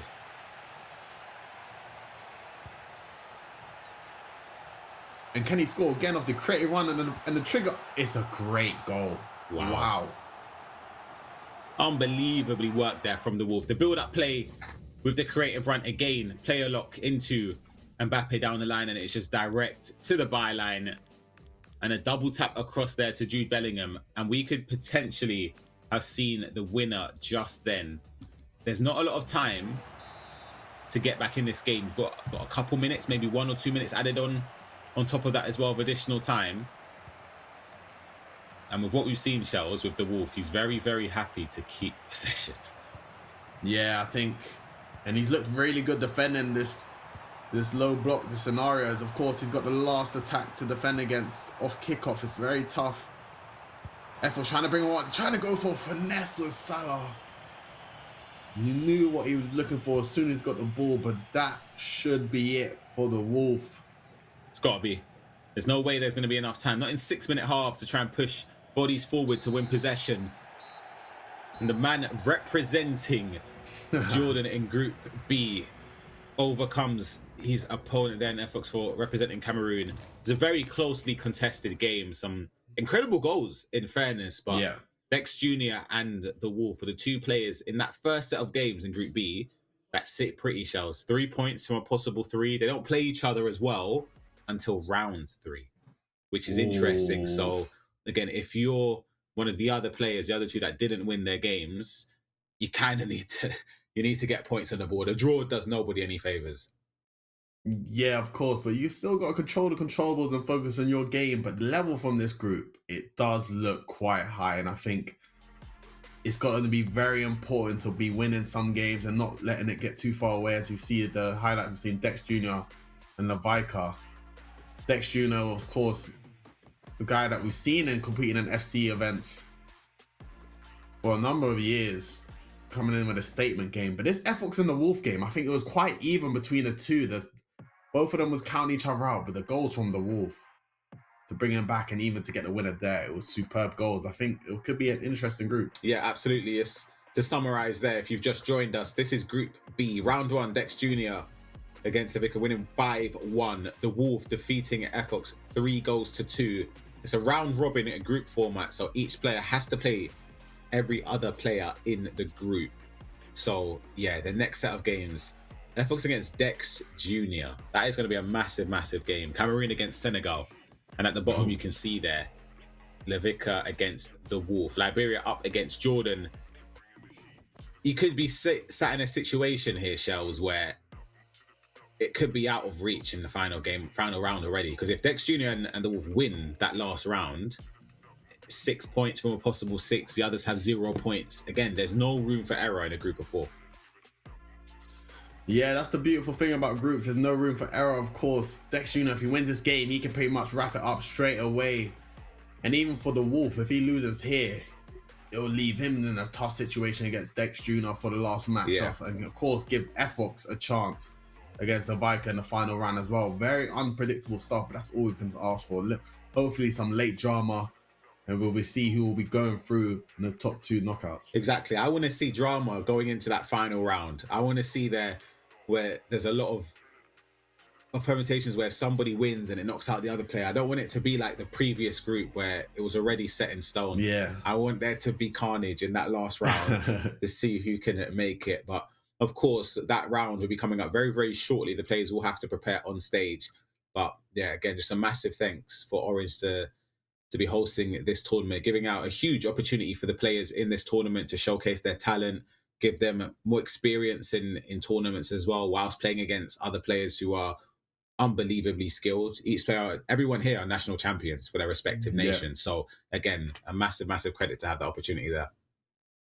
Yeah, and you can see the talent that's being displayed as well. I think even I'm learning a couple of things. Seeing what the Wolf was doing, he's triggering creative running up, and then once they've made the run up, triggering again. And I think it's really hard to even defend them scenarios. So listen, I'll be taking some tips and tricks I'll be learning and trying to add my game. But it's great to see the showcase of talent all around the world being represented on the stage, and an opportunity for these players to show their ability to the world. Absolutely, and there's no hanging about. Both players are sat down ready. The admins are sorting out the last fine bits of details before we go into the game here.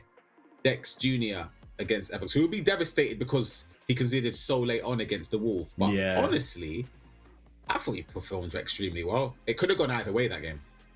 Yeah, I think that was probably the closest game we've seen between two players so far in the tournament. Evox versus the Wolf. I think both players, like you said, they looked very strong. I thought the Wolf early on, looking like he was like the strongest player, and the level was quite of a big one. But seeing then, Evox had control of the game. He was doing well, getting to some good areas, but it was good defending from the Wolf, and he clutched something on the win in the end. Yeah, absolutely. So it will be an interesting round 2 to see, because yeah, I feel like between the players that have lost, Evox and Navica, they need to get a win. Either one of these players, this is it. This is the final for them right now, because they need to make sure that they can stay alive in that final round. Yes, a draw kind of does that in a way, because it's still just the 3 points gap, but then it comes down to the final round after that, which I wouldn't be against, as long as there's a bit of drama. This is the other side of the stage as well. The Wolf representing Jordan against Levick, who's representing Liberia. The Wolf has had heaps of experience though. Just going through the archives in terms of the tournaments he's taken part in, the tournaments he's won as well. There's a lot of experience. Yeah, I think for Levica, this has to be a result in some way. It has to be a draw, has to be a win. I think dropping points here could leave him in a tough matchup against Evox in the final round. But anything can happen. We've seen crazier things happen, of course. Unpredictable stuff. That's all we've been asking for, and that's all we want. We don't want it to be wrapped up in round 2, so hopefully we'll be seeing a lot of drama to come in this group. But yeah, I think that the level's quite high in this group. Yeah, absolutely. If you're wondering why it keeps panning over to Dory and everyone in the studio, of course, that's based in Morocco. We're doing this tournament remotely. That's the mainstream. We're over here now, the English broadcast as well, trying to walk through the stages of this tournament. And again, if you've just joined us, I have to keep reiterating a huge thanks to Orange as well, and the partnerships with EA Sports. But yeah, moments away from going through. I just want to quickly check I want to go through what Group A standings, the most goals we've seen. I think it was 11? Special H. I want to see like the tally of his goals that he scored throughout the game. So he scored 8 goals in round 1, 13 in round 2, so it's 21. Had a bye round 3. Round 4, he won 7-2, 28, and then 5-2. So that brings us 33 goals he scored, Shells, which is ridiculous. But I'll be honest, Dex Jr., he could have had a few in that first game. Yeah. I think going forward, he was putting himself in a lot of good situations. He was just maybe even having a bit too much fun because he knew the 3 points is the only thing that matters and give him the win. But I think he could have run up the tally a little bit more. So I think it also just shows the type of maybe mentality some players are in, or some of the differences. But yeah, I think there's a lot more goals to come in this group, I think. Yeah. Maybe not as much as Special H, though. We're hoping so. The players, we shouldn't be too far away now from round 2 getting started. And it's all for that trophy there and other prizes along the way. Every player in this tournament has already been granted a Samsung S25 phone as well. If you finish third, you get $500 worth of PlayStation vouchers. Second, $750 of PlayStation vouchers. And the winner gets that trophy along with a VIP trip to a Real Madrid game. And you also get $250 of spending money for yourself and the guest as well, which is an unbelievable reward. Unbelievable reward and experience for these players and potential chance, like I said, to go to a Real Madrid game. Like something a lot of us would love to do in our day. But great rewards, great showcase, great talent on display. But of course, we're trying to find out our champion. The players just doing the little settings, working out the tactics, just getting everything ready before we go into round 2.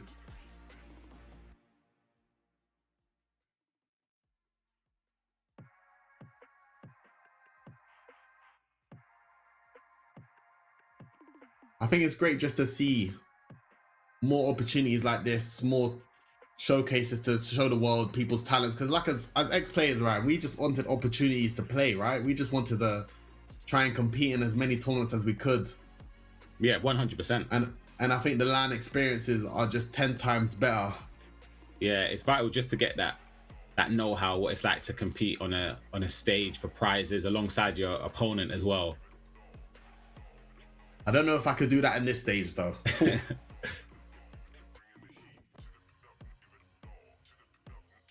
There's potential just changes in the settings there that the Wolf is going through.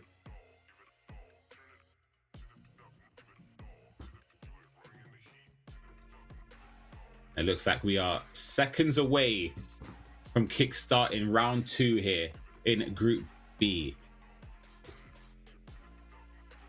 The other side of the stage looks close to be getting underway as well. I think we might be right on cue. Perfect timing for both games are starting at the right time. And folks, up against Dex Jr. Dex Jr., of course, we saw him with Man City in that first round, running riot. Each got a little Premier League derby here as well between City and Liverpool.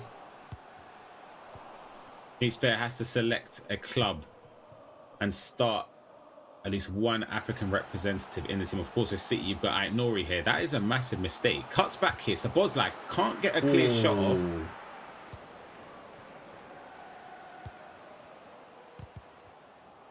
Of course, Ryan, you're talking about each player will have to use an African representation in their team.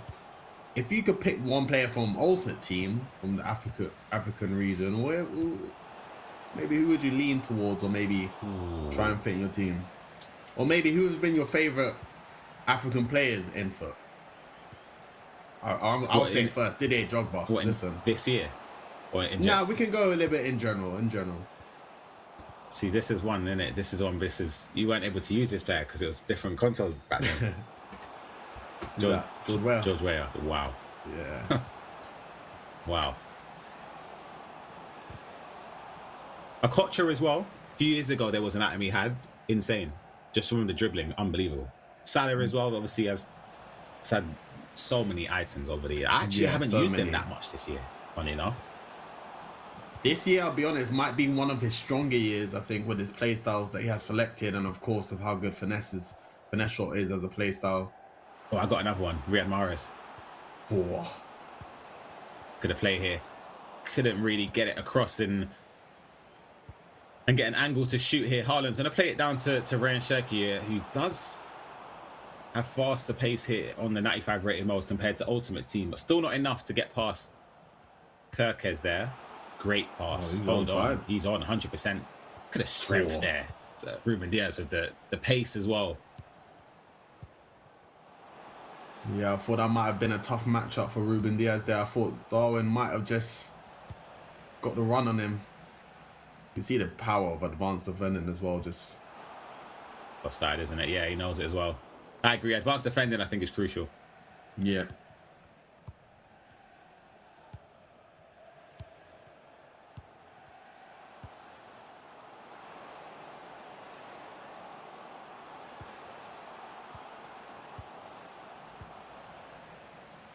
Do you think Fox?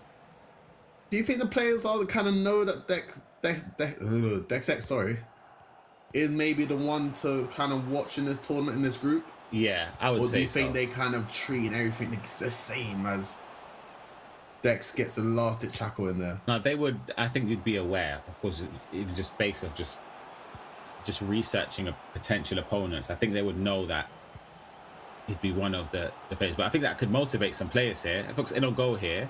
Beautiful cut inside. Tries to get a finesse shot that was blocked by John Stones.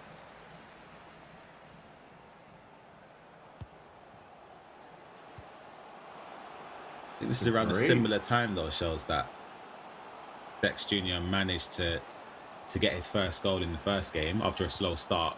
Couldn't find a way through that time, though. He's kind of reminded me of Special H in a way. I feel like it's inevitable. He's going to score eventually. But Fox seems quite ruthless. So the tempo of these two players so far, they're just going straight, trying to get a through ball down the middle, get their players running. Look, as you can see, Anamba tried to first time over the top, but just was a little bit too late to get that on time. Not really like the game before between the Wolf, where we saw him try and build in possession, work in the attack, slowing things down. These players are just trying to score. Oh, great interception.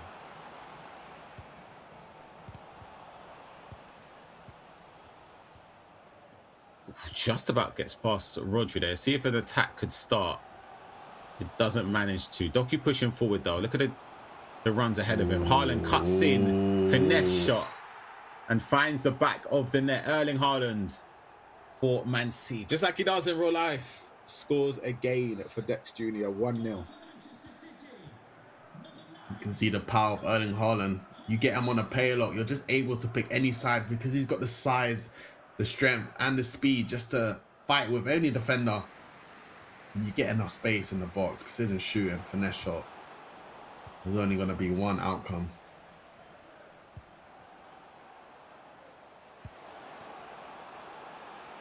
You see Dex Jr. just starts to kick it up a gear when he gets one, and he sneaks it past the keeper to make it two. Kind of like the game before. He gets one, and it seems just to start to get the ball rolling. It's like he takes the first 30 minutes or so just to size up his opponent, get to grips of what they like to do defensively and offensively. Then he starts to put the pressure on. Yeah. And then from then on out, it's just goals. Ooh. It's a great piece of composure from Fox there. But yeah, like you said, some players it does take a while to sometimes get used to your opponent. It's hard to adapt to your opponents all the time. And when you're playing someone different each game, they offer you different looks. They press you a little bit different. They attack a little bit different. But some players do take time to just adjust a little bit. But Dex Jr. 2-0 up, looked quite comfortable since he scored the first.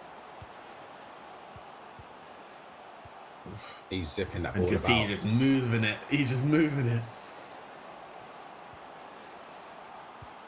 See the confidence starting to flow a little bit there. Is there going to be a goal just before half-time, potentially?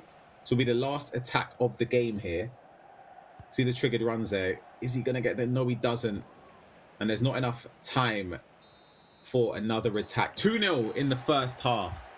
Dex Jr. took a while to get going, but it was relatively close, pretty similar in terms of how both players were playing in that opening 30 minutes.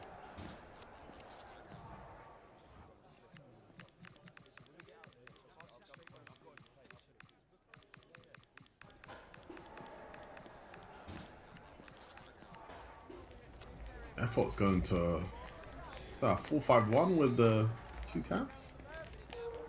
He's gone back to the flat now. Yeah, I think it's been an even game so far, but Fox started to just, in my opinion, just play for the through ball, which was making him turn over possession a little bit too easily and giving Dex a couple easy chances. Listen, he will score eventually, and then once he got the first, it's been all Dex since then.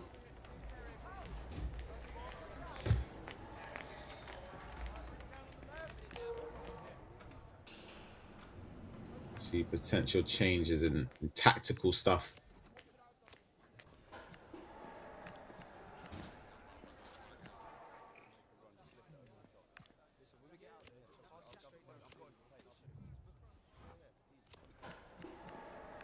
No, you're a big fan of roles on this game. Would that drive you insane having only 3 players with a plus or plus plus? Listen, I only care about roles in one position and one position only, and that is the striker position. I don't know what it is. No, but it's actually serious, Ryan. I can't play with anyone without plus plus. So what, for example... Don't get me wrong, plus, I can a little bit, but with nothing, I don't know what it is. I'm just bad. So wait, you're telling me, right, Ultimate Team, you could not just use Pina because she has no plus? Nah. I really struggle to use her. Are you serious? Don't get me wrong, not all the time, but I do play night and day. If you see me playing with a striker with plus rolls and then see me play with a striker plus without it, I just play different. Interesting. I'm a strange man. Oh, balling behind Verts plays it across. Should have taken that. It's, you could look at 2 sides of it. Incredible side tackle there. However, you got to take that shot first time. The keeper's moved out. It's an open goal basically. To be fair, I didn't really see the first time shot, but I definitely would have took a touch just up. I think going towards the defender, you're just giving yourself an easy opportunity to get tackled, but it was a great slide tackle. Thought we were going to see a story of today so far. You miss a chance down one end, punished straight down the next. It's a chance story miss. My life on foot as well. No, literally a chance miss, but I guess you could take positives in the fact you created one. Roll drag around the hill to hill drag, I think it's called, around the keeper. Doesn't really work this year. Yeah, I think I don't really mind the decision, but yeah, I think maybe he exited the wrong way from it. But I think he could have probably just shot and tried to score, but he still finds himself through with Erling Haaland.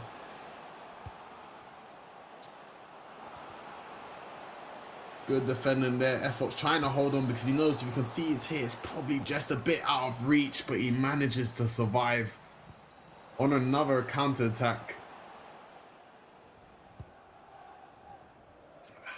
I think he's just tried to rush it a lot this game. I think Ruben Diaz has been everywhere, honestly. Yeah. Can't breathe without seeing him intercepting a passing lane or anything. Through ball though, Ryan Cherki, opportunity to make it 3-0, playing up across. Lovely. A little low driven to the near post, and Dex Jr. finds himself 3-0 up. Marmouche off the bench as well. And that could be a vital goal, Shells. That could be the goal that it gives him the safety blanket, that cushion of knowing that the 3-goal advantage, it's going to take a lot for Everton even to get a draw in this game. You could argue that this potentially could be over right now. Yeah, I think it is a little bit over. I think Dex Jr. knows kind of himself. Fox is quite good, so I don't think he's going to be trolling as much, but he's giving himself a lead where Fox does score 1. It would be a little bit too much for him to climb, but I think I've been really impressed with this Erling Haaland that he's been using up front. Of course, with the 5-star skills, we've been trying to think of the best strikers that would be in a 95 rated mode, but it seems like his power and his speed and just giving him a 5-star skill moves, he's just causing problems for Fox.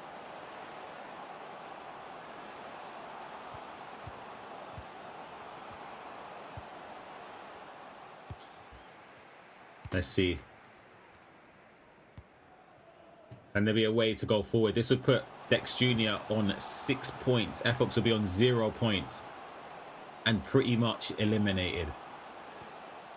Unless the results were to fall in his favour completely. What would he need? He'd have to win the last round. And then I don't even know if it's... I'm trying to think if it's even possible. Because this would leave him on 0 points, right? You've got the Wolf currently on 3 points. And the Vikings on 0 as well. It depends, yeah. Oh, he's got to score that. That was a chance. Gravenberch in behind. It could have been a potential lifeline in this game with 15 minutes left to go, and he's hit it wide. And I feel like that summarises everything in this one. Look at the run here. Cherki as well. He's been unbelievable. But I think he would need Well, I don't think it's possible. Yeah. Basically, I think it might. So Scott, if you put yourself in a position where it's reliant on other results, and that's never a good thing. Once you're in that situation, the group stages, you know you're in trouble, and I think anything can happen, but Fox might already be out with still one game left to play. I just think he's been rushing the ball going forward a little bit, giving Dex Jr. a little bit more chances to attack as he's trying to bring You've got to score that. Has to score. He does so well. Thought he overplayed it potentially, but then he could have found a way. If he shot to the other side, I think the shot across goal was never on because the amount of bodies between him and the goal there, but it's not enough.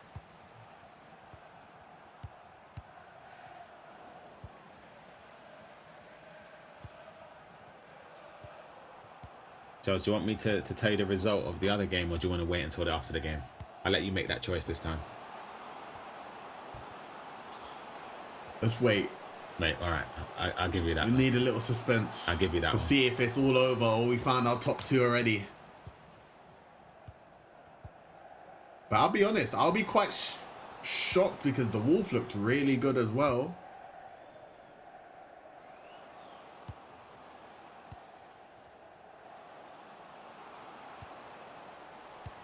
I had to do a bit of a spin into a finesse shot that was tackled. A clean sheet. It's looking likely for Dex Jr. Is he going to get goal number 4? Tries to fake shot there. Still has a chance to shoot and tries to go with an acrobatic shot in the end there. That spells the end of the game there. That is our only game so far today where someone has won a game to 0. Was that first clean sheet? First clean sheet. Dex Jr. does that and gets 6 points on the board from a possible 6. So based on the other result, the other game, which we'll find out very, very shortly, that could be job done, Shells. Yeah, Dex Jr. has a strong performance once again. I think first 20, Fox seemed like he was in the game, but you give a player like Dex Jr. too many chances to be caught in transition. It's going to be hard to slow anyone down, but he's found himself 6 points, potentially pretty much guaranteed through to the knockouts already. And now his last game potentially, well, of course, when we see the results on the next game or the other game, we'll be seeing if he's got his first place or will they be fighting for it in the round 3. Yeah, we'll run through a brief of highlights of the games that we just did, of course, going through Group B. We'll see the group stages, the upcoming and current rounds and previous rounds, I should say, of those results to familiarize yourself as what's been going on so far in this group very, very shortly as well. Right on cue, actually. Group B, you can see, there you go, Shells, middle, bottom of your screen. 8-1, the Wolf. So that means, as you can see, the Wolf and Dex Jr. both on 6 points. Fox and Levica, 0 points. So that means in the final round, it's job done. Yeah, I think first versus second once again going in to find out who we're going to find the champion of the group. But we're heading to an interview quickly to hear what the players have to say. Je vais qualifier. Si je ne gagne pas, je pense que célébrer, ça sert à rien. Ouais, donc... Quand tu vas gagner tout le tournoi? Pardon? Quand tu vas gagner demain, tout, c'est à cause... Ouais. Demain, promis, si je gagne le tournoi, je vais faire une célébration. Ça, promis. Mais si je gagne pas de célébration. Il a aimé ça. Donc, est-ce que toi aussi, tu peux me parler un peu de ton expérience là, d'être ici au Casa, de jouer sur scène contre d'autres joueurs internationaux? Donc, vraiment, ça fait plaisir, comme j'ai dit tout à l'heure, de représenter mon pays contre des bons joueurs, des champions des pays qui sont là. Donc, ça fait vraiment plaisir, c'est une bonne expérience. Et là, vraiment, on est dans les meilleures conditions pour jouer. Et comment tu as trouvé le niveau de votre adversaire? Au début, c'est un gars qui m'a donné du fil à retordre. Donc, début de match, j'étais pas bien. Même si je menais 1-0 ou 2-0 à la mi-temps, il m'a un peu secoué. Donc, il fallait que je change ma manière de jouer et de réajuster ma tactique pour m'en sortir. De Wolf a aussi gagné son premier match, donc maintenant c'est entre toi et De Wolf pour être le premier dans ce groupe-là. Tu croyais que ça sera possible pour toi? Oui, bien sûr, je pense que je suis là pour prendre la première place. Donc voilà, va pas être un match facile, vu qu'il a gagné ses 2 matchs comme moi. Donc voilà, que le meilleur gagne. J'adore vraiment la confiance. Merci beaucoup. Allez, Castor, à vous. Been told there's no direct translator, Shells. This is where I step in. Here. Yeah, go on. He said, You've been waiting for this. It's a great experience to have a tournament like this being held in Morocco, right? He said being able to show his talent and his ability to everyone as well. He believes how good he is, and it feels good to not have to worry about the last round because the points are done. There we go. Round of applause. I feel like you're just trying to make up the most generic answer of all time. But No, you might have Shells, heard one I'm- word that they might have said that part, and you're just making up the rest. Shells, I'm telling you, right? You go back through this later on and translate it word for word and see if I'm doing that. I need to find out for myself because if I find See, anyhow you're 60% right, fair play in it. No, just see. Honestly, though, congratulations to Dex Jr. He lived up to expectation in terms of we've seen him before in global FC events. More recently, last year, last FC. What? How many months ago? 4 or 5 months ago, competing in the last chance qualifier in Riyadh as well. So we know what he's capable of, and he's shown it. 5-1 win in the first game, 3-0 in the second game. So defensively looking unbelievably strong. Offensively is scoring goals. You could argue he could probably have double the goals he scored right now. I was just about to say that. I think that Dex Jr., he's been holding himself back a little bit. I feel like he gets himself into the comfortable league and then he just takes the foot of the gas. Maybe he's saving his energy for this game here against the Wolf, who I thought I was really impressed with in his first game as well. And he had a big result in round 2. And it'll be interesting to see maybe a clash of playstyle because the Wolf on the first round, he looked like he was maybe playing a bit more reserved, possession-based. And we can see with Dex Jr., he just loves to fly forward. So it'll be an interesting matchup between first and second. Exactly, and that's the beautiful trophy that one player will have their eyes and their hands on by tomorrow evening. This is the game, though, to sort out seeding and see who finishes first in Group B and who finishes second. Both players have their places secure already, so it's just a formality now to see who finishes first and who finishes second. You could maybe argue that the Wolf in that first game felt a bit nervous, even though he's had the experience. Because, again, just based off of the score lines, the second game, he can't have been nervous. 8-1 win, which is resounding. Yeah, but it's also maybe some play style clashes, of course. You know, you always had some players that you might have always played better against or struggled against that type of attacking style. So I think Fox really had a great performance against him as well. It could have gone either way that first game. So I think it goes to show the level of the tournament is quite high from the other players as well. But you can see from round 2, Dex X was just carrying on the momentum for the first game. And now I think it will be important for him to try and clinch up the first seed. I think he's looked the better player, and I think he'll be frustrated for himself if he doesn't try and clutch up here. But the Wolf, he's impressed me a lot as well. Absolutely.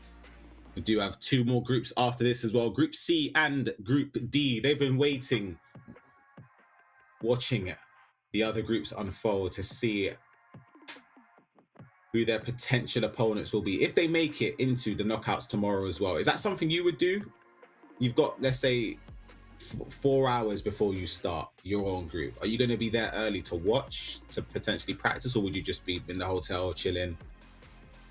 Yeah, I personally wouldn't want to get there too early. I think sometimes when you're just there sitting, idling around, not really being able to practice, you get quite tired just sitting around. So I would prefer to try and rest as much as possible, have the best sleep I can, and then slowly make my way to the venue, because you don't want to peak too early, because you don't want to be going into your game feeling you're quite tired. I know moments before kickoff, I don't know about you, Ryan, but you always got that little burst of energy. Yeah. Because that burst of adrenaline, because you know it's about to be showtime. But I think when you get there too early, you do tend to just get a little bit tired. So I like to try and stay maybe 1 or 2 hours outside the venue and give myself around an hour to practice. Exactly. You see the Wolf going through his settings already. Next Junior's comfortable. He's waiting for this game to be kicked off. I think the Wolves probably spent about 15 minutes in the settings. It's got to be at least 15 minutes. I want to know what they're changing.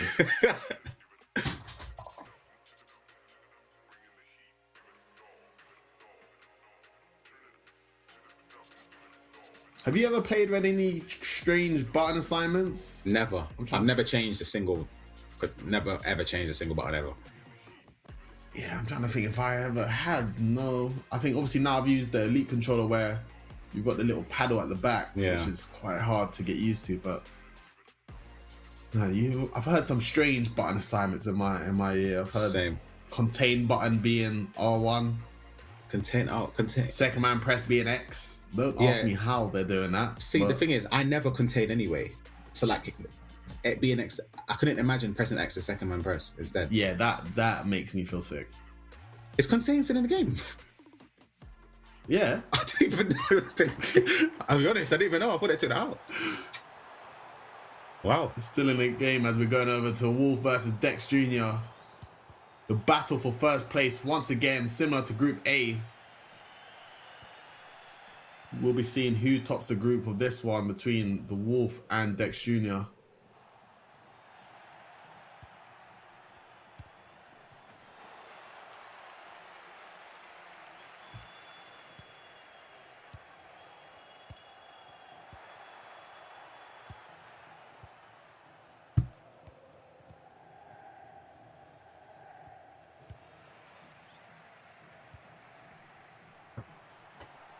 See the triggered runs here. And Dex Jr. start off. He could have passed it before. He's had two opportunities there, in my opinion, Shells. Erling Haaland standing there.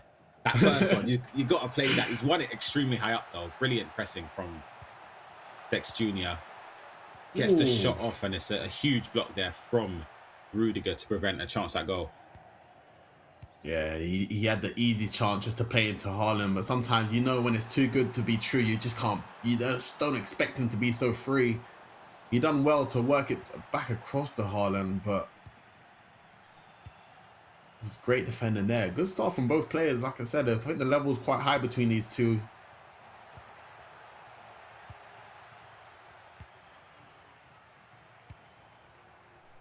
Look at the run. See the run from Beautiful. Jude Bellingham finesse. Yeah, that's a lovely bit of play. The Wolf breaks the deadlock in this game. The triggered run, you have to track it, but there's sometimes, even though you switch to a CB or a right back, a left back, it doesn't even matter, Shells. When someone's running at your defensive line with that much pace, I don't know what the solution is. You offside trap?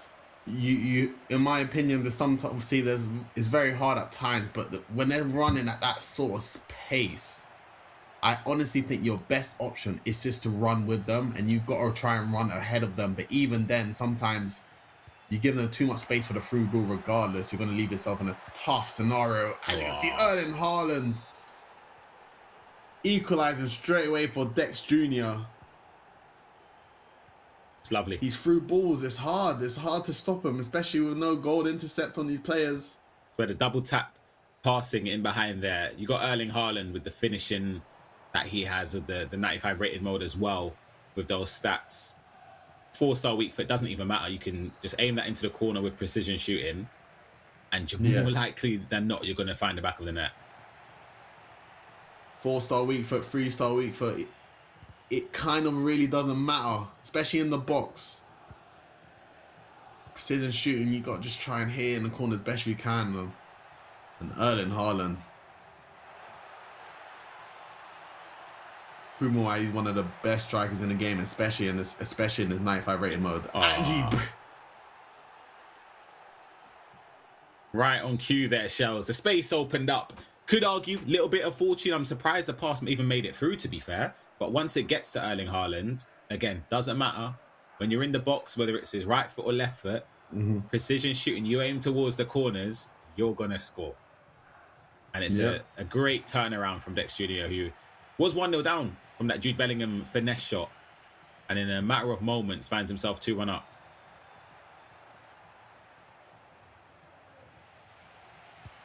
Once again with Dex, it takes him, I feel like you said, like the 20 minutes to kind of settle into the game, get used to his opponent. But it's like you said, a great turnaround quickly to find himself winning this game after the Wolves breaking the deadlock.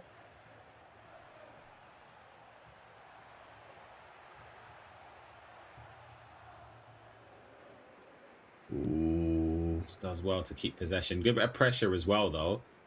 Could have won it very, very high up. Does well, though, again, to win it there.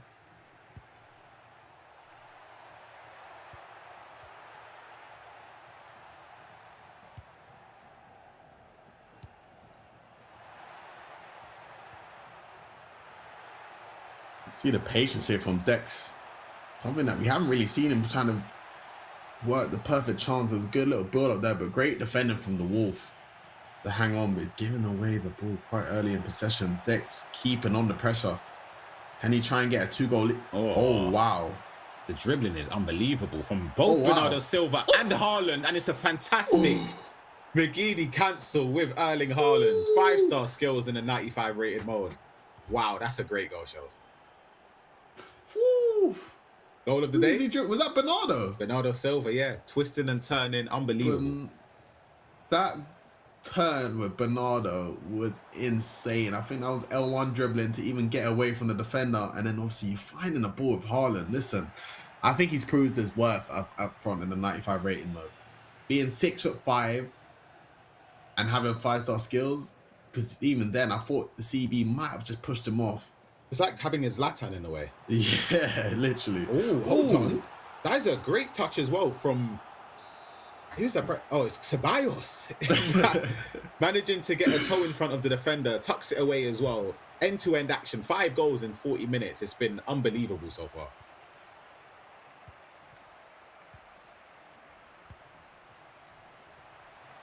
Two players that we've both been impressed with. But yeah, the King fighting back, trying not to give up too early.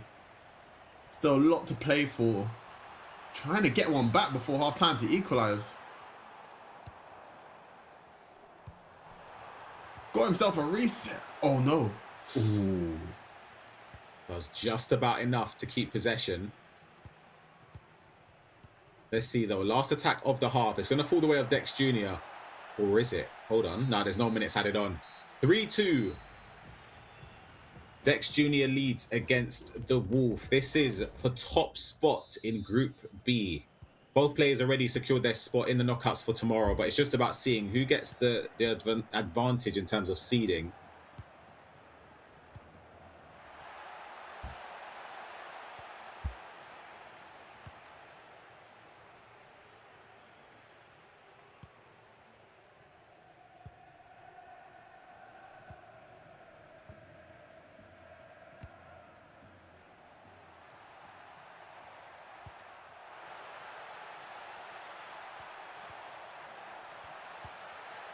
Oh my goodness. You can kind of see maybe the respect Dex kind of gives the Wolf. Playing a kind of different than he has to in other games. Of course, the scoreline was much different, but this is one of the best games we've seen of the tournament so far. First versus second. The winner does top the group. But both of these players will be in the knockouts tomorrow, regardless. So, from what we've seen so far, throughout the 4 players that advanced or have advanced into the knockouts already, who have you been most impressed by? Ooh. Of course, in the first we had Special H. And who was, remind me of the second player that qualified? It was CKE. I kind of like CKE going forward a little bit. I think Special H, of course, the performance has been sensational so far, but the Wolf looks kind of all round quite fundamentally strong, which is why I like him a lot.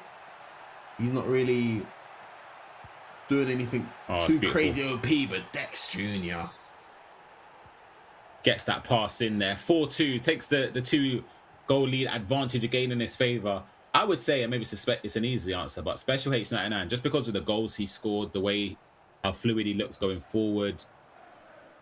Anytime he had the ball in the final third, I thought he was going to score. And he's ruthless. Guy kicked the ball out to change his settings. And he carried on playing. It's a tough one. I think obviously Special H, it's not a bad option, but I think Dex Jr., I think this group has been a little bit more tougher than the other. I think Dex Jr. has also kind of looked like Special H in some moments where I think, oh my Lord. gosh. Wow. How do you stop that? That was ruthless. I think Dex Jr. has impressed me the most so far. I think, like I said, he's got that Special H thing where the other games he could have run up the scoreline a little bit more if he wanted to. But when he needs to, Dex Jr. is making stuff happen on that pitch. He's absolutely carved them apart there. The quick passing, snappy. Before you know it, the ball is in the back of your net. There's nothing you can even do. There's nothing you can do. I think in them scenarios when the ball is moving faster than your opponent, your best hope is literally just staying on one defender and trying to predict where the ball is going to end up. Because if you try and play a switch and kind of keep up with them, you literally have no chance. But the tiki-taka passing, Dex Jr. is looking like he'll be the one topping this group.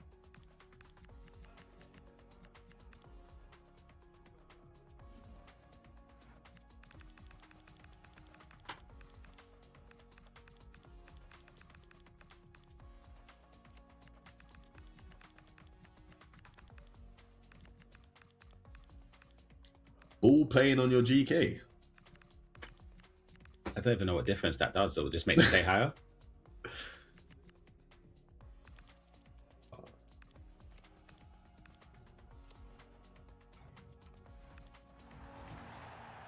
You can't even be like crafty with the tactics and try something quick because your opponent is right next to you. Just looks over his shoulder. Looking at you. Just, yeah. Or what? You're going semi depth? No problem. Back defend. Yeah.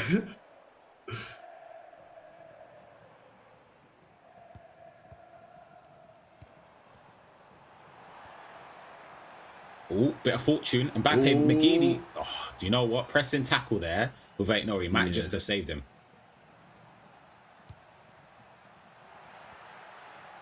Tackle there from Militao. Gonna need a lot of bodies flooding forward to try and get goals back in this game for the Wolf. He's down by 3. This is lovely. Again, look at the state of it. It's just beautiful. Twisting, turning, ball roll scoop. Couldn't get past Rudiger there. And he still manages to win it very high up, but gave it away with a rushed pass in the end. Mbappe, no way is going to get there. So Aït-Nouri cleans that up. 20 minutes left to go, Shells. And it's looking like Dex Jr. will be cementing top spots in Group B. The Wolf, though, unbelievable up until this point in terms of his performances and getting the 6 points to get into the knockout stages for tomorrow, but potentially just came up against somebody that in this game was just better on the day.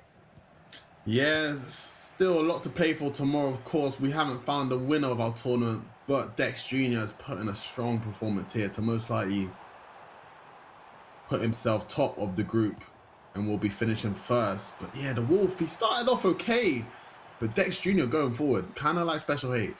These guys just seem like they're playing at too much of a high level. As you can see, it's just so hard for the Wolf try and slow him down, who I think the Wolf has been one of the best defenders in the tournament so far. So seeing him maybe struggle like this shows Dex Jr. Should have scored the chance before, in my opinion. I feel like he snatched at it a little bit. Could have taken time to take a touch and then shoot across goal. But makes up for it from the corner there straight away. 6-2. Wolf, 6-3? Yeah, 6-3. Little low driven in at the near post from Mbappe. Too little too late though, but maybe it will just help make the game look a little bit closer in terms of the scoreline.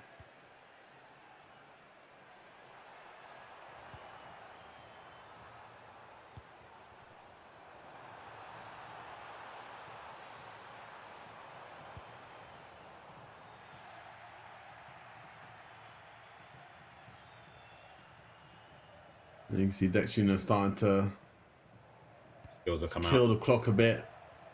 Yeah, you know, when he gets a couple goals ahead, he's very comfortable and showboating in the game. It's a bit of personality from him coming out. I love it. I love it. We need more of that to show the emotion, show the personality of the players as well. But he knows it's still far from job done in terms of the tournament because, again, coming in as one of the favourites, I feel like for him, anything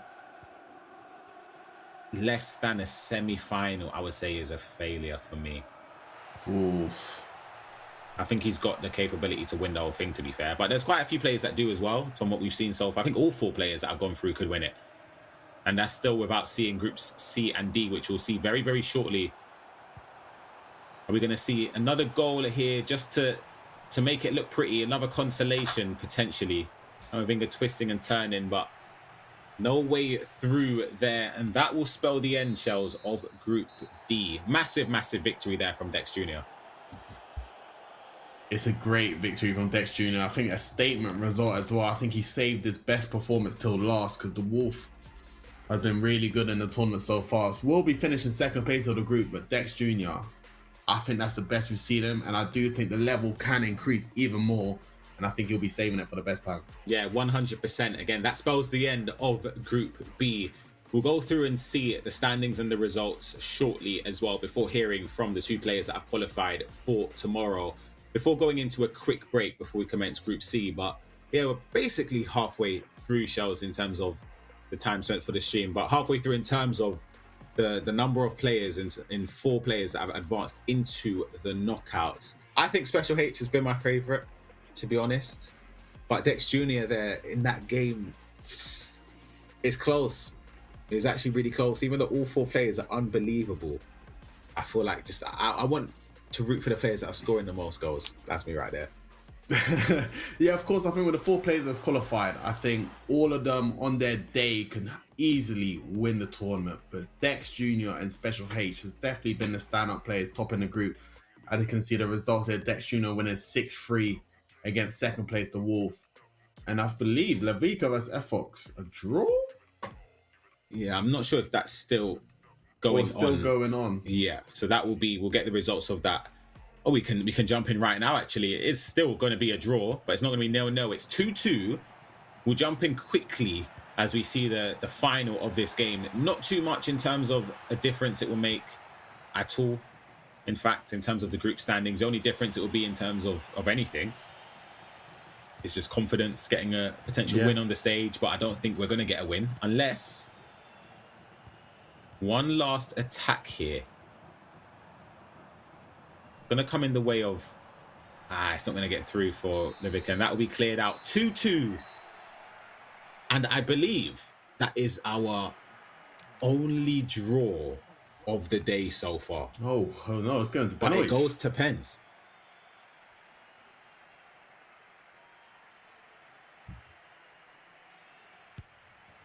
Little run up there from Vinny. Tucks it away into the top right corner. A response here. As he steps up, goes bottom left. Yeah, of course. Not much to win out of this game, but bragging rights and a bit of confidence. Mbappe putting in a bottom left corner. Ademi steps up. Keeper dives the same way, but the wrong way. Top left there from Brahim Diaz. A response. Is this going to be another goal in this penalty shootout? It is, bottom left.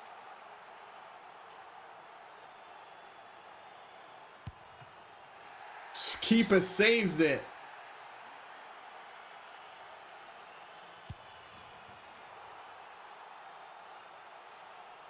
Has to score to stay alive in this penalty shootout. He goes bottom right. Keeper sent the wrong way.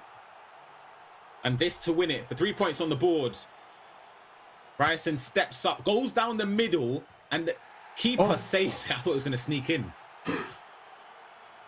He's done well to save the sudden death penalty, but Bellingham stepping out. Yellow timed it. Keeper. That was the right way once again, but he's gone wrong. The wrong decision. Sends the keeper the wrong way. Another opportunity here. See this one. Trent steps up and goes the top right corner there. Has to score to stay in the penalty shootout. We're down at the centre backs now, and he goes bottom right corner there. Ooh, it's getting a bit nervous now. This is where your decisions You got to stay confident. Eder Militao putting it in the top right corner. The mind games start to kick in, and the keeper's finally saved it. Huge save at the end there. As both players, they know their destiny in the tournament has come to an end, but still an entertaining way to finish the last game for them in this tournament. The first penalty shootout we've seen today as well. Potentially we can see a few more in the group stages, sorry, of Group C and D along the way, where we'll see our next 2 players to get into the knockout stages for tomorrow. We've already had 4 players locked in, and yeah, Shells, we've seen a lot of goals as well. Seen a lot of goals that we have indeed, of course, in that round before between Lavica and Efox, sorry.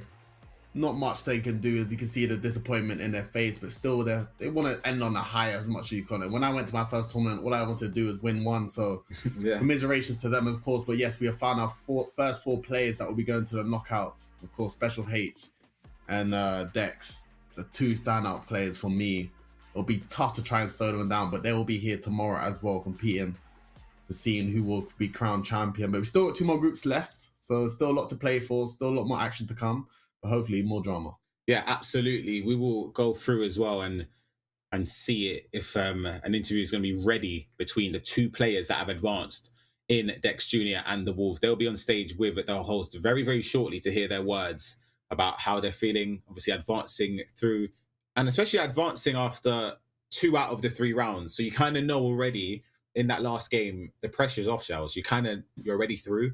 And if seeding obviously is very important as well, but I think the main thing you would have come into today is thinking you just need to get into the knockout stages.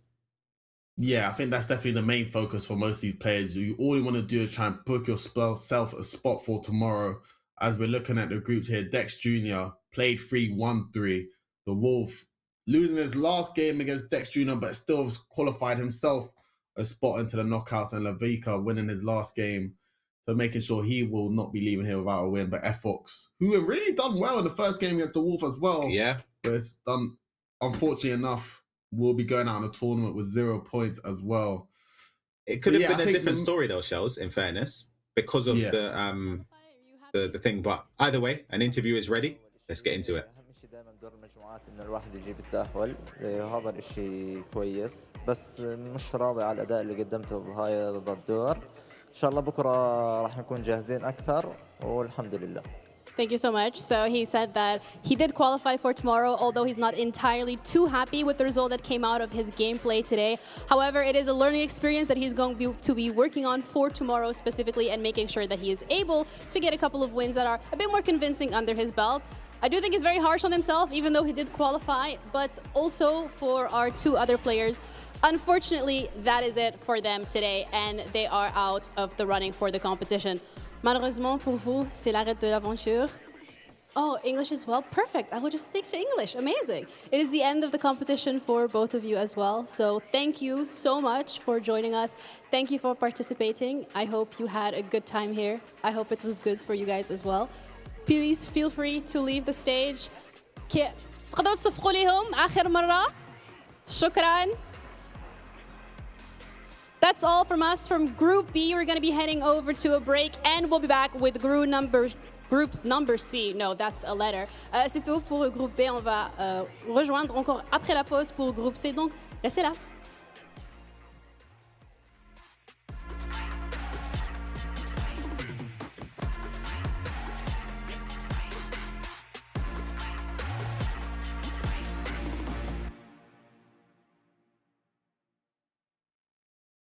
Yeah, I'm 101.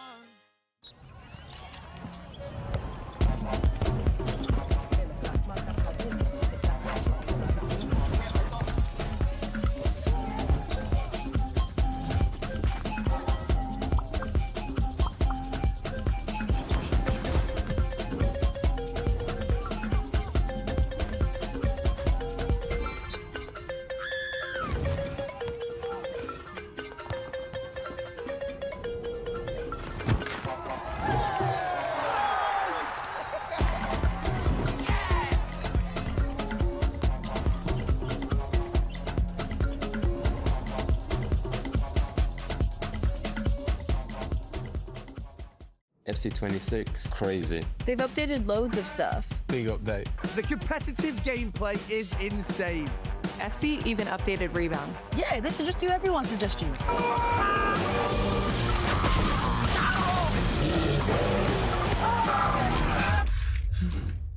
Why don't they just do a sale?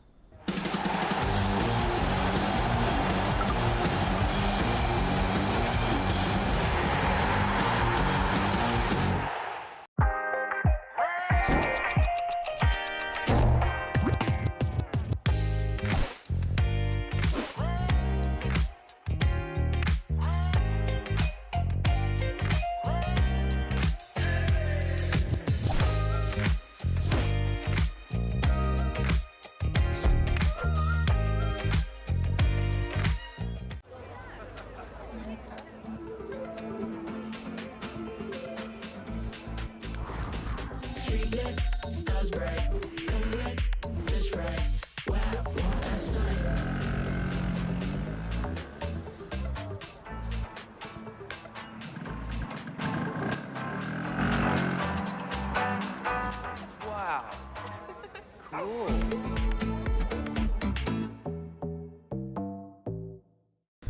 Maybe it all starts here to end up there.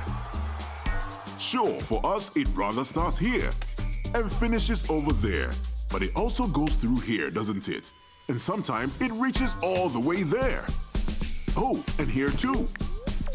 Let's not forget what happens here, there, and there again. But whether it's here or there, behind your screen, in the stands, or on the pitch, Orange is here, proudly supporting African football for over 15 years.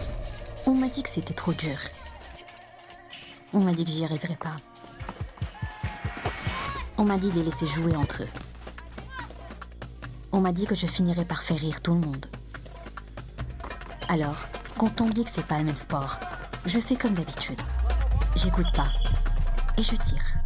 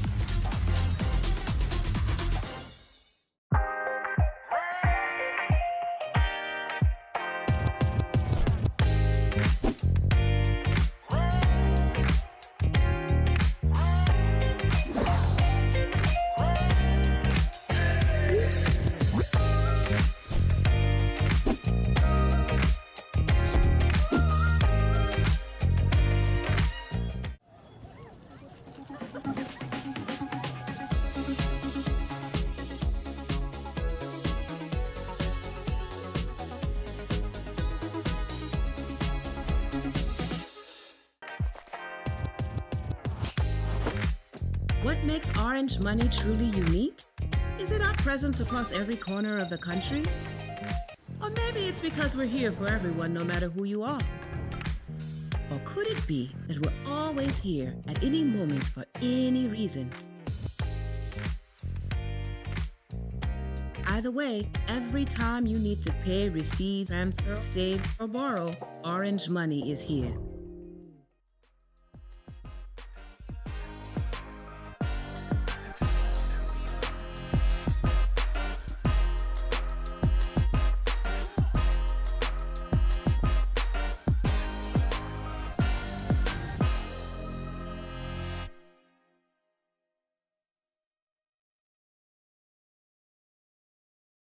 Yeah, I'm 101, number one. We the best, it's another one. I say it with my chest, I'm telling everyone. Diamond Cup, 101, number one, number one. We the best, it's another one. I say it with my chest, I'm telling everyone.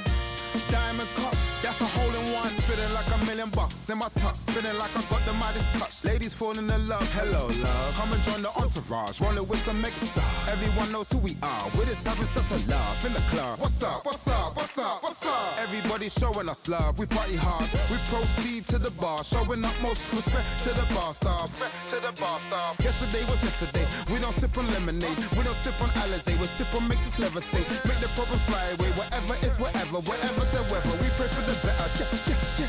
Yeah, I'm 101. Number one. We the best. It's another one. I say it with my chest. I'm telling everyone.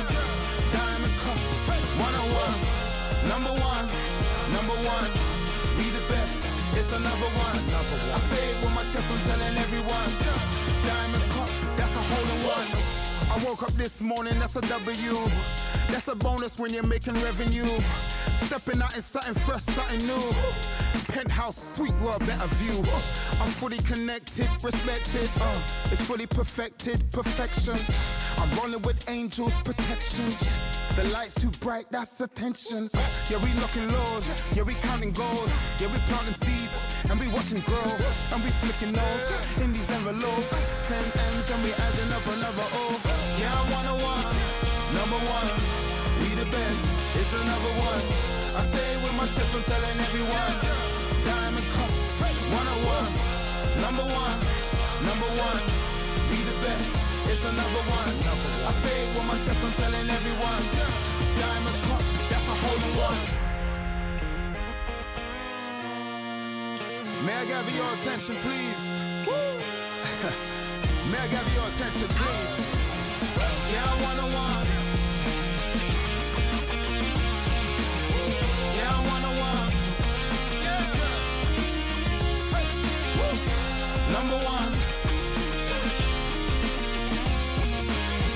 Yeah, I'm 101.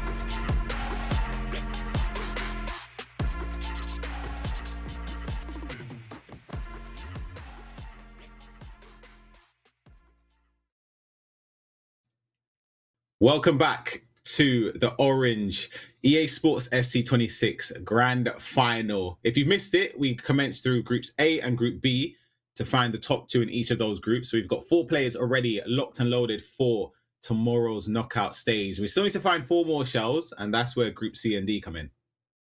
Yeah, we've still got Group C and D to play for, of course. I do think the level is starting to increase was really good. A lot of players in Group B. As we're getting over to Group C now, we got Resistor Sean, Sandy, Fuzz YZ, her team, and Maximino representing in Group C. You can see the nations being represented as well, Morocco and Tunisia.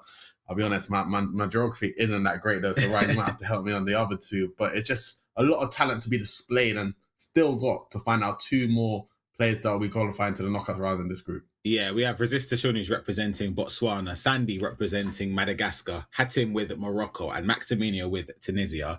Each player was asked a series of questions as well, and 3 of those answered the questions, right? And I'd be happy to know the shells. They were asked about their play styles in the game. Start off with Resistor Sean. He stated, a fast attacker who doesn't mind giving the ball away, as he really enjoys winning it back through pressing tactics. Hatim, of course, Morocco, representing the host nation right there. His playing style is direct and offensive. He constantly attacks and puts a lot of pressure on his opponent to gain the advantage quickly. And then Maximino of Tunisia states, I have a balanced but very intense playing style. He says he stays calm during key moments while being aggressive in pressing and decision-making, favouring elegant and fluid football while putting on a show with every action. See, for me, I love to hear that. I wanted to hear more from Sandy, though. I didn't get to see. Maybe I missed it. I might have missed it. But either way, the first games you can see there, round 1, Sandy up against Hatim, which is going to be a very, very interesting game. Madagascar up against Morocco. And you can see at the bottom there, Maximino of Tunisia up against Resistor Sean of Botswana. That is going to be a key start to this group. I was looking through some of the recent results as well. A lot of the players saying they have experience in tournaments. They were asked it in the questionnaire as well. I've done a bit more digging, though, on Maximino, and just to see. And he's been a champion in Tunisia for the last 2 years. Oh, I think this is coming into the 3rd year as well. So he's been consistent in his nation. He's been amongst the best players in the world over there. But now he has the opportunity to showcase that against other players of African nations as well. Yeah, of course. When you kind of becoming the known champ of your country, it gets a bit nerve-wracking in my opinion, because when you start to go into these international tournaments where you're playing against the best of other countries and stuff, you kind of want to represent your country and do them proud, but you're also kind of scared of maybe losing that kind of confidence and maybe not thinking that you're as good as everyone else competing. So still, we got a whole round to be played for. So still, Maximino will be looking to try and continue a streak into Tunisia, but carry on to the global stages as well. Yeah, I'm hoping for this group, it don't carry on till we don't find our final 2 players in the round 2. Hopefully, it can go to round 3, where it'll be 2 matches going on, and we need results from both players to try and do something. So hopefully, it'll make it a little bit more unpredictable, but hopefully, exciting FC to come. Absolutely, and of course, all players are champions of their national competitions to get to this stage as well. You can see they're sat there waiting to kick off, and hopefully we are moments away as well. Shells, I made a mistake about going through the clubs that are actually allowed. I mentioned Arsenal in there. They're not even there.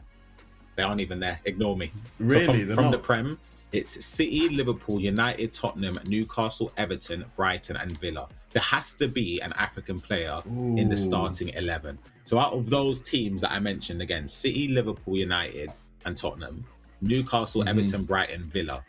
So from those 8 teams, no, I want to say from those 6 teams, ignore City and Liverpool out of that. Who are you selecting? Did you say Newcastle? I did. That's just the Prem teams, by the way. Like, there are other leagues that are just from the Prem, I mean. From the Prem, I would say from those selections that you said, Newcastle's kind of I'm thinking about it because of Dan Bird and Walter Marder, of course, but I'm also looking at Aston Villa with Tyrone Mings at CB. True. I feel like you get the height there as well. There are some options of players that make Anana in midfield as well that can just maybe leave you in the height in the other areas and still keep a smaller striker up front, such as Ollie Watkins or Marlon, that I'm sure could play up front as well. So different options. Who would you choose? I think I'd go with Newcastle. Yeah. I actually think I would. The height there as well. You've got the corners. I know we speak about it a lot, but then you also have some players. It's even Nick Pope in goal as well. Exactly. I forgot about that as well. You have options on who you can select. French league, the options are out of PSG and Marseille. I think it's fair to say we'd go with PSG there. For the Bundesliga, though, Bayern Munich, Borussia Dortmund, and Bayer Leverkusen. Trying to think who I would go for there. I think it would have to be Bayern. Bayern does seem like the right choice, I think.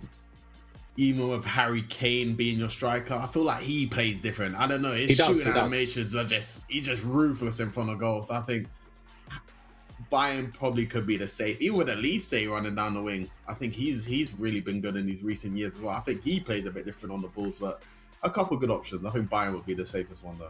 Absolutely, but as you can see there, the beautiful trophy on display in touching distance from all of the competitors that have been playing on that stage today. They know that they have to perform their best in order to try and get their hands on that trophy, but it's not going to be easy. Group C, top 2 advance into tomorrow. The top 4 we've already seen today. The unbelievable display of the nations that are in this competition. The opportunities for the players to win more prizes. Again, just even getting here, you get yourself a Samsung device, which is unbelievable. But you can get even more if you get into that top 3. But it's still quite far away, especially for these players right now. They know that they would have seen other players qualify early on, but they have to keep on progressing. You can see you've got coaches over the shoulders as well for some esports organizations. The first coach we're seeing in this tournament so far. So it's good to see the level some of the players are taking, and even the opportunity. Once again, big thanks to Orange working with EA Sports FC collaboration with this tournament, trying to showcase the players of all regions in the world, showcase the talent, and hopefully the start of many more events to come. But also just to get your experience in. I think these events are great for players to try and get to learn the land feel, see what it's like trying to play with nerves. Cause I'll be honest, when the cameras are on you, the nerves they come from anywhere. Yep, exactly. And we are moments away. And right on cue, we're going to jump into the first game that has started. It's going to be Sandy kicking from left to right, representing Borussia Dortmund. And of course, Madagascar. And it's going to be Hatim of Morocco, where this tournament is being hosted. And he selected Real Madrid, who, of course, their African player in the starting 11, Brahim Diaz.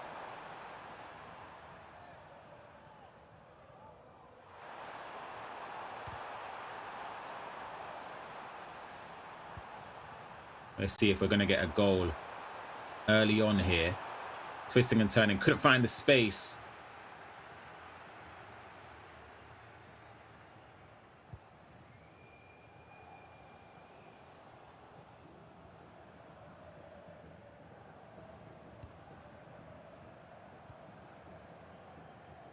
A lot of patience here. Yeah, he's done from Sandy. He's done really well to hold on to the ball down the left-hand side. Sometimes you just got to get a feel of the game. Saw it from Dex Jr. in the first 2 or 3 games, we'd say. Those first 25 minutes-ish mainly was just made to feel out the opposition, just to gain an understanding of how they attack, how they defend, try and get a bit more comfortable with dealing with that as well.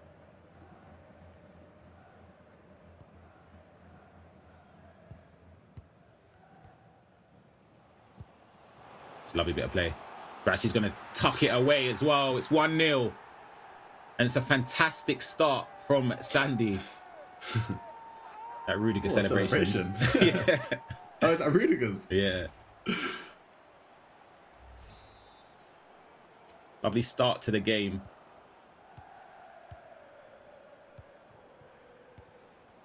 Yeah, and it's a big goal to open up for Sandy. It's kind of weird to see the kind of tempo difference between the two groups. You can see he's just a little bit more slow on the ball, just taking his time, not rushing anything. But he finds himself 1-0 up, but Hatim player locks through and goal off, just isn't it? offside. Yeah.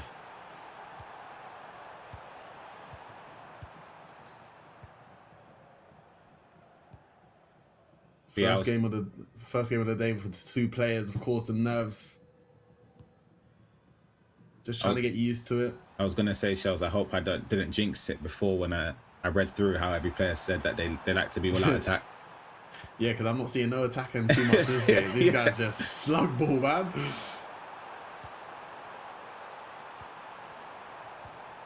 Oh, the Galer. I haven't really seen much of him. Vinny there.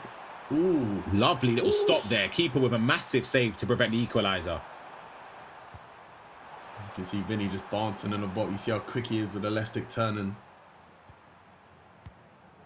I think both players are just trying. It's like a chess match, these two games, I think. A lot of times with some type of games, you can see a lot of through balls trying to go end to end, but these guys are trying to work the best attack, trying to not give anything too easily away. But with the 6 minute halves, the time will go quick, and you start to realize you ain't got long left to be working with, but still a lot to play for between the two opponents.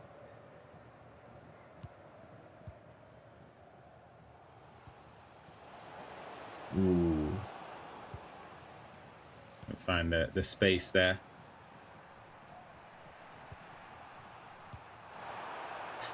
Looked off, but is it on? Mbappe's onside here. Cuts in for the finesse shot, blocked. I could have put anything on there that was offside. Clearly, I'm wrong though. But I thought he was just offside as well. The paylock seemed he done it quick, but the pass just looked a little bit too slow. You can see the recovery from Sula. I mean, if you look at talking about players maybe offering things stats don't. Sula in game is a big player. Special player. I completely forgot about him as well. Just trying to get yourself in front of blocks. We know how important blocks are in this game. And when you have a frame like Sula, he'll be dying for the badge.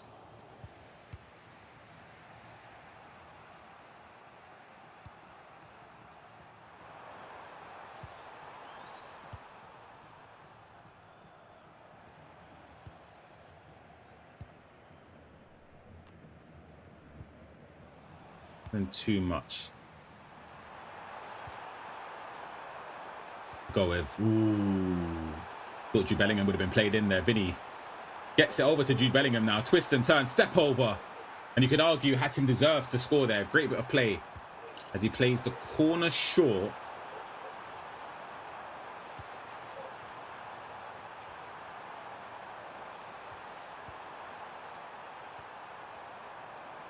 Hatem still putting on the pressure.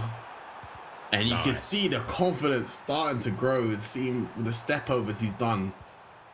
Even the first one he done to go out for the corner, it was a great piece of composure to give him enough time to get the shot off. You can see him starting to slowly warm up into this game.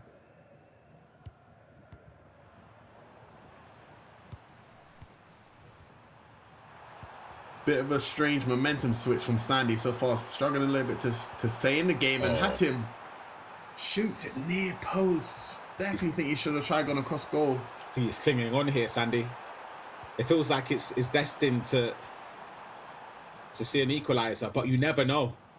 And it could be something that he could capitalise on here. Just actually trying to get past, and Carreras there is just way too quick and strong to stop him out in his tracks.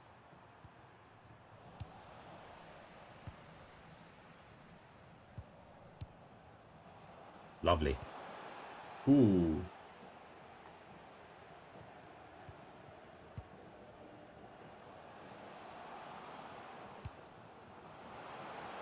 It's beautiful. Oh, could have got goal number 2 there. No added time. So that means that is the end of the first half here.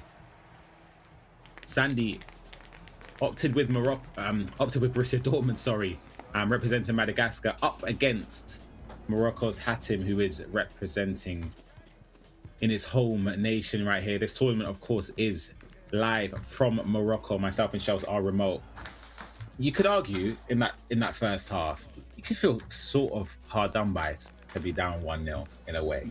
Yeah, I think Hatem, after going 1-0 down, he's definitely improved his level a lot, and has definitely been a little bit unfortunate not to be equalising this game. And I think Sandy started the game really well as well, but since he went one up, not really offering much more going forward. He's found himself in some good opportunities, but Hatem would definitely be disappointed he hasn't scored one already.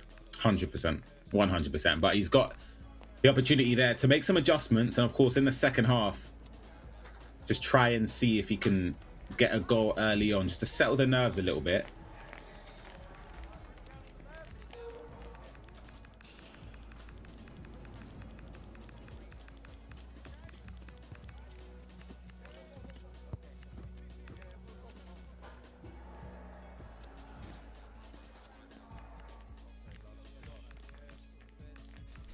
A lot of changes. Yeah, and it feels a bit weird when they can see your changes, isn't it? I'm Yeah. with you.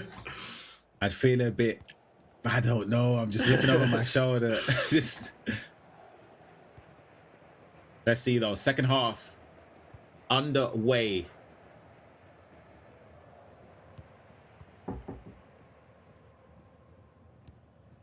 Of course, we'll get the updates from the Maximini up against Resistor Sean game. That's also going on at the same time. So when we can, we'll see if we can get a few updates, probably towards the end of the game.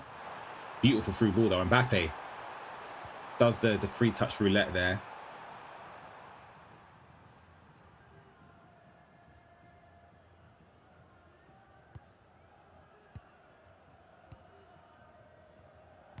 Sandy really likes to be a little bit patient on the ball. He likes to really wait for the defender to give him the guarantee look. And with the left stick dribbling this year, you are able to do that, but you can get caught out on the press a little bit. Yep.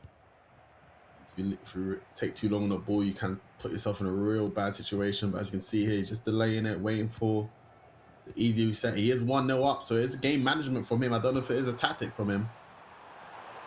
But you can't let Hatim put the pressure on him for too long.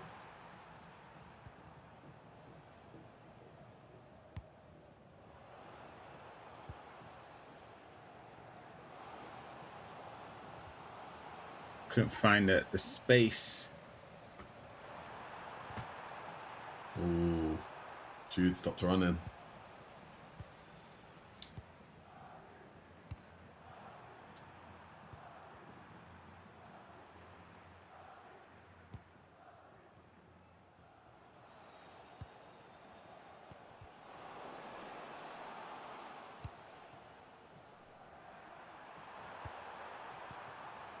Look at the run here.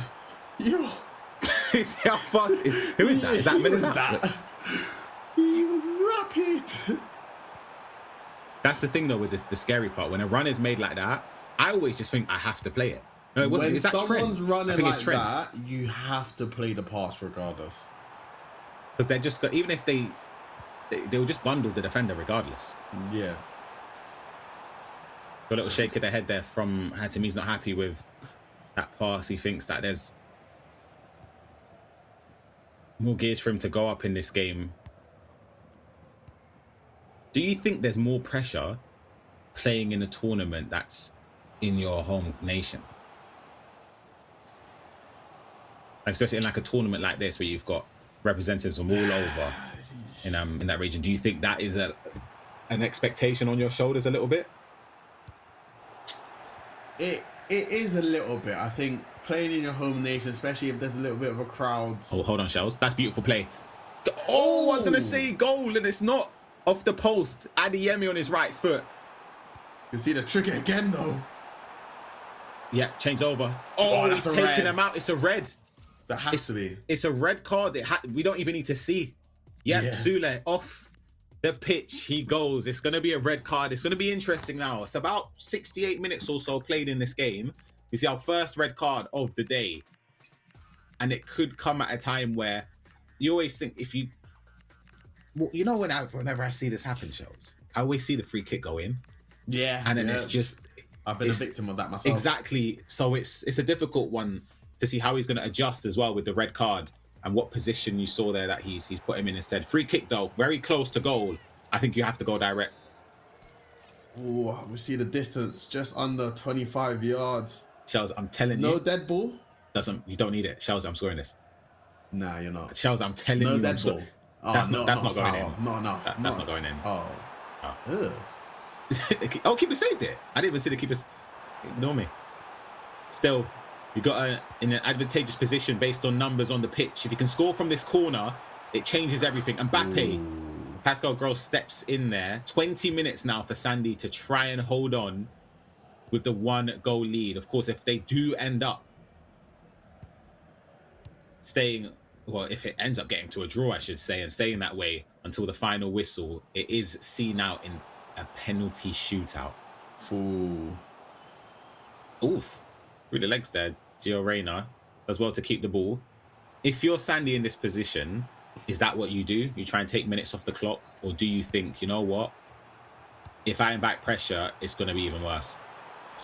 Yeah, you can't invite pressure. I think you still got to go forward, try and get to the final third, but you just want to try and kill the clock. Try and make chances where it's like, all right, I've got a corner, I've got a throw in, and just keep the pressure on him, because Hatim looks really dangerous going forward, especially on a counter when he gets a trigger, so he knows he needs to be careful. I think Sandy's been a bit fortunate this game, but you do need to try and slow it down. Only 10 minutes more left. If it was 9-minute halves, you probably have to get a number. 100%. If it's 9-minute halves, it's a different story. 6-minute halves, you're definitely in a situation where you can take 6 minutes off the clock quite, not easily, but a lot easier than if it was 9-minute halves. And you feel a lot more comfortable doing so. You just got to picture it as a game in champs or rivals. And Adeyemi, just offside. 9 minutes to go. And Hatim get that equaliser. And at the very least, go into a penalty shootout where it still gives him a chance where he could lose, but it's still a lot better than what it is now. Slotterbeck does enough to win possession. Thought Hatton done really well to play lock in the box there just to get the pass off. If he didn't do that, he wouldn't have got a pass at the touch itself. Was a bit poor. I can't believe we're about to see a 1-0 game in FC26 after the goalie patch. You might have just jinxed it though. No, but even a 1-1 though, Shells. Even 1-1 is remarkable. I feel like I score or concede 2 goals in 5 minutes every game. To be fair, both of these players had opportunity to score. Of course, Sandy hitting the post earlier on, but from watching Sandy a little bit so far in this game alone, you can see he's really patient on the ball. Intelligent. Oh, and he's just about got a corner from it. 2 minutes to go. Hatim looks across to his coach. He doesn't know what to do. Sandy, though, I would say it's even more difficult to keep possession when you're sat next to your opponent. Yeah. Nah, I think I'll make it easier, because if I can see him get a little bit frustrated, I'm switching that ball straight away. That's true. That's actually very true. Lovely bit of play. Gets it down the line, and he's gone for a referee. What? Coming. Oh my god! Oh my god! What has just happened in that last 2 minutes in game time? Sandy has somehow, he's not even blinched, managed to see that game out with a 1-0 victory there. Honestly, I don't even know. I don't know how that went a foul. I don't know how. I don't know how the ref blew the whistle. That's crazy. On goal. Camavinga's gone. We could have seen a penalty shootout there, but we do have one in this game, actually. Straight on into it. Maximino against Resistor Sean. We didn't see a penalty shootout up until the last game, and it doesn't go in the previous group, and it's a save there.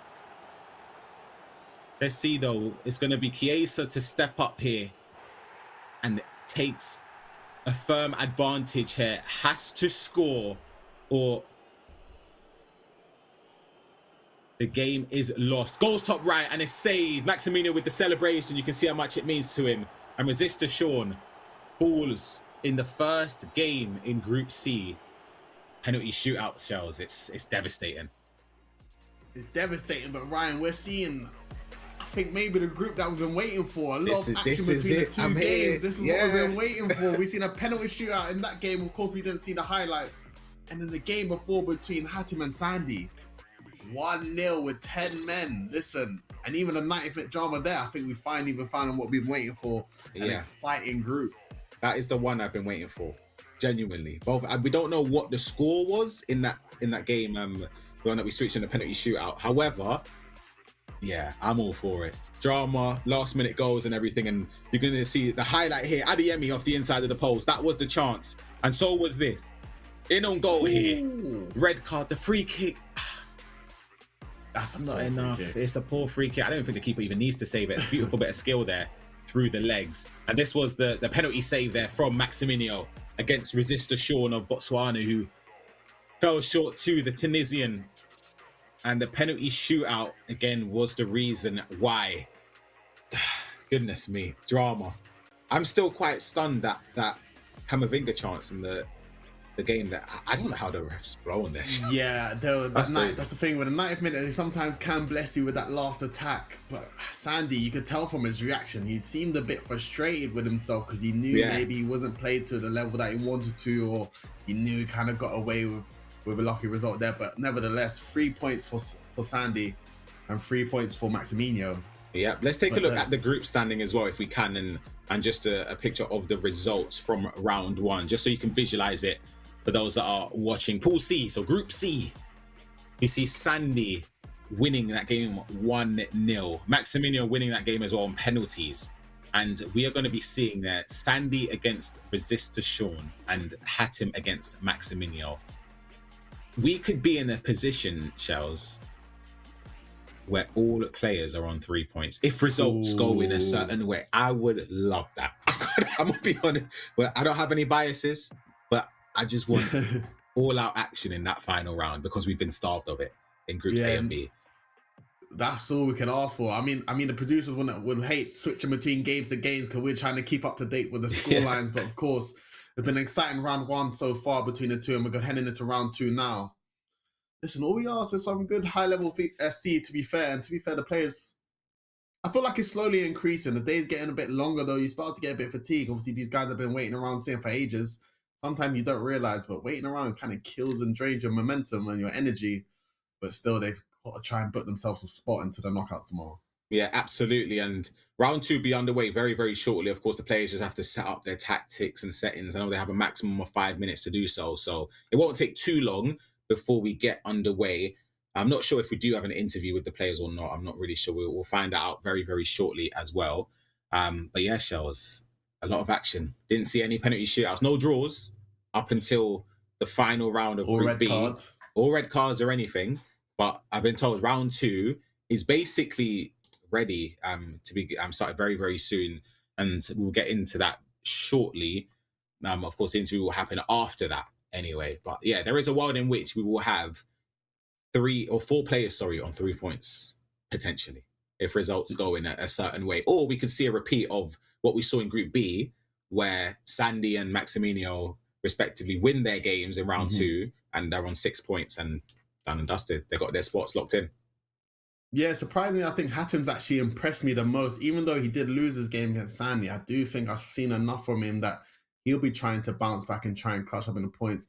And especially Sean losing on pens. I don't know if he's got the same name as me, but I feel like he's got more to offer as well. So hopefully in the last 2 rounds, he can go to the last ditch. Or Sandy and Maximino will clutch up and confirm their spots before round 3 even starts. Absolutely. You can see the players on stage, they're set up next to their opponents. Sandy, though, defensively, I'll be honest, I thought he was relatively locked down. Other than there was a period in the the first half towards the end where I thought he had to concede, surely. Yeah. And then managed to see it out. And if I'm being honest with you, after that, even with the 10 men, it felt comfortable until the last second where he made a mistake and you saw he was upset with himself. Yeah. But for Resistor Sean, losing out on pens will be devastating. So he needs to forget that and try and win this game.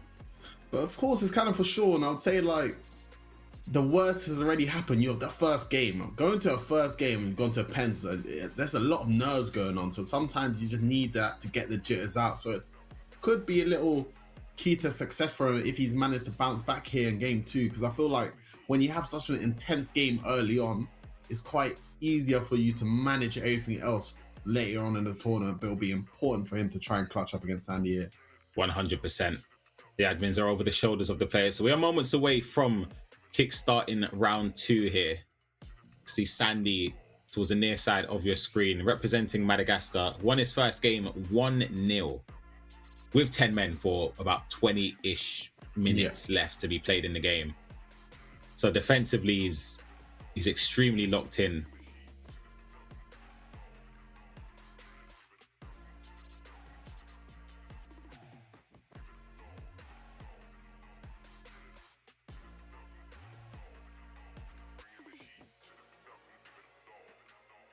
Things as well. Maximino probably let out the biggest celebration we've seen so far today with that penalty shootout win against Resistor Sean.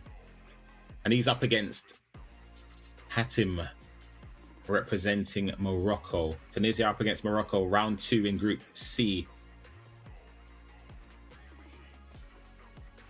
And you said Maximino is the current going 3 year Tunisia champ, right? Yeah. So they went through the the social media channels of his and was looking through. Tunisian FC24 and FC25 champion. Obviously, to get here as well, he had to do that in FC26. So Yeah. technically, 3-time at the very least. But I like what he said about how he stays calm in key moments and he likes to put on a show. He's done that with that celebration at the end as well. Yeah, it's good to see the players letting out their emotion and see these high pressure moments. We all like to try and put on a show and keep calm in some of these moments, but I'll be honest. Easier said than done, huh? Easier said than done. You can prepare for all moments, but when it's actually happening, it's so hard to recreate the type of state that you're playing at. But same way with Sean, the first game gone to a penalty shootout, and he's the winner of Maximino. You can use that momentum and that kind of get the jitters out already. Your first game, you just won a penalty shootout. You know, it's high morale at the moment, and hopefully he can carry on. 100%. We are moments away, as you can see on the screen. The players are just going through their tactics and settings and roles and everything, just to make sure that everything is up to their standard.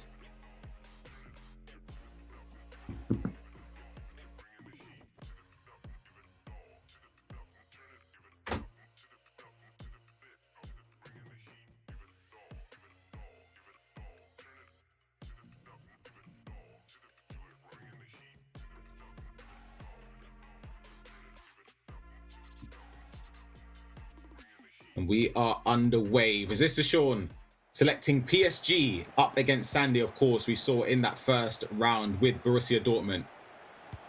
Lovely bit of play as well. He's starting off aggressively. I knew I would jinx it, though, when I read through about how every player loves scoring goals and everything, and then we've seen our lowest scoring round. I knew it. Even play style, generally speaking, I felt like more players are more... They like to think about their attacks, whereas I thought we were just going to see instant through balls galore. I think it's my fault.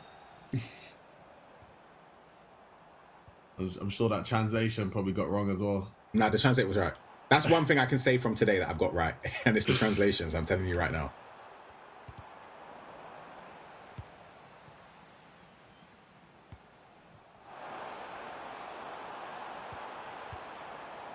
It's interesting to see the use of creative runs, honestly. I think for me, that's always been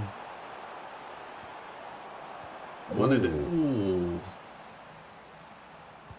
You see Sandy trying to get a 1-0 start again, which he does, twisting and turning in the box. Sandy starting off strong once again. Yeah, and from what we've seen from the first round, it's not a player that you want to go 1-0 down against. Trust me. Resistor Sean tried to move the keeper there as well, but a low-driven finish there from Giovanni Reina gives him the 1-0 lead.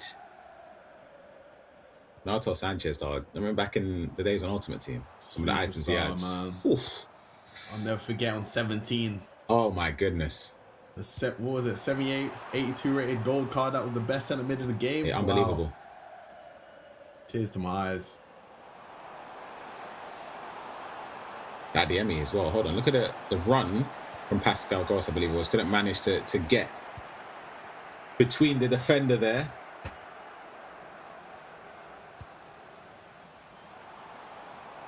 And we're talking about players that feel different. I'm not going to lie. That Ousmane Dembele is the best player I've used all year in terms of feeling. You know, I've not used him this whole year outside of the draft. Honestly, amazing. If he ever got a plus in advanced forwards, I'll never drop him in my...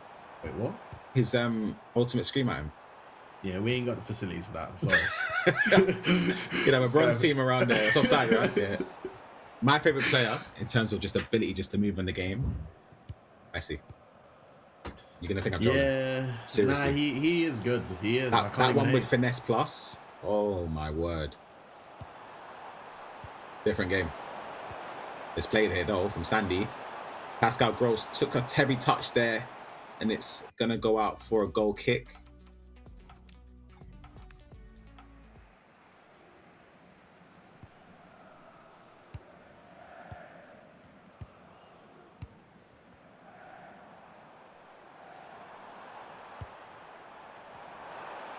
Lovely bit of play open it as well. Yeah. Open up the spaces here.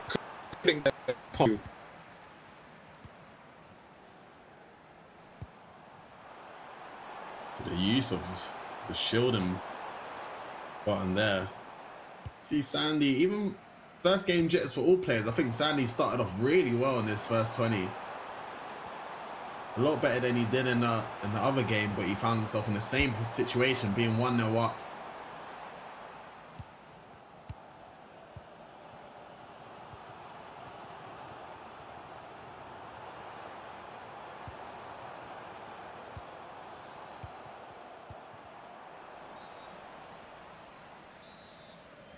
Free kick here. Speaking about dead ball, of course, Ryan would try and shoot, but he's taking it short here.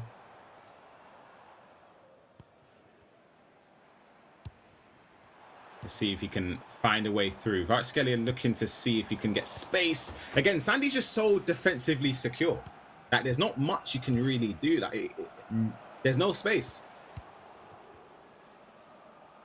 Maybe this is the type of game he always likes to play for. It seems like he always wants to try and be in control. Yeah, he goes out blistering initially, gets the early goal, and then just controls it. Yeah, Mikel Arteta would love him. He'd love him.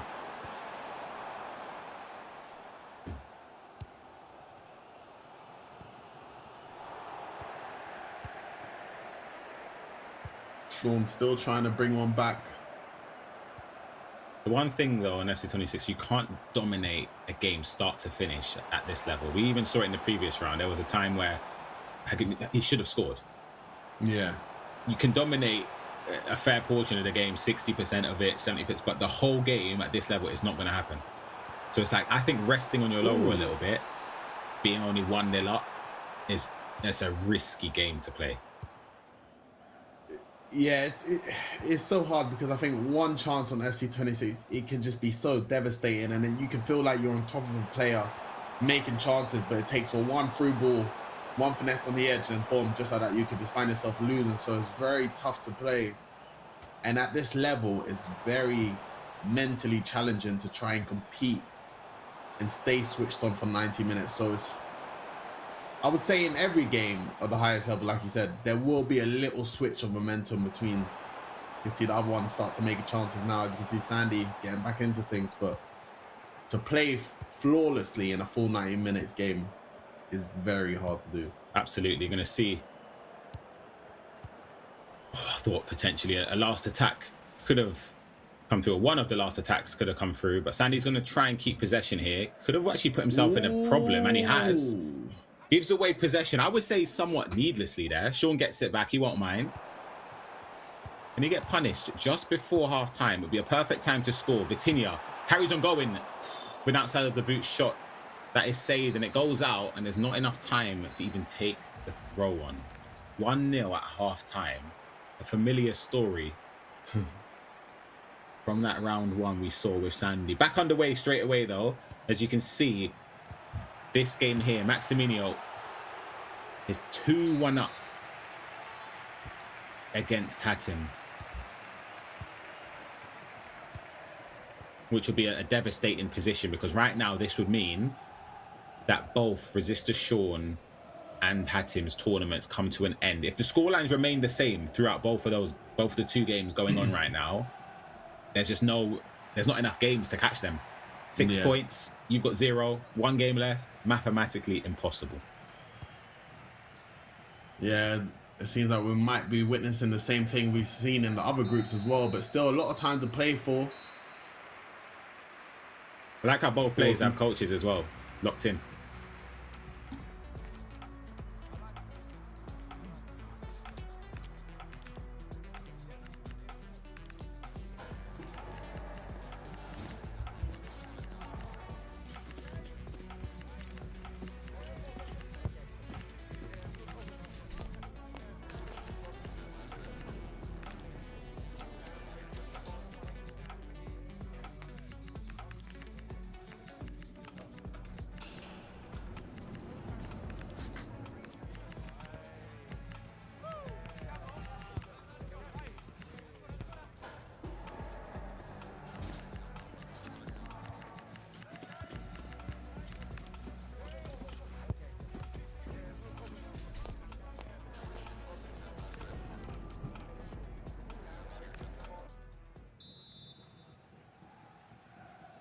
get back underway in this game.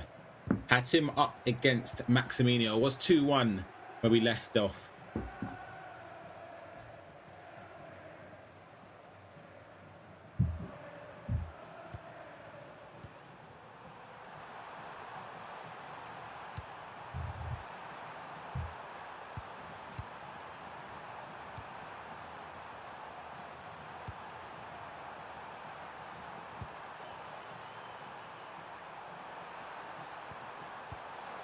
Oh, it's a terrible offside trap. Oh, you've got away with one. You've got away with one heavily there, Hatim. Yeah, that was a terrible offside trap. That's the dangerous thing. You get it wrong, you will give your opportunity a chance to score. And Maximino, some would say he deserved the goal from the poor offside trap from Hatim, but has got the 2-goal lead there. And we'll be looking like he will be taking home the 3 points in this game if Hatim doesn't find a reply. Oh, it's lovely. Near post. There we go. Straight off the bat. Hatim gets a goal back in the game. 3-2. 2 goals in quick succession. I don't agree with the keeper movement. I just think you guarantee giving them a goal. I think both players especially from that close. Yeah. From that close, if you move the keeper at all, you're gonna just see them stand still. But the thing is, even if you move the right way, it's still going in. But like, yeah, if you don't move them, you give yourself a better chance in case they go across the face of goal and they don't get their aim fully precise. You have a chance to save it. And there is that small percentage. It's a small one, but it's still a chance. When you move them, there is no chance. Yeah, unless the opponent somehow just aims it wide or something. I think it's very important to try and give your... Oh, wait. It's a great switch. Got him. Which one does he follow? Tries to go in the middle there. Militao stepping in to get that interception. But yeah, I think it's a great option to sometimes make your opponent miss rather than letting them score type of thing. Let them still try and beat the goalie as he tried to slide tackle to bring him down. Wow. But Hatim has equalized. In a matter of minutes, this game has gone from 3-1, Maximino's Colts celebrating, to a blink of an eye, and it's 3-3. And now the pressure's on. Big game. Pressure is on, Charles. Like you said, if Maximino and Sandy both win their games, they've pretty much put themselves into the knockouts already. Hatim is trying to give not only himself, but the rest of the competition a chance to stay in this tournament and fight in the knockouts.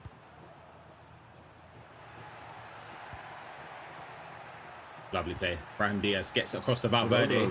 Player look, cancel across the face of goal. It's beautiful. And that's what we needed from Hatim. We've been waiting for that. And it's taken him to go 3-1 down for him to kick into gear. But that's a lovely goal. You knew he was going to score, Shells, when he played, because you know he's going to play a lot, cancel it. And Maximino it was too late. Couldn't do anything. And it's well worked there. Yeah, he got himself in a good situation. And when you get a 2v1 like that, it's more about just trying to do the right thing. He had the space with Valverde, but the play lock just allowed him just to carry on with possession, leave it for closer to get the shot off. And like I said, it's very hard to stay locked in with the full 90 minutes. You can see Maximino looked like he was cruising. You know, as soon as you start to feel that little switch and start to play a little bit better, the passes are starting to work.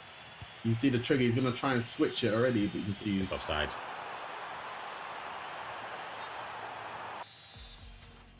A pause. It's been brought in here at an important moment in the game. Always playing Ekatike off cam. Interesting. What's your thoughts on having players at a position this year? It's once again, I think positional base, and I only think wingers. I think we've seen on foot, especially Erling Haaland playing left mid or no chem. And listen, when that guy gets going, there is no one that can slow him down. And I think the way how it's played, especially with your striker and Cam being maybe the playmakers in the team, you just need to trigger the players yourself, so it won't do that much of an issue. But I'm not too much of a fan. So like, my thing is saying this: why would you now have Gakpo up top and Nunez on the left? instead of just having him in their position. I guess that's something we won't know without asking the player, but there's only one thing I could possibly mention, but I don't think he's done it, and it is running style. Running style, say what you want. Some people could say it could change a thing, some people say it doesn't. I'm not too sure. Oh, I see what you mean. Like the lengthy versus control versus everything. You mean that? Is that what you mean? No, I'm talking about actual animation. Oh, animations with the okay. So, for example, Haaland does run a bit different to some other players. I'm not sure on Gakpo and Darwin, but I much rather, like you, would rather switch it, so I have both of them on cam.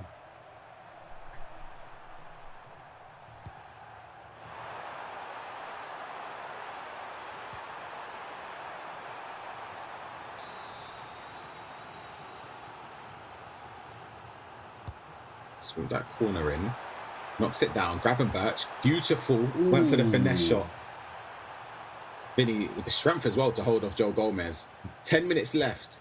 It's a must-win game for Hatem if he want to keep this tournament alive in Morocco for the Moroccan national.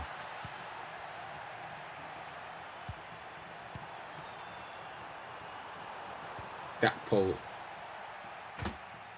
can't get anywhere near Alvaro there.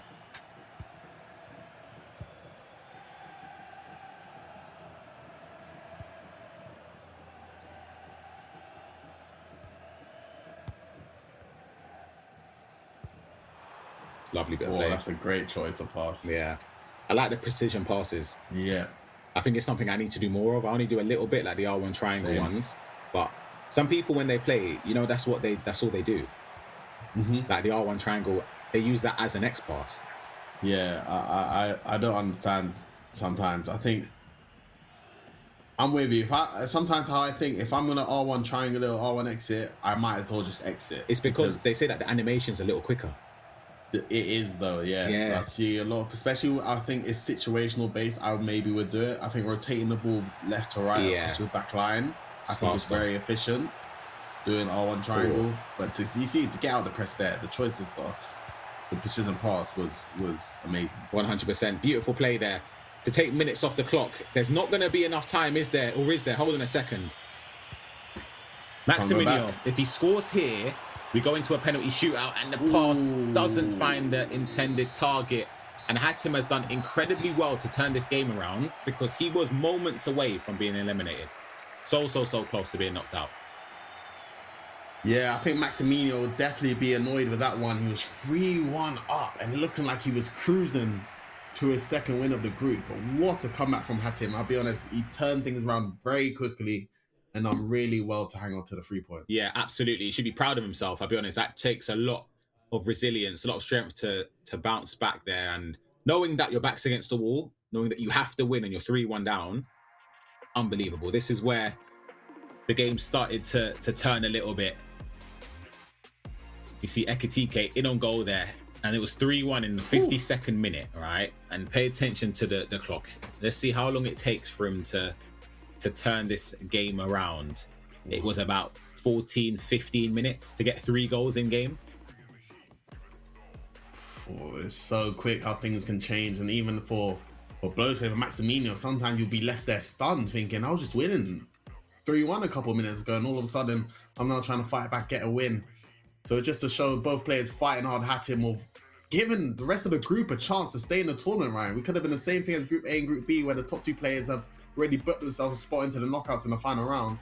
But Hatem has given himself another opportunity to try and book himself a spot into the knockouts. The thing that's helped him a lot as well is the tiebreaker. If you're level on points going into, or when all games are done, if the first tiebreaker, is head-to-head results.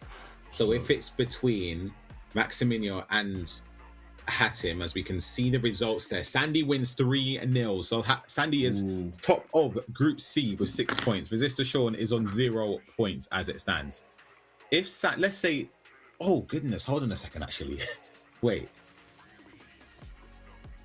No, there isn't a chance. I was going to say if there's a way, but based on head-to-head, Resistor Sean wouldn't be able to overtake Maximilian. Or no. Oh goodness, Shells. Like, wait, he could if he wins his game against Hatem, he overtakes him based on head-to-head. However, he doesn't overtake Maximilian. Oh, it's really confusing. Again, we'll just let the games play out. Either way, Sandy's on 6 points, Hatim's on 3 alongside Maximino, and Resistor Sean on 0 points. Maximino would have to win against Sandy. But then again, if Hatim wins against Resistor Sean, he'll be on 6 points. However, head-to-head against Sandy puts him below him. So I think Sandy's through regardless. Sandy, I believe, is guaranteed through. But is there any chance of Sean making it through? That's what I'm thinking head-to-head. Head-to-head is a difficult one because, again, he's playing against Hatim in the last game. But he lost to Maximino, so he can't overtake him on the leaderboard head-to-head-wise. It's impossible. So I don't know. I'm actually not sure how it works when there's 3. This is the chaos we wanted, though. Yeah, it's true. It is true. So we will wait and see to get started for the final round 3. Maximino against Sandy and Fuse YZ Hatim against Resistor Sean. That is going to be underway very, very shortly. Again, it's just about finding the top 2 per group to advance into the knockout stages for tomorrow. But yeah, looking at Sandy's results there, yet to concede a goal. 1-0 and 3-0. I know he's not the highest scorer. Doesn't matter. He's got 6 points on the board, 4 goals scored, 0 goals conceded, Charles. Yeah, and I also think that's also him trying to stay true to his play style. I think with some players, when they start to get a lead and stuff, they want to try to just score goals as much as possible. But we're going to go to this interview quickly. Ici, c'est très difficile. J'ai beaucoup de pression parce que c'est la première fois pour moi de sortir de Madagascar. Mais je suis content d'avoir gagné. Et voilà. Mais même si la pression, tu joues très très bien. Donc tu fais comment pour rester calme? Je ne pense pas trop à la victoire. Je me concentre sur mon jeu et je reste calme. Voilà. Et donc, ici aussi, on a des gens qui sont là pour regarder le match. Tu as déjà joué contre Hatim, mais ce n'était pas là pour toi, vraiment. Mais comment tu as trouvé le public ici au Maroc? C'est très intense, le public. Même s'ils sont pour le Maroc, ça me donne aussi de l'énergie. Et merci beaucoup quand même. Hein. Merci beaucoup, allez, je vous laisse. Et encore les casters, allez-y. Thank you very much. Again, I'm back with the translations. I can't remember what the first question was, but I know what, I know what. No, seriously, the second part. He was asked about how he is in the public with Morocco and everything, and he says he wants to say thank you very much to people that supported him. He did say that. Come on. This guy heard Merci beaucoup. Bro, I know what that means. And he just added the other bit. I'm telling you. Listen, the production, they'll be listening right now, nodding their head, thinking, you know what, Ryan? That Duolingo 245-day streak, it's working. Seriously, but no, it's good to hear from Sandy, of course, representing Madagascar. He's done unbelievably well.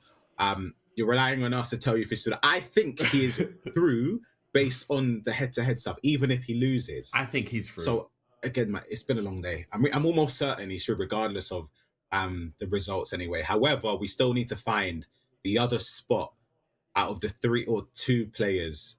It could be 3. Again, Shells, the head-to-head stuff really... I think the only one that's guaranteed out is Sean, and I was hoping for him to still have a chance. But I think with Sandy winning his first 2, it's the head-to-head stuff which gets me. Yeah, because what happens? The tiebreakers could get us. What happens if they're all on 3 here? Sean's beaten Hatim, but lost to Maximino. You know what I mean? Yeah, listen, I'm as confused as you. But this is what we want to see, because there's gonna be someone's gonna scream when they think the game's done. But next, you know, from a 3rd tiebreaker, they're out of it. The thing is, we're talking about all of these things that it might not even happen right now. Maximilian needs to, he would have to beat Sandy, of course, to try and give himself the best chance to advance. And of course, Hatim needs to beat Resistor Sean to give himself the best chance of advancing. I think if you're Maximilian, you'd be upset that you're playing Sandy in the last game, considering he hasn't conceded a goal yet, which is unbelievable. Yeah, and he's looking like he's controlling every game he's played so far. Of course, the scorelines maybe have not been as big as the other games, but to say he haven't conceded a game in FC26, you must be doing something right. Of course, you need a little bit of luck to go your way as we're kicking off into this game between Hatim up against Sean, I think he had a little technical difficulties though. You can see him raise. Yeah. Just has to change something quickly. And we should advance straight back into the game there. This to Sean, of course, representing Botswana. Would love to get some points on the board in this game. He's chosen PSG.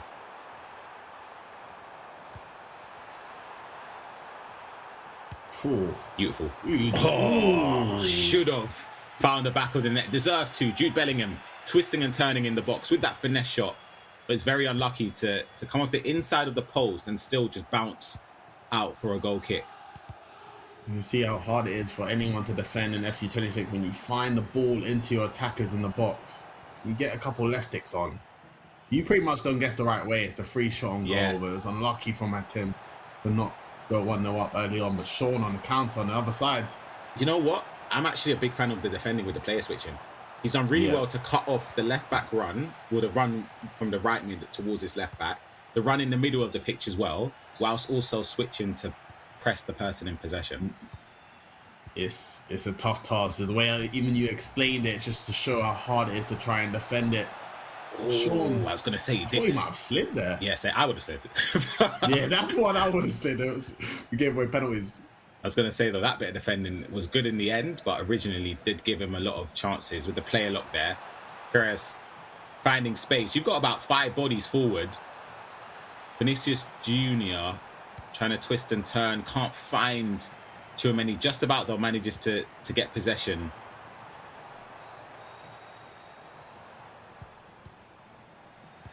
Still yet to get that opening.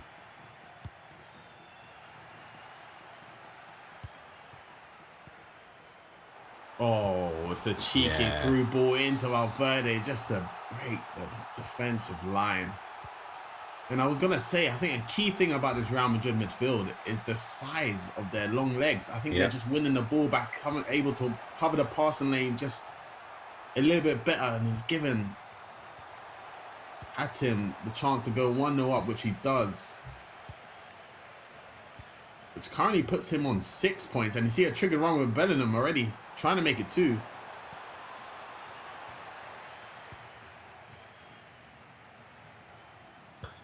Do you think we should leave the calculations of the group to after the game, or do you want to try and get a headache now? I'm going to leave it because I'm confusing myself. I'm probably confusing everyone as well.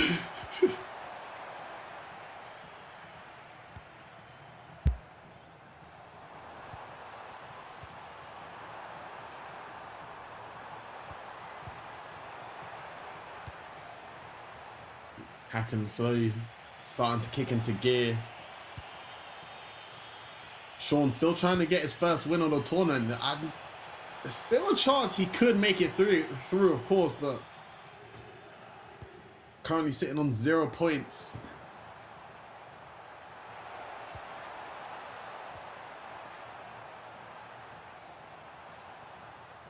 Patience, good defending as well, to be honest.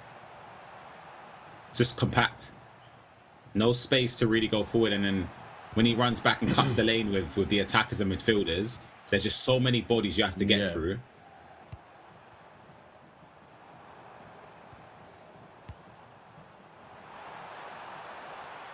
Lovely. Oh, defender stood him up. Defending, to be fair. Defender stood him up really, really well. Because in that position, especially right now when the better is just basically just turning and shooting once you get that space, he does well to stop him in his tracks. Yeah, I think Hatem just thought he was going to get a shot off. He just thought he had too much space. It's so hard to pick the right way as a defender, but honestly, good recovery. But Mbappe still somehow keeping the ball. Lovely. Gotta be. Yeah, there we go, near post. A matter of moments, you give him that opportunity. Vinicius Jr. in front of goal. 32 minutes in. And Hatem takes the 2-0 lead.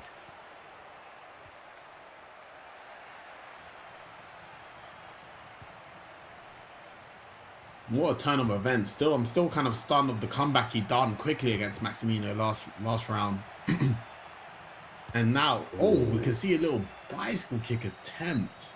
The first one we've seen of this tournament. We know how overpowered they are.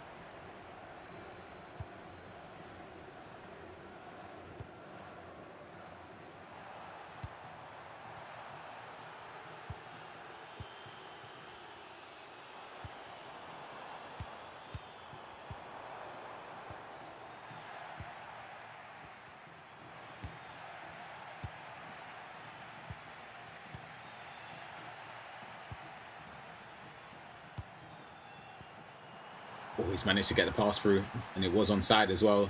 Can Sean try and salvage something just before half time? See the triggered run there. See, I think player locking onto Hakimi slows him down. Yeah, slows him down. You just kind of have to let them run. It's quite a weird one to explain, but when they do run like that, yes, the best thing to do is just to let them run, let them develop the play for you, so you can. Because it's such a split second whether you're going to decide if you're going to play the through ball or not, and I think he had the space there for Hakimi.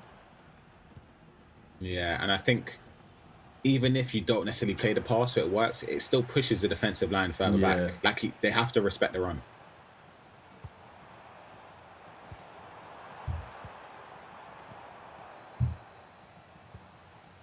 See Hatton playing in these tight areas. Unfortunate to get the shot off, but he will not be complaining and find himself 2-0 up at half time. It's comfortable. It's been a strong performance from him so far. I think Sean hasn't shown much. He's had good opportunities to play the through ball and a counter, but just hasn't been able to make a chance from it. Let's go over to this one. Sandy against Maximilian. Maybe Sandy's just got clamps. He does. He's changed his team as well. He went with Dortmund for the first two. Now he switched it up a little bit with Real Madrid, of course.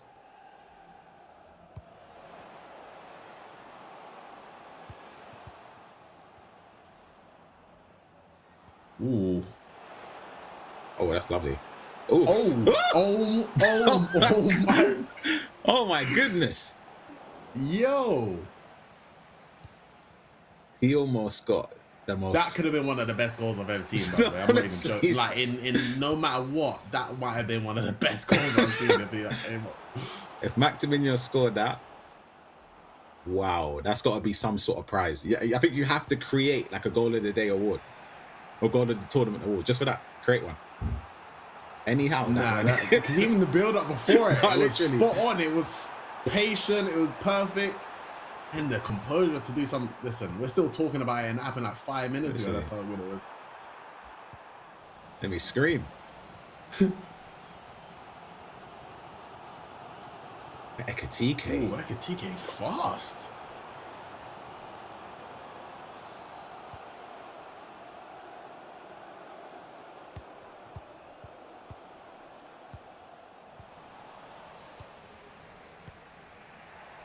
Ooh, you can see what the Sandy was trying to do there with a first time through ball.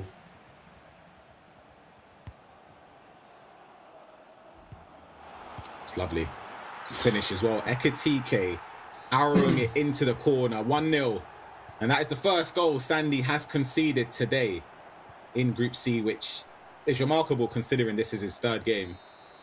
But it's obviously then the first time we've seen him a goal behind. I wonder if that changes the dynamics of how he has to play, because we've seen him be quite reserved, quite patient, but now he's chasing for the first time today. I wonder if that changes anything. Back to this game though. 60 minutes have been played, so we're slightly ahead. Oh, it's very lucky. No.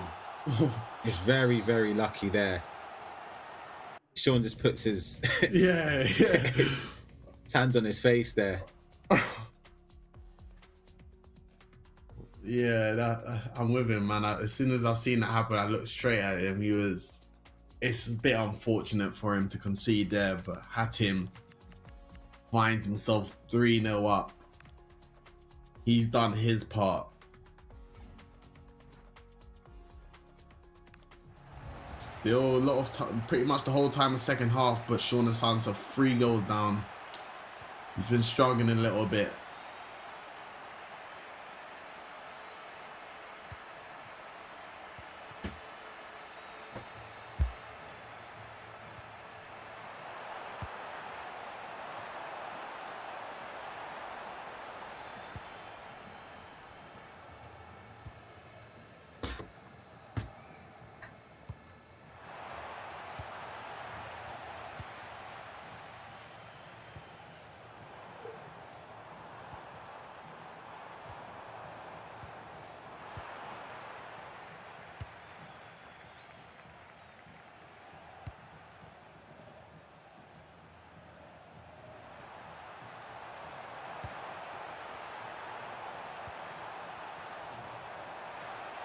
Let's see, can Sean get away back in the game? I really couldn't get space there.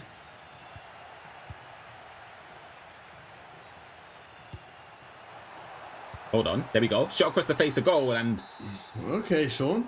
It's a way back in the game.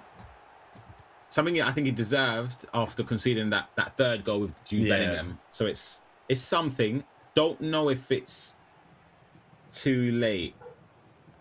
I mean, anything can happen. But of course, I think that third goal kind of just kills the momentum a bit. And yes, he's pulled on back now. But I'm sure as you can see Hatem just taking the time on the ball a little bit more now, starting to think about the game management. Anything can happen, especially in SC 26. Goals can be flying in at all times. All it takes is one through ball.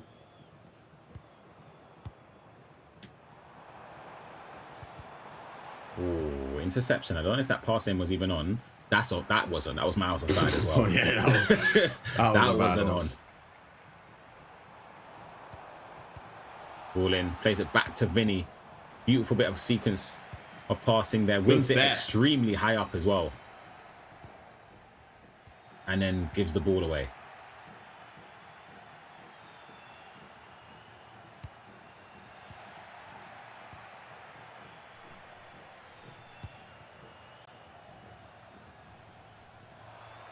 Just over 10 minutes left. You can get a goal here.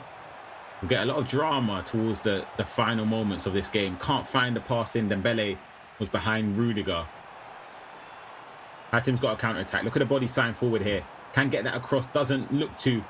Could have gone maybe to Rodrigo at the back post.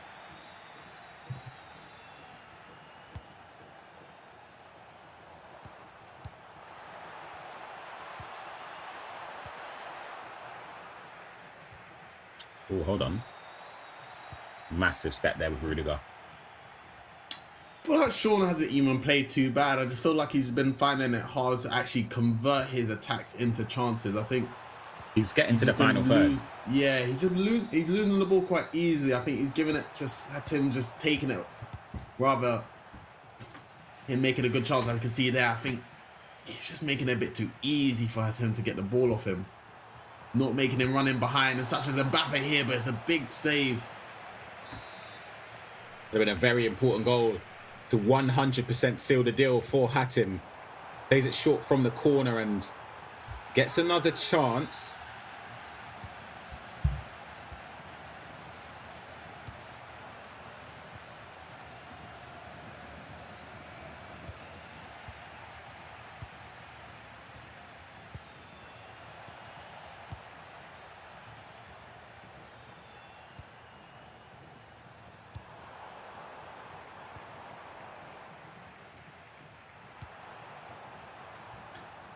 Looks like there's nowhere near enough time for Sean. He's confused at how that isn't a foul.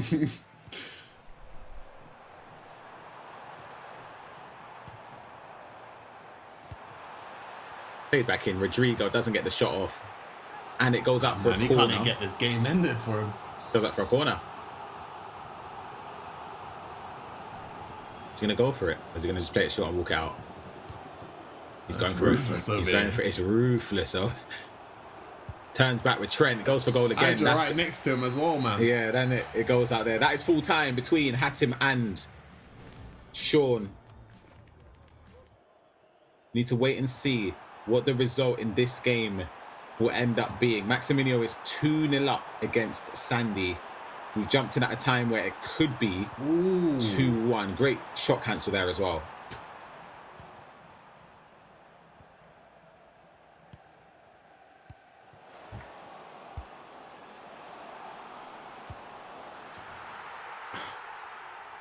Great finish, to be fair. Unbelievable from Chiesa. 3-0 up. Maximino finds himself. Who did Sean play first game? Sean's first game was against Maximino, I believe. It was on pens. Sean, wow, this group has been amazing. The first game, Sean versus Maximino, and that went to pens. And we got Maximino beating Sandy 3-0. Yeah, and I'm someone who didn't concede a goal before this game. Yeah, I'm wondering what it does for the group, because it's very difficult to. I don't know how it works when there's 3 players and each of the players have played and beating each other once. Like, as I in think one then person it will has go a, to it will then wouldn't it go to like a third tiebreaker of I think, goals scored or something? I think so. Head-to-head goals, like goals scored in the head-to-head. I think. Yeah. But I'm not sure if it even needs to get there. I actually don't know. We'll get clarification afterwards anyway. Lovely bit of dribbling. Beautiful goal there from Sandy. If it does come to goal difference between the head-to-head stuff, that is something that's... It could be huge, yeah. Yeah. All across there. In a goal. Onside. Wow. Darwin Nunez tucks it away. No, he doesn't. I thought he was going to go across goal.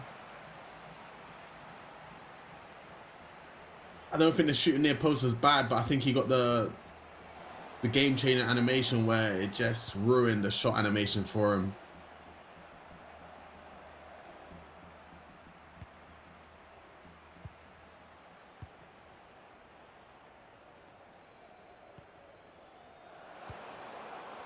Let's see here. Oh. Away. Oh. Ooh.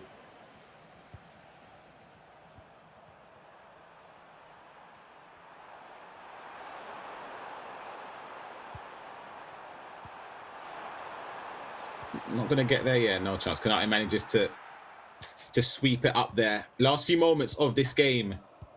Maximiliano had a up and down group stage, to be fair. Won his first game on pens. Is losing his second game in an interesting way because he was 3-1 up. Yeah. And then within 14 minutes game time, found himself 4-3 down and ended up losing that game. And now he's went up against the person sat top of the group and ends up winning 3-1. Low key, Maximino kind of has been the best player in the group, if you kind of look at it like that, because the game against Hatim, he looked so in control. It's just that 15-minute spell where things went out of control. So, but we're going to find out after this who will be the top two going through to knockouts on this group. Oh.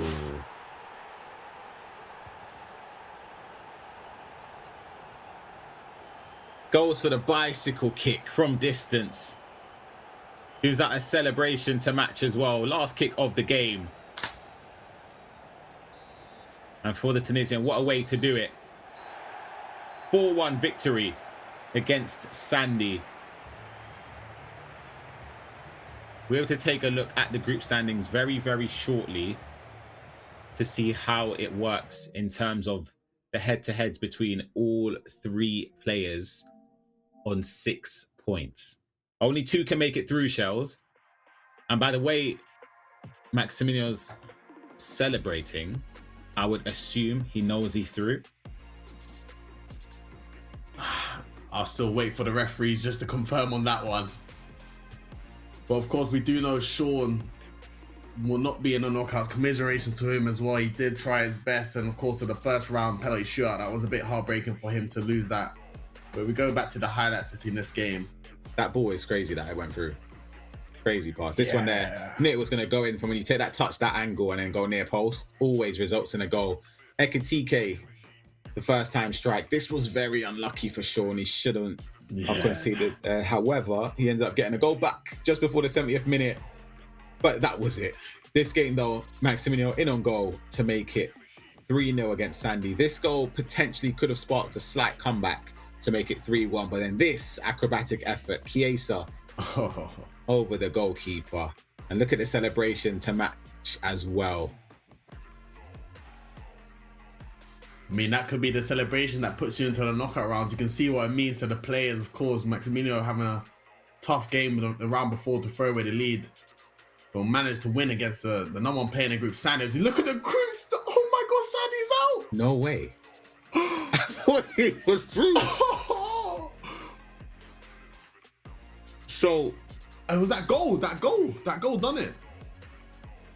No, wait, hold on. That goal that bicycle kick goal done it. I think it done it. Wait, I'm trying to think. That goal, yeah, if that doesn't go in, his goal difference would be on 2, and so would Sandy. So they would all have been on the same goal difference. Oh my gosh. No. So I don't even know what would have happened. This is the carnage we wanted, to be fair. This is the carnage we wanted. We asked for this. I can't believe Sandy's somehow out after only... He won his first 2 rounds, right? Without conceding, and somehow he's out. It just feels so crazy. Like I don't know. Yeah, for some reason, I think me and you both, we just thought Sandy on 6 points. All right, he's through. It'll be between Hatim and Maximiliano to try and go through. Wow. Maximiliano's done unbelievably well. And we have the interview as well. Let's head over to it. The second game that you played was, against your Moroccan Hatim. What happened in that game? والله كان ماتش قوي يعني كنت رابح 3-1 في الشوط الثاني حاتم خسرت التركيز وحاتم استغل الفرصة وربحني ذيك هي الفيفا ما تركزش شوية تخسر. So he said that during the second match he was locked in and then unfortunately he lost his concentration a little bit. Hatim was able to take advantage of that, but that's just how the game goes and that's how FIFA works. But now you've qualified for tomorrow, so you can still represent Tunis. Are you looking forward to it? أول حاجة الحمد لله الترشح جاء في الدقيقة 91 بالجول أفيراج وإن شاء الله نقدموا ونفيزيو التيتر إن شاء الله. He's looking forward to the game tomorrow and looking to win that as well. Is there a rematch that you're looking forward to? Anyone you want to play? Of course, I want a revenge against Hatim. All right, well, thank you so much. حتيم انا نجي ندوي معك بالدارجه حيت كاينين الناس هنايا جاو كيشجعوا فيك كنتي يعني ذاك الماتش ضدو كنتي خاسرو بداو يشجعوا فيك جبت الانرجي دونك شنو وقع تما؟ اول حاجه كنبغي نشكر الجمهور كامل حيت شوف السيبور ديالهم كاينين بزاف ميساجات في انستغرام فيسبوك بنادم كيسوبورتيني ليتيرالمون كنت عامل لي زياتي لاحظتي في الاول الكاسك ملي حيدتهم كنسمع الجمهور كيغوتوا اسمي ما يمكنش يتخدم واخا نعمل كاع في جهدي ما نحضر نمشيو شويه مالوغوزمون خسرت الماتش الاول واش ما دخلتش في التورنوا ولكن الحمد لله قدرت نريكوبيري بحال كنشوف سبحان الله الكليف دو اورانج هيدا وقع لي في الجروب خسرت الماتش الاول ودمرت ولكن الحمد لله الستاف ديالي الكوتش ليكيب ديالي فيس كيوقفوا معايا كيعطيوني لي زيدي وكذا والحمد لله ان شاء الله كان يبقى هنا. So he talked about the topic of having the fans here and actually encouraging him, which was something that did allow the tides to turn. It gave him a lot of energy, especially after losing that first match. And I think we've all seen it as well during the second match that he had. Once he took off his headphones, it all went well. He's looking forward to the games tomorrow too and looking forward to take the trophy home or keep it here in Morocco.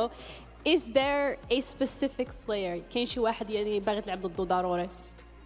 شوف ما نكذبش عليك ملي كتوصل كما كيقولوا لهذا النيفو عندك كارت فينال دومي فينال وفينال اللي جاب بسم الله شوف دائما كل ميور كان قاعده وشكرا بزاف ونشوفوا غدا.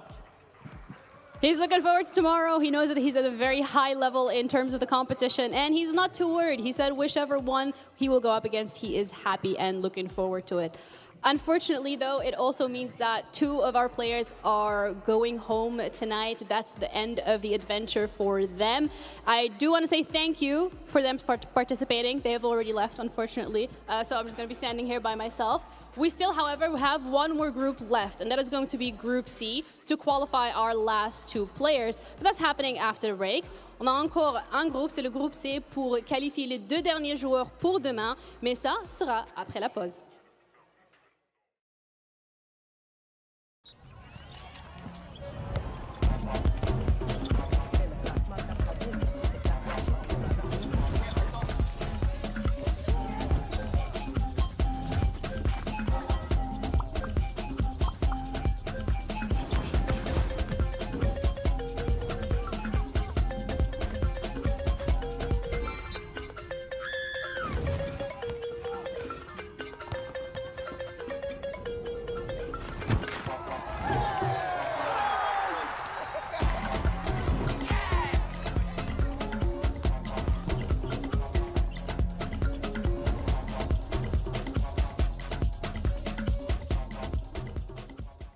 FC26, crazy. They've updated loads of stuff. Big update. The competitive gameplay is insane. FC even updated rebounds. Yeah, they should just do everyone's suggestions.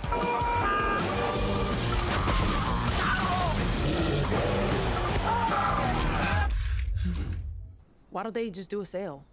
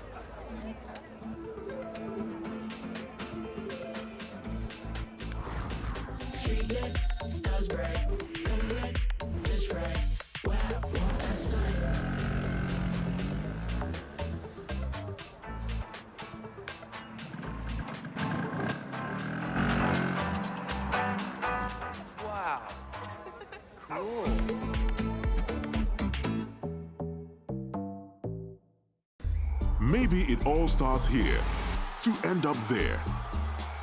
Sure, for us, it rather starts here and finishes over there. But it also goes through here, doesn't it? And sometimes it reaches all the way there. Oh, and here too.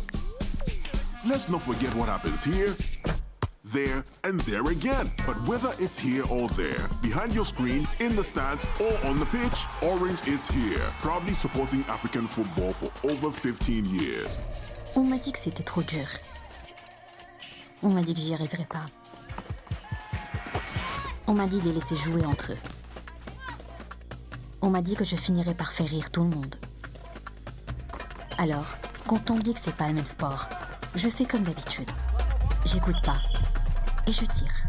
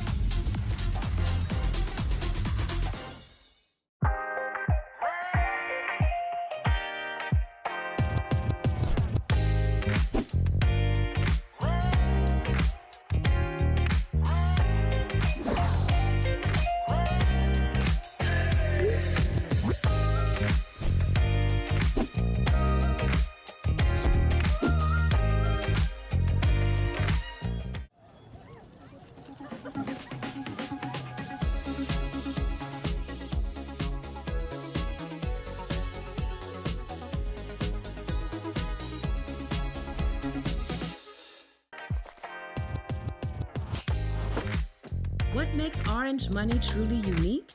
Is it our presence across every corner of the country? Or maybe it's because we're here for everyone, no matter who you are. Or could it be that we're always here at any moment for any reason? Either way, every time you need to pay, receive, transfer, save, or borrow, Orange Money is here.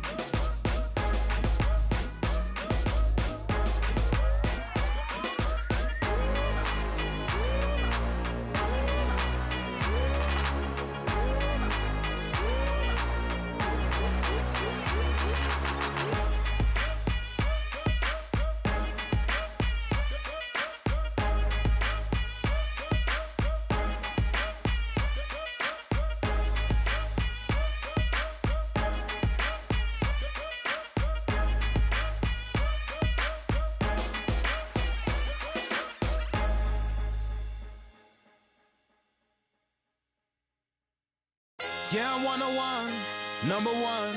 We the best, it's another one. I say it with my chest, I'm telling everyone. Diamond Cup, 101, number one, number one. We the best, it's another one. I say it with my chest, I'm telling everyone. Diamond Cup, that's a hole in one. Feeling like $1 million in my tux. Feeling like I got the Midas touch. Ladies falling in love, hello love. Come and join the entourage, rolling with some megastar. Everyone knows who we are. We're just having such a laugh in the club. What's up? What's up? What's up? What's up? Everybody showing us love. We party hard. We proceed to the bar, showing up most respect to the bar staff. Respect to the bar staff. Yesterday was yesterday. We don't sip on lemonade. We don't sip on Alizé. We sip on makes us levitate. Make the problems fly away. Whatever is whatever. Whatever the weather. We pray for the better. Yeah, I'm 101, number one. We the best, it's another one. I say it with my chest, I'm telling everyone. Diamond Cup, 101, number one, number one. We the best, it's another one. I say it with my chest, I'm telling everyone. Diamond Cup, that's a hole in one. I woke up this morning, that's a W. That's a bonus when you're making revenue. Stepping out in something fresh, something new. Penthouse, sweet world, better view. I'm fully connected, respected. It's fully perfected, perfection. I'm rolling with angels, protection. The lights too bright, that's attention. Yeah, we looking lows. Yeah, we counting gold. Yeah, we planting seeds and we watching grow. And we flicking those in these envelopes. 10 M's and we adding up another O. Yeah, I'm 101, number one. We the best, it's another one. I say it with my chest, I'm telling everyone. Diamond Cup, 101, number one, number one. We the best, it's another one. I say it with my chest, I'm telling everyone. Diamond Cup, that's a hole in one. May I gather your attention, please? May I gather your attention, please? Yeah, I'm 101.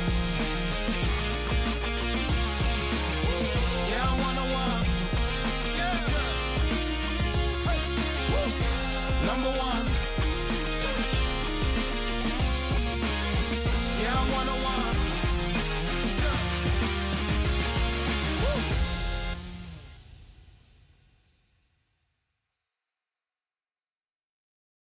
Yeah, what you waiting for? What you waiting for? See the headline, they know just who you waiting for. Make it back, take it back under the lights. Roll out that red carpet, cause now everything's mine. It's about time for Act 1. Everybody's here, everyone you know is waiting for you to show them what you got, who you are, where you been. Time to step up, go out and make a scene. You need to own it, cause right now they got nothing but a poster of your face. It can't win, so set the pace. You gotta put yourself out there with your soul on your sleeve. Yeah, if you know what I mean. What you waiting for? What you waiting for? See the headline, they know just who you waiting for. What you waiting for? What you waiting for? See the headline, they know just who you waiting for. Make it back, take it back under the lights. Roll out that red carpet, cause now everything's mine. Make it back, take it back under the lights. Roll out that red carpet, cause now everything's mine. About time. It's about time. That's right. It's about time. Okay. It's about time. Everything is mine. It's about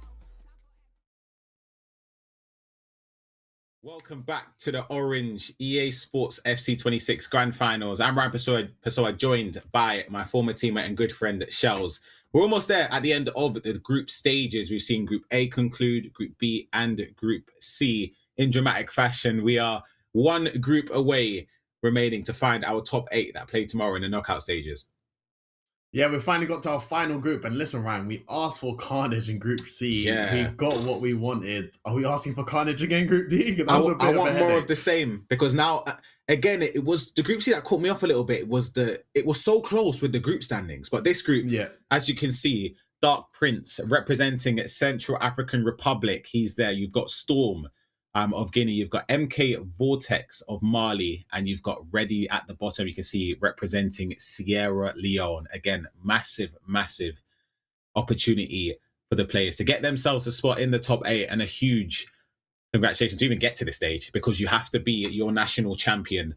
And credit to Orange for their partnership with EA Sports, giving the players the opportunity to create names for themselves, to give them chances to perform on an international stage, to win prizes as well, and potentially get their hands on a beautiful trophy as well. Yeah, it's just the start of seeing the talent across the world, just given more opportunity to players perform. Once again, big thanks to Orange and EA, of course. But going into round 1, we have Storm taking on Dark Prince. And on the other side, we have Ready against MK Vortex as well. And like you said, Ryan, all of these guys are respective champions of their nation. So they're all coming along trying to battle out to see who is the best. But we finally found out 6 players already going through to the knockouts. But out of these 4, it'll be interesting to see who will be going through to the knockouts. Join the likes of Special H, Dex, Wolf, CKE. So it'll be interesting to see who will be finding the top 2. But once again, Ryan, I want to see carnage in this group. Absolutely. And for those that have just joined us as well, each player in the group has to play every other competitor once. If the game is tied after 90 minutes, it goes straight into a penalty shootout. So there are no draws. It's just wins in the group stages. And as we saw in the previous group, the tiebreaker is based on head-to-head. But it can get mixy if there's 3 players on the same head-to-head where one person's beating another. And then it comes down to the goal difference with the head-to-head. So it does get a little bit confusing, but it gets all the more entertaining as well. Hopefully this group can follow suit as well. Previous round, I went through some of the players. They had to complete a questionnaire, and only one player from this group actually submitted that, in fairness. So shout out to Dark Prince. I want to have a quick read through of what he submitted as well. The first question was about how he can summarize the way he plays FC 26. And he spoke about how he's a passionate, competitive and disciplined player with a true culture of performance and continuous work. I love that. That's what I like. That word, discipline. Discipline. Now, that's a key word to be using. And I feel like if you're saying that, there has to be something about you, in my opinion. Yeah, so absolutely. I'll be interested to see how disciplined he is. Of course, we've seen a couple red cards in the group before, penalties early on. So we, maybe that's disciplined, or see if that will help him get the results he needs. But exciting stuff to come. Absolutely. And with Dark Prince, he spoke about how he's played FC for several years and played in local and online tournaments as well. So he has that experience and an ability to perform under pressure, he said. So it's going to be interesting. I want to see if the players can live up to their statements, because obviously it's easy to say words. You know what I mean? It's easy to say that. I want to see it. And this is exactly the opportunity to do so. They deserve to be here. It's a fantastic opportunity, a fantastic tournament. And we are 3 rounds away from seeing the final 8 locked and loaded, ready to compete tomorrow. That beautiful trophy. And also the winner not only gets their hands on the trophy shells, they get a VIP trip to Real Madrid for the winner and a guest, plus $250 spending money to cover whatever expenses they may incur whilst they're out there. Second place gets a $750 PlayStation voucher. Third place, a $500 voucher for PlayStation as well. And all the players already receive a Samsung S25 FE. Wow. And we're talking about like to get the rewards, bringing a guest. Imagine bringing up telling your friend, I just want a FC tournament and you want to come to a Madrid game with me. No, that literally. Would be a great present to be telling them as you're kicking off this game. Mbappe, McGeady, cancel. Storm. And we that Storm starting off strong. Yeah, you see that McGeady cancel with Mbappe. Beautiful start. Making a few changes there, you can see with the personnel. Dark Prince caught all ends up. Finds himself 1-0 down straight from kickoff. Those Samsung devices, those shells, I'm with it. I got a little crack in my phone screen. So, so if anyone's listening, and hey, I'm easily accessible. I'm one phone call away. Message me. We'll see though, on a serious note. Can we get a quick response? Played into Dembele, a tackle mistimed, but manages to recover. There is one thing I've noticed from Dark Prince already. He was in a 4-3-3 flat. No, I don't know about you, Ryan. No, shout serious. I know you like you said the one with the holding. I'm not even joking. It's actually really good. I've got quite a few 15-0s of it this year. It's a strong format. It's because before I thought, why on earth would I only used it because I used the start of the game, right? When it comes to draft, I used the draft as a way to try out, experiment. Exactly. Honestly, very good formation. I didn't even expect it. You know, at the start when it was so hard to keep a clean sheet, Yeah. I kept a clean sheet in it, and I thought, all right, hold on a second. Took it into the first week in the champs, 15-0. Solid formation. Well, so solid the first stop. weekend doesn't count, surely. It's a ref. Oh no, after that as well. We kept using that we got about 6 15s with that. And flying with it. Thought that chance would have snuck in at the near post there. Ooh. Yeah, he's flying. Jude Bellingham. Jude has been sensational to watch in this 9.5 rating mode. I think he's been one of the best players. Of course, we've seen a lot of people using the Madrid team. I was trying to think, will we see a couple different teams in this group? But Jude has been dangerous every time. You send him on a trigger, he seems like he's so fast. And in the box, he just seems like he's scoring his finesses. Hear me out though, Shells. In a 4-3-3, seriously. At Jude Bellingham. Right centre mid. Miles off. He's got the game changer play style. And you're gonna think that new Jude item is crazy. I'm not gonna lie. That new Jude Bellingham. Wow. Yeah, he might be the best centre mid in the game. He's got everything. Played in here. Speak of the devil, gets his possession. Brahim Diaz. Again, every player. Oh, sensational. Oh my goodness, Storm. You're on a different level right now.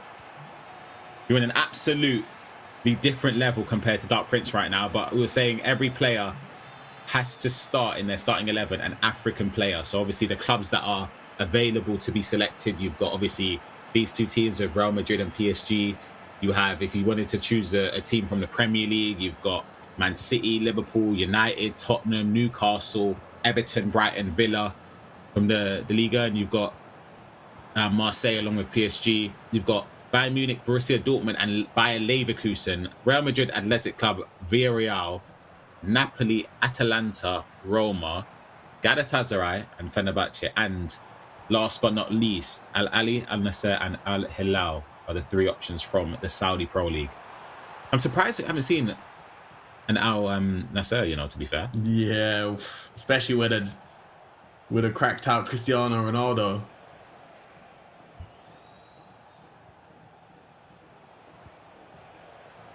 Storm just starting off this game so well, giving themselves a 3-goal lead. Yeah, I'm just a bit stunned by this 4-3-3 formation. I'm trying to see how it works and see what it does defensively. Like here, you can see the wingers. They're just not really offering any support. It's very important for Dark Princess drag them back himself. Yeah. Otherwise, you're going to leave yourself isolated in these areas. And I think Storm will just be sitting like this the whole game. Defensively, you give yourself a lot to do, because it makes the game harder. However, offensively, you feel like you're going to score anytime you go forward. However, it's not really had the opportunity to show it there.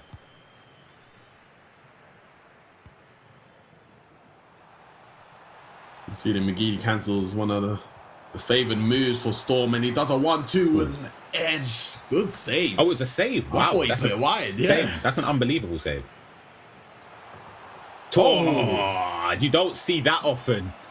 Ball whipped into the near post. Militao leaping in between several defenders and gets a knock that arrows it towards the goal. 4-0 in 36 minutes, and it could be more.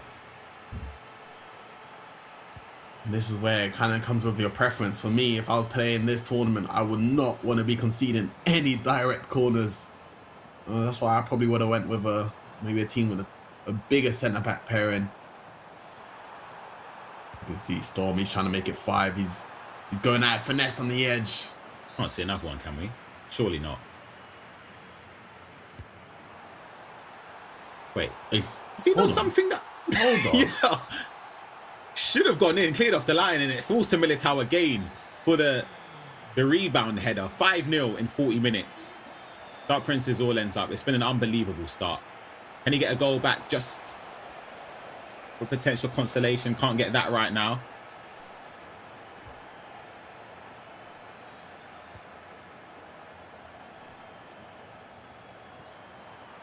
Looked offside. Bellingham. He gets there anyway.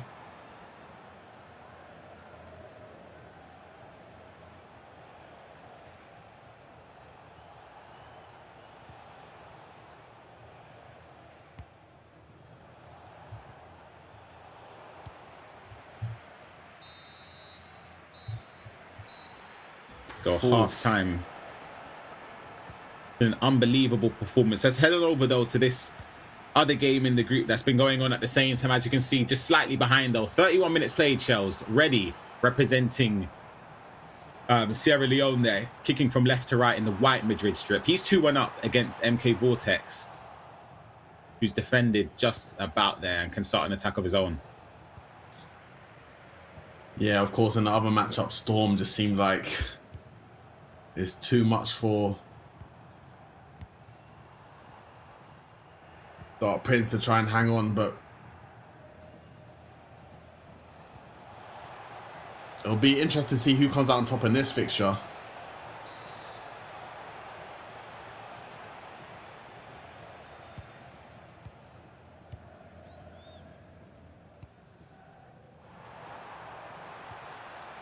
Ooh.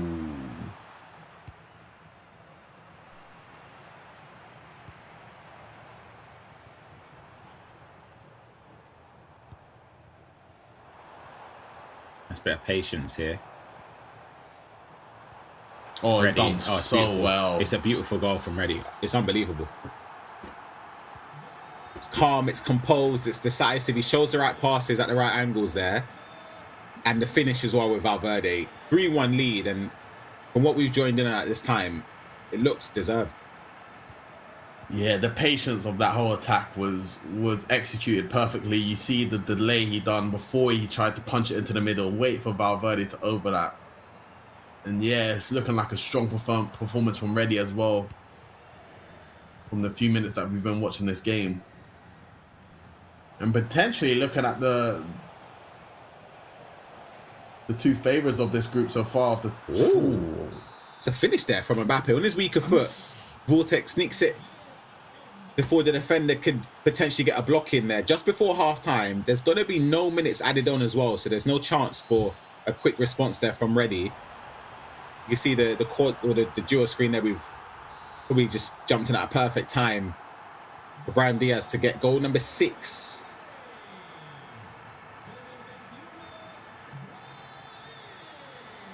Yeah, it's kind of a tough situation for Dark Prince, you know, coming onto your first game, getting a bit of a... Might be a bit stunned to find yourself 6-0 down in your first game. The Storm is literally just flying so far.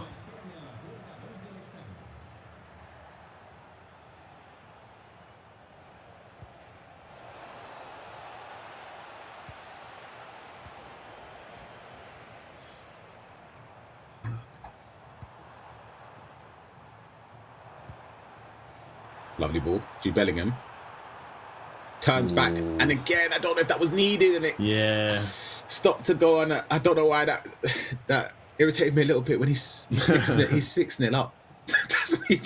doesn't really matter, to be fair. Look at the other game as well. 4-2. Ready is leading. Let's jump back over to this one because it's more closely contested.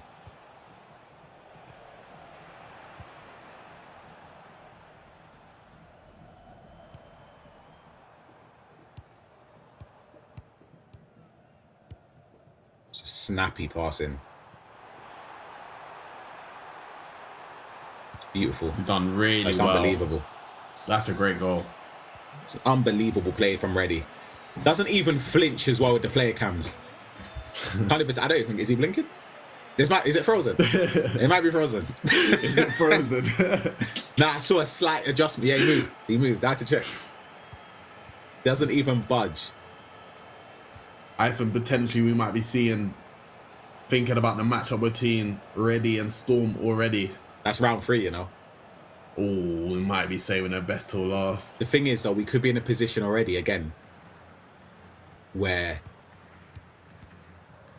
it could be 6 points for those two. I'm hoping it could be. We saw what happens in Group B, but then Group C showed us a lot of entertainment. So hopefully that will be more of the same. I still can't believe it came down to that last-minute kick. I want to know, was that decisive enough in terms of, did that send... It might have sent him out. That put Sandy out because he would have been on 2 and he ended on 1. And they would have all been on 2 and Sandy would have... Well, we don't know for sure, but it just... Surely he's not going out on like more than 1 tiebreaker, no? I don't know, but either way, it sort of makes sense. That was the scenario because of the way the celebrations went down. Yeah.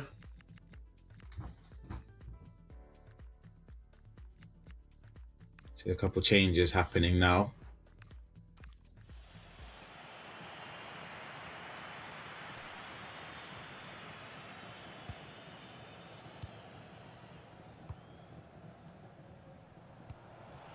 Bit of space there. I don't know what happened. Militao stepped forward a little bit. Went for the finesse. Gets a corner out of it.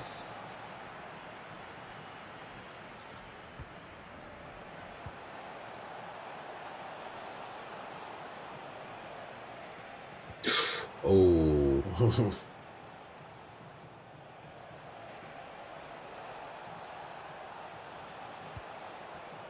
The composure there to not force a pass through. He's got himself a good opportunity now. It's lovely. Finesse.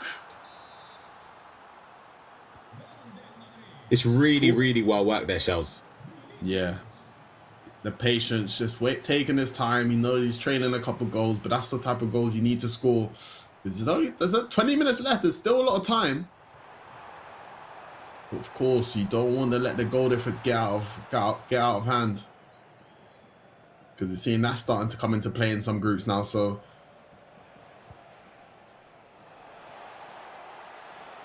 MK Vortex could potentially be leaving this game with something. As you can see him starting to heat up more going forward, starting to get the first game jitters out. Give him a goal by the 80th. He doesn't concede right here anyway, just to be perfectly on cue. Okay, I didn't jinx it. A goal by the 80th to make it 5-4, and you just never know.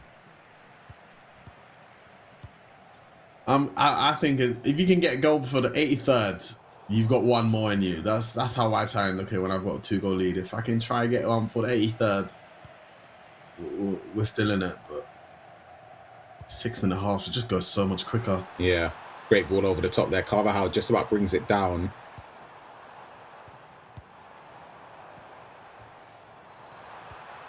Oh, reverse elastico. You saw it there. It was close. Does really well though to switch in time with Rudiger and step across Mbappe, but gives away possession straight away.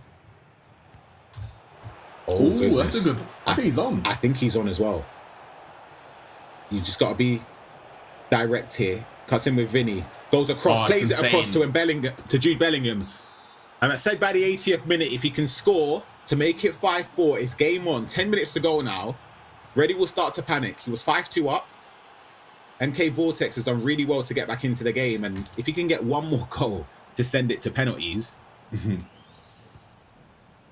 think he'll be delighted to be in that position, considering a few moments ago he was 5-2 down. I think this is a big confidence game for MK Vortex as well, to bring it back to 5-4. Even if he ends up losing this game 6-4, whatever the scoreline will be, it's the type of game you do want to have if you do lose, because you know you're still in your hands and you can redeem yourself. It's not like it was a 6-2 battering. Yeah, I agree. Done well to win possession back there, and fortunately for his sake, gets it back again. Ooh. Opted to be a bit more patient, triggering the runs of the players in front of him. Problem with that though, there's just no one there next to him to support. Yeah, I think he's got his wingers as well, not inside forward.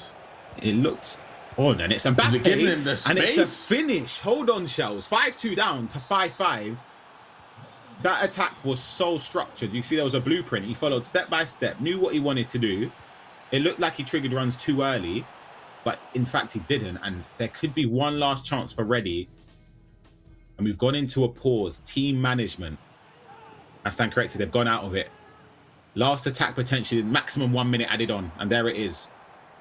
Was that a 4-3-3 with 2 DMs? It's either that or a 4-2-1-3. Perez does enough. Unbelievably, Shells. Great comeback. We found ourselves in a penalty shootout situation. I'll be honest, I apologize, Vortex. I thought the game was long said and done, but he's done so well to come back into this game and giving himself an opportunity to win it here on a penalty shootout.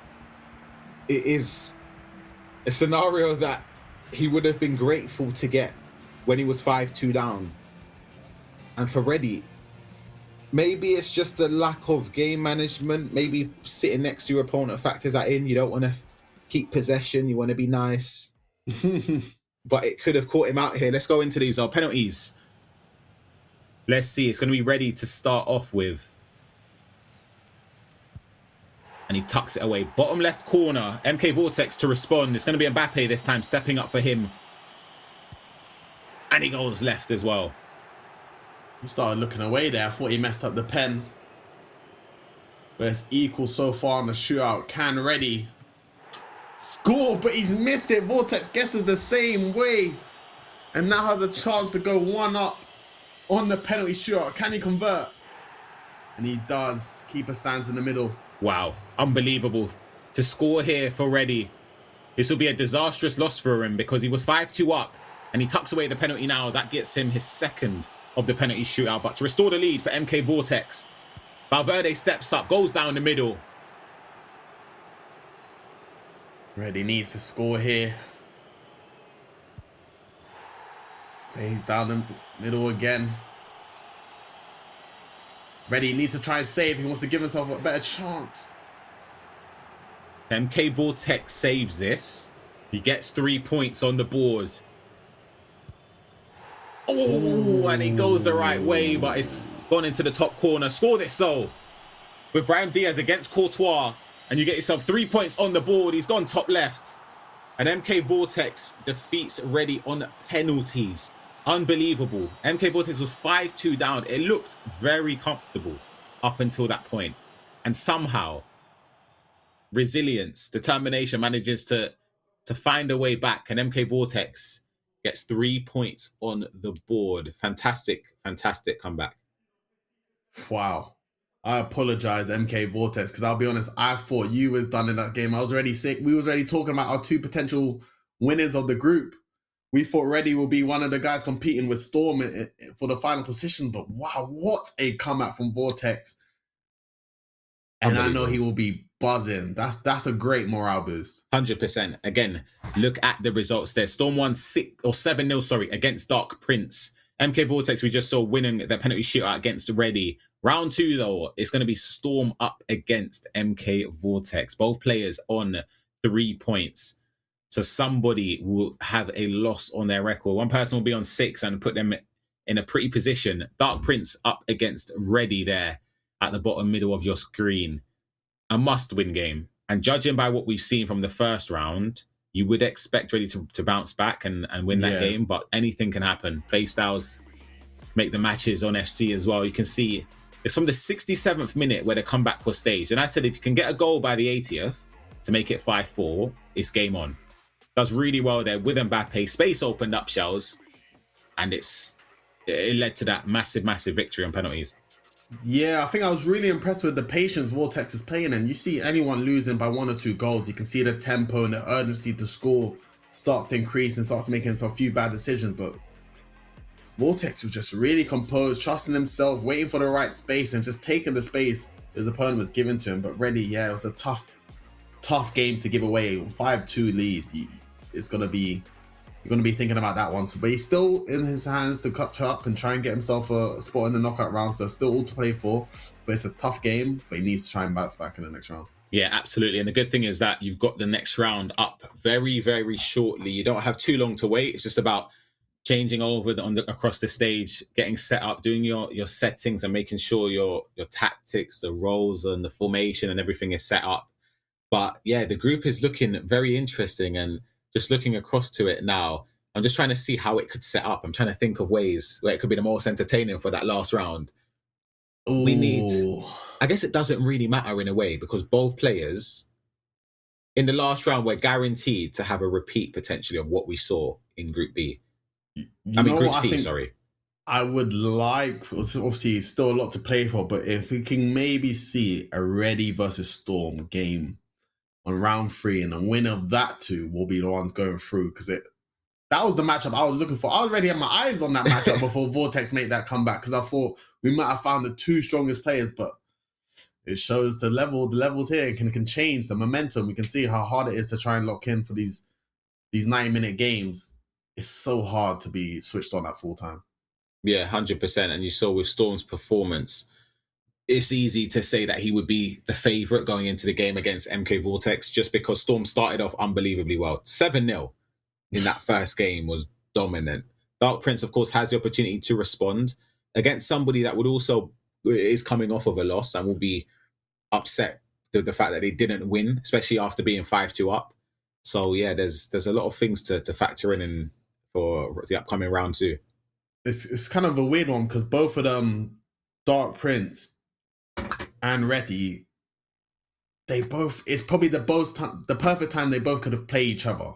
Yeah. Obviously, Dark Prince just came off a bad defeat in his first game, but he's now playing an opportunity, playing against someone that has just choked the game, and he's going to be quite defeated about that. So, of course, vice versa, Reddy should have known he could have came out with the 3 points there, but he'll be looking to try and bounce back in this game. So I think it's a perfect matchup for both opponents, and we'll see who'll be coming out on top on that one. 100%. It's a trophy that they're all trying to get their hands on. This game, you can see Reddy up against Dark Prince. Hopefully, we're only moments away to kickstart round 2 in Group D. So the admin just going through, making sure all the settings and everything is correct. So, Amanda, you are able to change the team you use. If you use Liverpool in round 1, you're not really feeling it. You could change to Madrid. You could change to Newcastle if you wanted to. As part of one of the other teams that are included in the restrictions for the players on the Kickoff 95 rated mode as well. After seeing some of them corners, if I'm playing Storm, I will definitely be making the switch. This is what we saw, 2 direct corners in that game? Yeah, and then it just looked like there was a pattern. Like he knew what he was aiming for.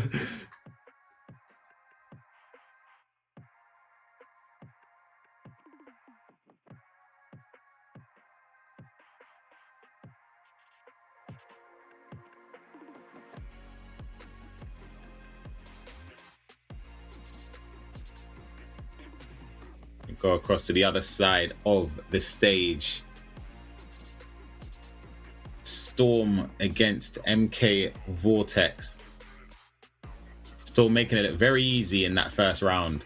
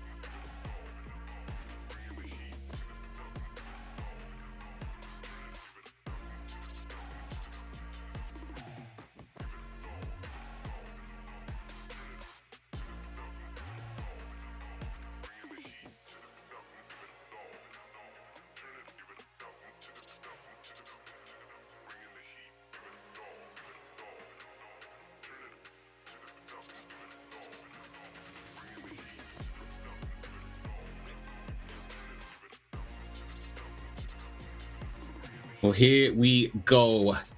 Deliberation between the players, had to sort out some settings and tactics and stuff, but we're underway. Dark Prince representing, or selecting, I should say, PSG in game and ready with Real Madrid. Both players had to get here by winning their respective national tournaments. Of course, Dark Prince, you can see the flag there of Central African Republic, and of course already you can see bottom right, Sierra Leone.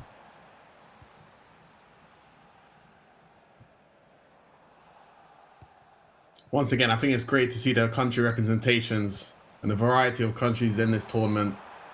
Quite refreshing to see, and hopefully a lot more talent to come in the future.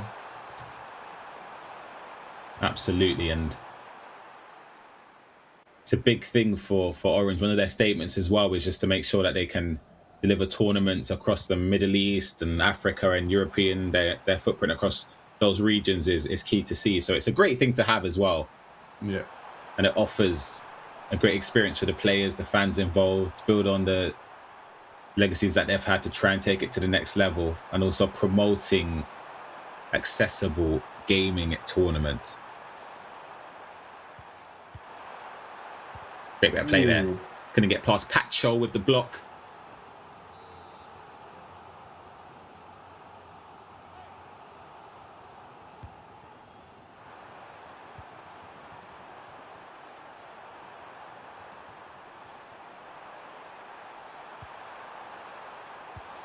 Gets it across. Ooh. There we go. Vinicius Jr. 1-0. Ready takes the lead against Dark Prince. For Dark Prince to be hoping it won't be a repeat of the first round, because he lost 7-0 against Storm. Yeah, Ready trying to capitalize here. Obviously, a disappointing game, ending of the game last round. Losing after being 5-2 up. He'll be looking to try and get his first win of the tournament so far. But yeah, Dark Prince, he just needs, I think, a couple of moments to get himself into the game. Don't want it to be the same as last. As Ready trying to make it 2, but it's good defending from Dark Prince. But sometimes you got to try and control the tempo at times, especially if you don't feel like you're not really kicking into groove.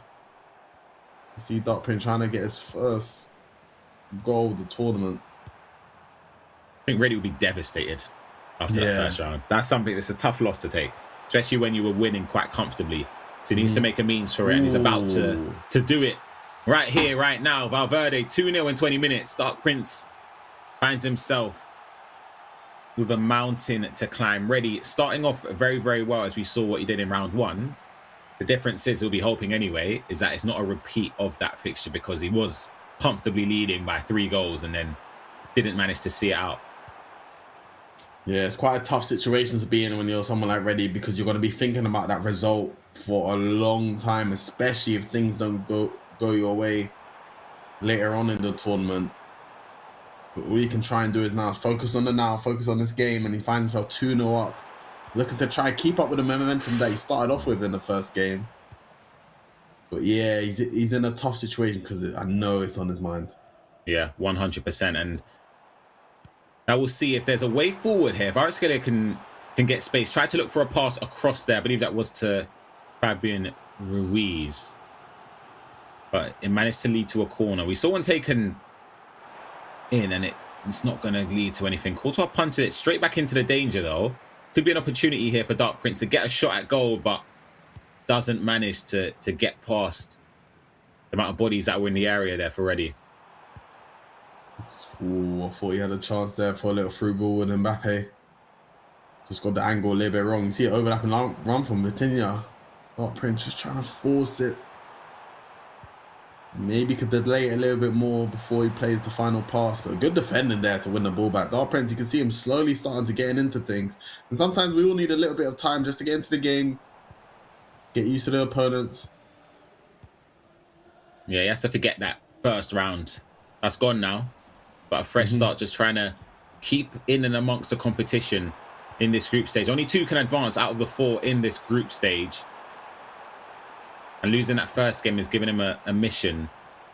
But it's still possible. Yeah. Going forward, he's got the runners on. That's back nicely as well. Beautiful bit of play. goes back with Fabian Ruiz, and he just forced it back a little bit too much there. He could have gone for goal. I think that's where sometimes you need to be a bit decisive. Yeah, sometimes I think you got to go forward and sometimes force maybe a chance. And I think in this game, it's very hard to tell whether being a little bit direct, being a little bit dangerous going forward will just be the right thing and will help you open up a lot more space. You might think a defender's predictable, you know where he's going to go, but just do the simple thing. 100%. Doesn't manage to find the pass into Ousmane Dembele there. Last moments of this first half. I don't want to have too much added on here. We could see goal number 3 though. Mbappe's alongside Vinny. Cuts back with a fake shot. Goes for the finesse shot. And Marquinhos blocks it and doesn't manage to prevent it from going out for a corner kick there. Darkpings, there's one thing we can say is that he's conceded a few corners. Played back out to Camavinga. Strong touch into the box there. Very fortunate though to keep possession. And couldn't get it through all of the bodies there that were just parked up in the box because of the corner. Has to go forward. No minutes added on. Ooh. And it's just a heavy touch. Rudiger cleans it up. And that is half time. Dark Prince finds himself 2-0 down against Reddy.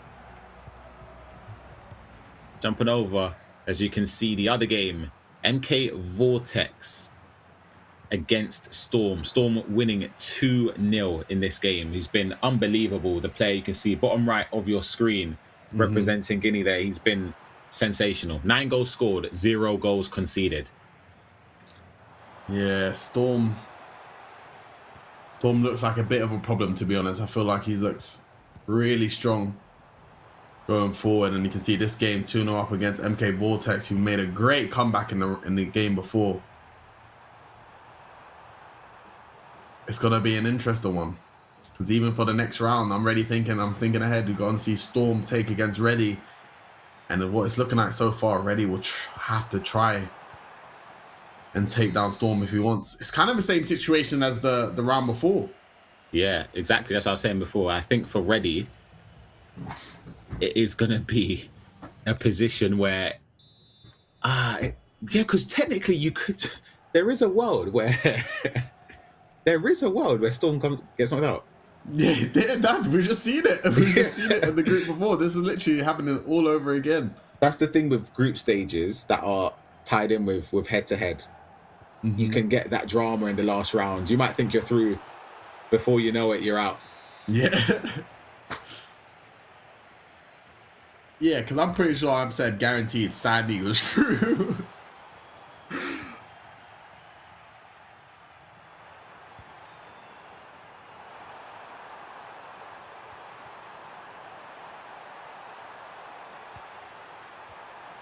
Beautiful play. Low driven insane. Across the face of goal as well. And Storm, that's 3-0 against MK Vortex. Can't count him out though. He was 5-2 down in the previous game. Around about this time as well, I managed to come back. The patience there from Storm though was just incredible. You can see him. He had the man advantage, but he caught himself a bit trapped with Vinny. But just a McGeady spin, just to give him the wait for the player to get into the right positions. And then after that, it was just executing the passes. It's been a really strong performance from Strong for these two games. From Storm, sorry. Plays it over the top. He's going to get there as well. Vinny doesn't manage to get past Dean Hoyson there.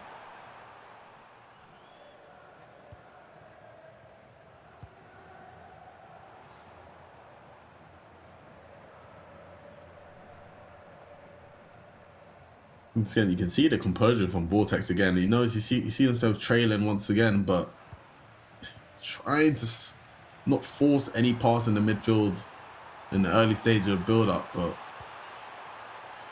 it's lovely. Storm on the other end, just going straight at him.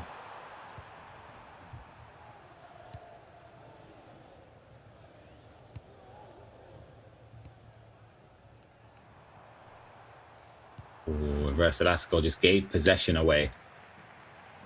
I think if Storm scores here, it's 100% game, set, and match. Does Velasco, defenders running into each other, and that is 4-0. And as I said, I feel like that is game done. Storm He scored 11 goals so far at this moment in this group, yet to concede a single goal. The thing is, we saw it in the previous group. The only difference is the goal difference is a lot higher here. So if it does come to that tiebreaker, he should be comfortable, unless he falls apart in the last game. Oh, hold on. Oh, good save there. You see the frustration there from Vortex. He needs to score that if he wants any chance of coming back. Still got a chance of a corner though. Bit of a wasted opportunity there. But now Storm, I think, is kind of... We ain't seen this from anyone from the tournament so far, in my opinion. His composure on the ball. He's very good at just sitting in the spaces, waiting for something to happen, waiting for his team to develop, but while progressing going forward, which I think is a big skill to have. Defensively, maybe not as strong as other players, but he still hasn't conceded yet. So you've got to give him credit.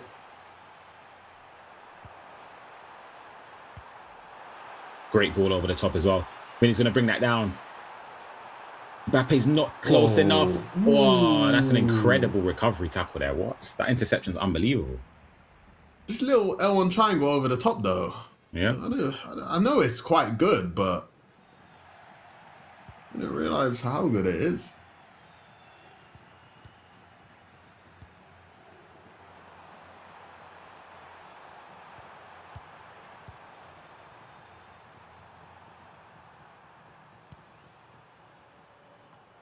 Yeah, no chance. Diaz's going to win that. Header doesn't have the capability to do so. However, he's got the ball now at his feet.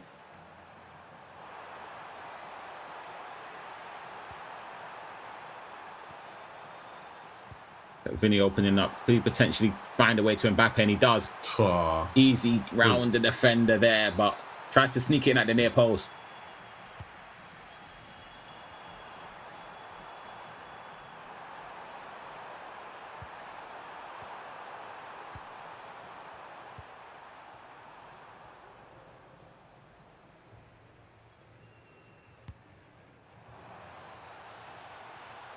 Have a ball over the top into Vinny.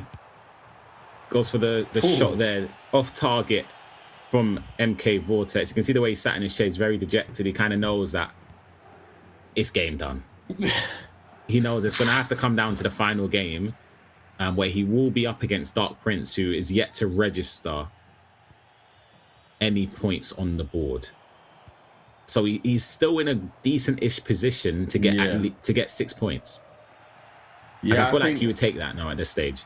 Yeah, I think Vortex, of course, he's done huge to clutch up the round before, and I think that will be the difference. I think going into the final game against Dark Prince, I think he's definitely going in as the favourable matchup there, but he's done the hard part, and I think that was the comeback against Reddy. 100%. It could be a completely different story. It would be done. It would be we would have been the same stage as Group A and Group B, where we pretty much wrapped up the top two before round 3's even started. But he's given himself an opportunity to go through from round 3 as well, so that's all he could have asked from himself. Get a bit of confidence potentially. He does really well to get the pass off. The lane did open up for Vinny. Maybe if it was played a bit quicker. Plays it on. He's onside. Vinny. I love Vinny on this game. Yeah, he's amazing. Oh, so this the dribbling. Deserved the goal. Snuck across the goal line there. Beautiful bit of dribbling and cancellations there with Jude Bellingham. And that is that for this game. MK Vortex against Storm. You can see handshakes all round. Huge respect to both players as Storm sees out that victory. He's yet to concede, Chels. Unbelievable performance from him representing Guinea there. He's been sensational. However, his last game is up against Reddy, who will be able to see the group standings very, very shortly to see how it pans out. But again, Chels, that performance from Storm going forward, especially early on in the game, he just pulls away from his opponent. It was just a blitz of goals. Yeah, I think Storm on the ball, I was just really impressed with his decision making. He seems like he's just playing what the game gives him. He's not rushing anything, not forcing anything, but he's attacking the spaces really well. It's making anyone hard to defend against. I would see the highlights of this game. Storm just starting off strong, which he'd done in the first round as well, but Vortex pulled.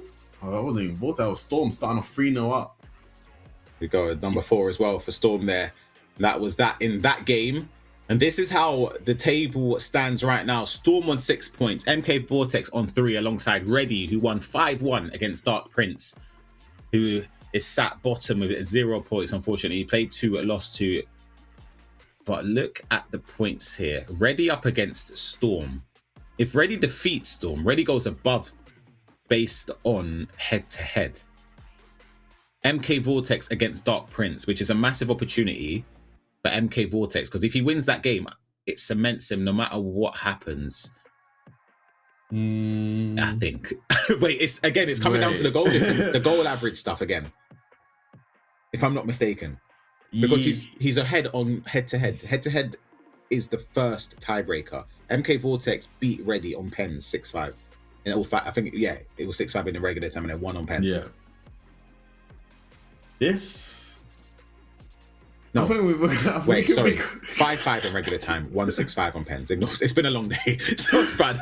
You can see the round 3 on the right side of your screen there. Reddy up against Storm. Dark Prince against MK Vortex, bottom right of your screen, will be the final games of the day today. Hopefully we can end on a bang, Shells. Yeah, this is a great matchup. Of course, I've been really impressed with Storm, but like I said, I was expecting to see this Reddy versus Stormgate to be the decider, but I think we've kind of got it between the two. Anyways, I think it's going to go down to the wire. Of course, we've got to see the results between MK Vortex and Dark Prince. But in terms of skill, I'm excited for this game between Reddy and Storm. But I think we've got a chance to hear an interview. C'est vraiment super. À part le froid, ça va. Hein. C'est très bien organisé. J'ai aimé. Et, bon, pour l'entente, j'ai pas trop aimé, mais ça va.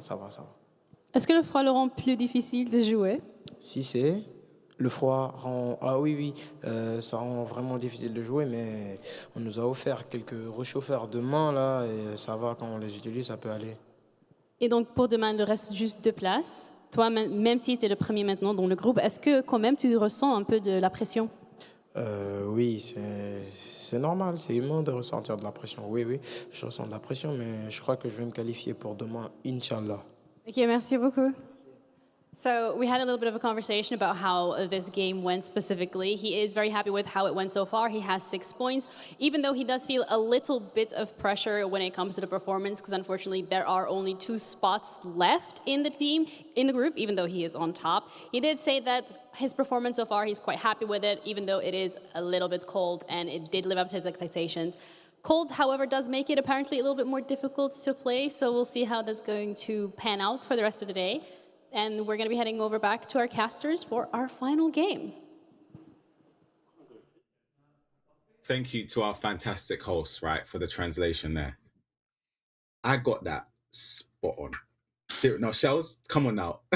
Listen, No. people, yeah. He got one word right, and he said to me, see, and you know what? I got the same word as him. I know what he's doing. I know the tricks you're playing, Ryan, innit? Right. Either way, it's good to hear from Storm. 6 points from a possible 6. His last game of the day, and the day in general, is up against Reddy. That one there, I'm interested to see what could happen in terms of... I think Storm has shown to be the better player up until this point. You mentioned how you expected both of these players at this point to be on 6 points. And it should have been from Reddy in that first game, giving up a 5-2 lead and then eventually losing on penalties. If Reddy wins this game, I would love to see what happens with the table based on the head-to-head. I'd love to see it. But and I think... Oh, sorry, go on. No, go. I was going to say, just seeing that the players with Dark Prince and MK Vortex sat there waiting. MK Vortex knows this is a must-win game. Yeah, I think Dark Prince, he knows he finds himself in the top position, and it'll be good for him to try and get himself a win. Get himself a win on the board as well. But MK Vortex, it is a must win from him, guaranteed. He needs to do all the things he can do to try and book himself a place into the knockouts. But this game, Reddy versus Storm, I'll be honest, I don't know what's going to happen because Storm has looked probably one of the strongest players I've seen. I've really impressed with his decision making going forward, and I like how he's playing and carrying himself on the ball. But I wouldn't be surprised if we see Reddy somehow beat Storm and leave it up to the referees. Ryan, we're not going to try and calculate who goes through after that, but all we want to see is carnage. And I think we've saved ourselves for the final round, and it's an exciting game. I'm trying to think. I think Storm for me is the favorite based on not only the result, but just all the results from the previous round, but just from what we've seen gameplay wise. Yeah, I think he's been the better player. He scores goals. He's not conceded. But then we saw that in the previous round. Sandy won his first game 1-0, second game 3-0, lost 4-1, and is out. Yeah, dude, I still can't believe Sandy's out to this day. I felt like the only thing we associated him was being top of the group, so we thought regardless, he'll be going through, sorry. But yeah, still unpredictable stuff, so anything can happen. But I'm with you. I think Storm is definitely the favourable man in this matchup. He's just looked a bit too strong, both sides of the ball, haven't conceded, and going forward, like I said, it's impressed both of us. 100%. We were moments away, just doing the fine details before going into the final round of the day. Settings, tactics, making sure the right personnel is on the pitch as well.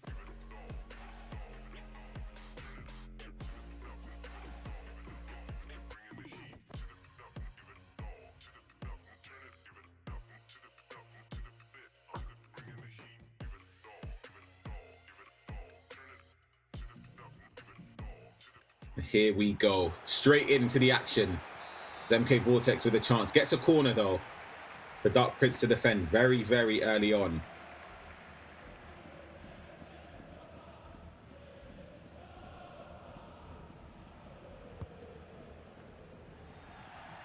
Can be cleared.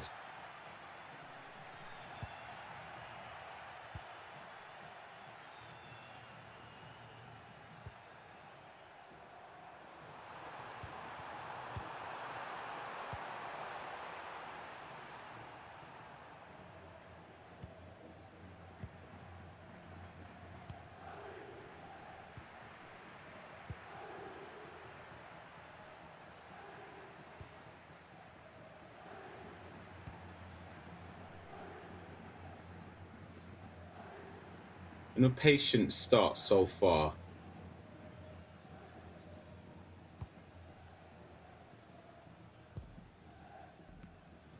From Dark Prince, just keeping possession in the midfield. Tries to play a pass into the striker though. Intercepted, but he still maintains possession with Mbappe. He just run towards the defensive line. But then just a good bit of defending there from MK Vortex to stop that attack in its tracks. Yeah, I think Dark Prince, he has better spells when he tries to slow the game down, trying to just wait for his team to give him better options. And I think he's starting to make better decisions. But sometimes when he tries to make forceful passes there, just gives the ball too easy away for his opponent. And here he has a chance to capitalize. A big save from Courtois. For Vortex, like we said, we need to try and win here. Because then, what a performance from Vortex.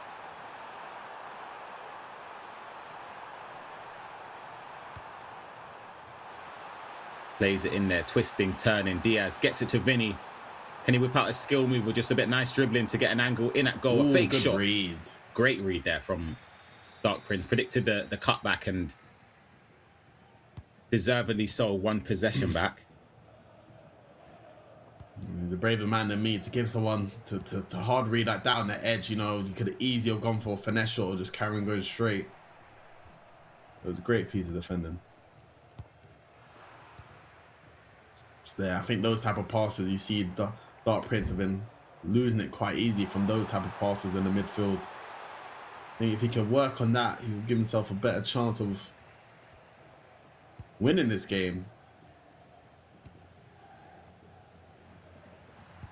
Let's see though, look at the through ball here. Vinny is in on goal. He needs to get enough pace, try to cut across to get an angle. Pass could be played, doesn't go for it, goes for the finesse shot. And Dark Prince takes the lead against MK Vortex. I didn't even give him a sliver of hope before the game started. I thought he would have been dejected because of the other two results. But credit to Dark Prince. He's come out in this game confident, backs himself to score, and he's done that. Wait, Ryan, I think I've got another headache for you. What if Storm beats Ready, but Dark Prince beats Vortex? I think it comes down to the goal difference in the head-to-head again, I think. I can't wait to see how this group stands out. But it's going to be difficult for Dark Prince just because of the goal difference he's given himself. Yeah. It's an uphill battle from the get-go. It's true.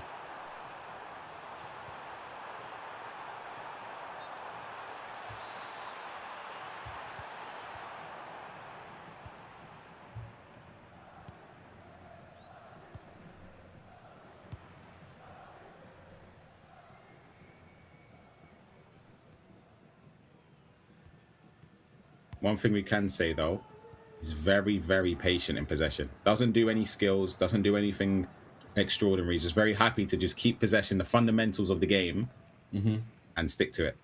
Yeah, and I think that's how when he's been playing his best. I can see when he tries to force the passes, it just gives your opponent the ball back easily, and I think it will leave you in tough situations to defend the transition.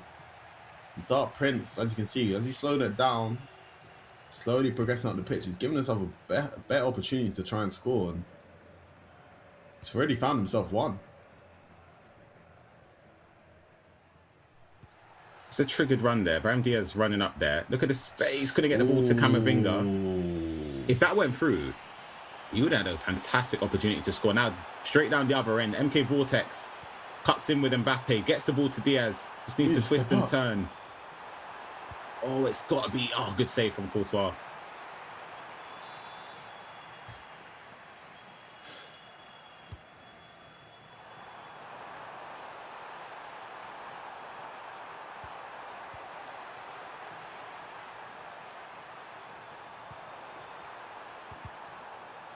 Ooh.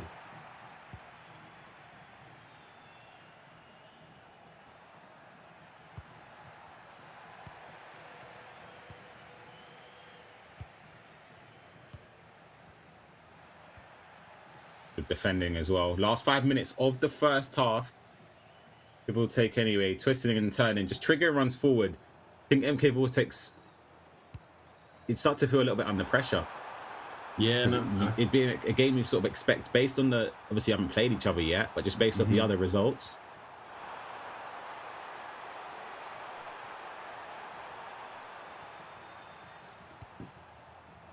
And to be honest, I think you even notice, he's probably noticed the way how Dark Prince is playing quite slow on the ball, taking his time. As a player, knowing that when your opponent's slowing down the game, you start to panic yourself and think, oh man, like, I'm not going to get as much chances this game. I need to make sure everything counts. So you start slowing the game down yourself, and all of a sudden you find yourself in the 70th minute, you still need a goal. It starts to get a bit nervous, but... Yeah.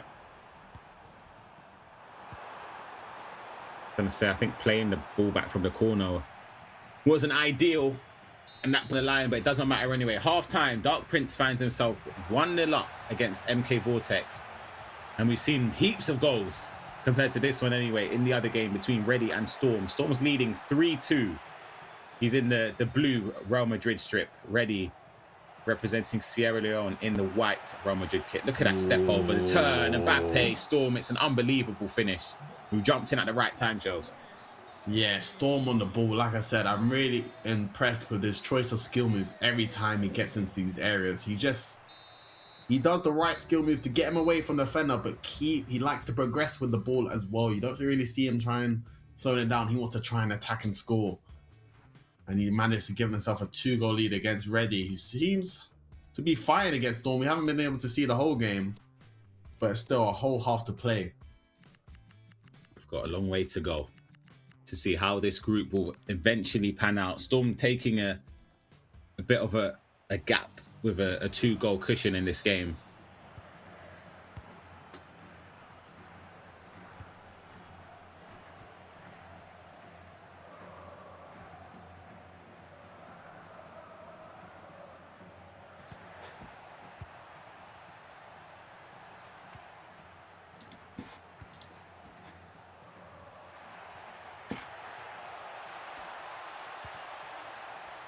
Space almost opened up for a finesse shot.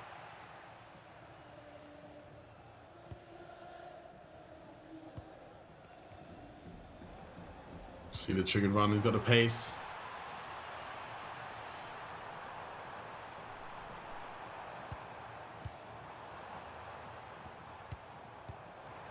Oh my gosh, that's beautiful. Oh, deserved the goal. Don't know if there was another thing he could have done there. Maybe cut back again. Yeah, it's a very tough one to say. I think good defending and good attacking from both players. Of course, a little bit unfortunate from Reddy to not convert that chance. I was trying to get maybe an idea on how Storm's defending. Of course, we know how good he's been on the ball. I think this game against Reddy, a great attacker, has been interesting to see how he's managed to cope with his attacking. But Storm looking to try and add a fifth.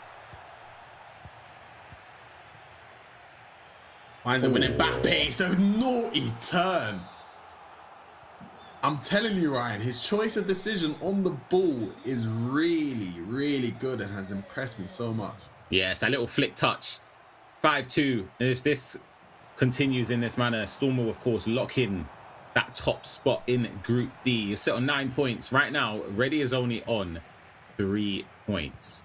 And this would mean it would be Reddy, Dark Prince, and MK Vortex all on 3.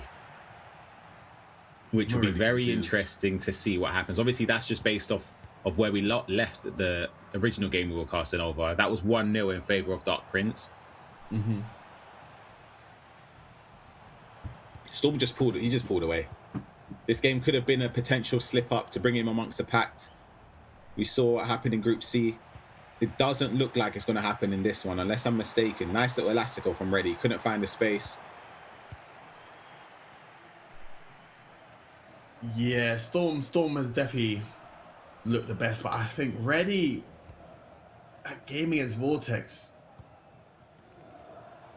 it might give him nightmares. I think that will be a tough one for him to lose, and it'll be interesting to see the results in the other game as well, to see how the table will turn out.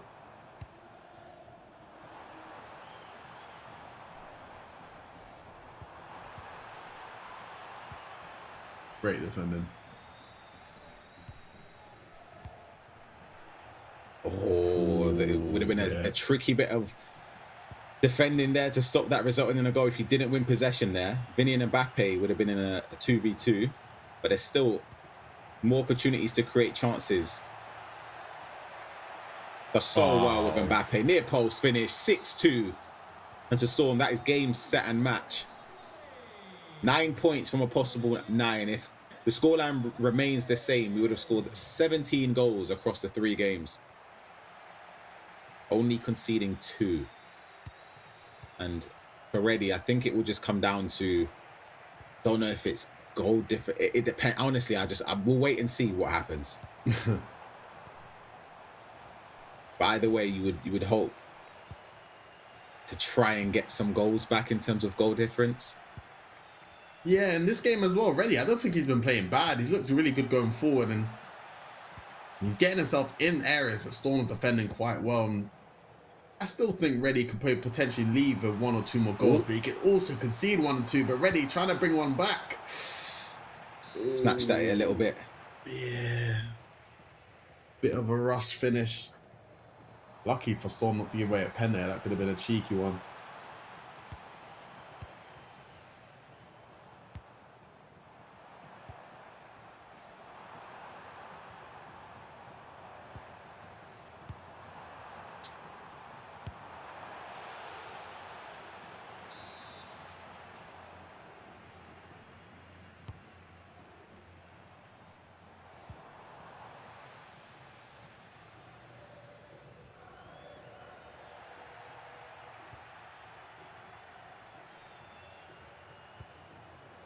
Been a bit of a weird one this game. I don't think Reddy's been in control, but it's just, yeah, Storm gets his turn on the ball. It's just a goal, it feels like.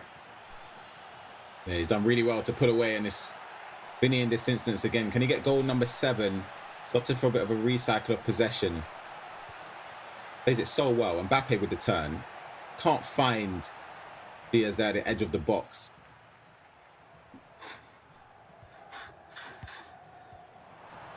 Oh, it's a lovely first time through ball. Haven't seen much of that today. Mbappe is going to get caught by Militao.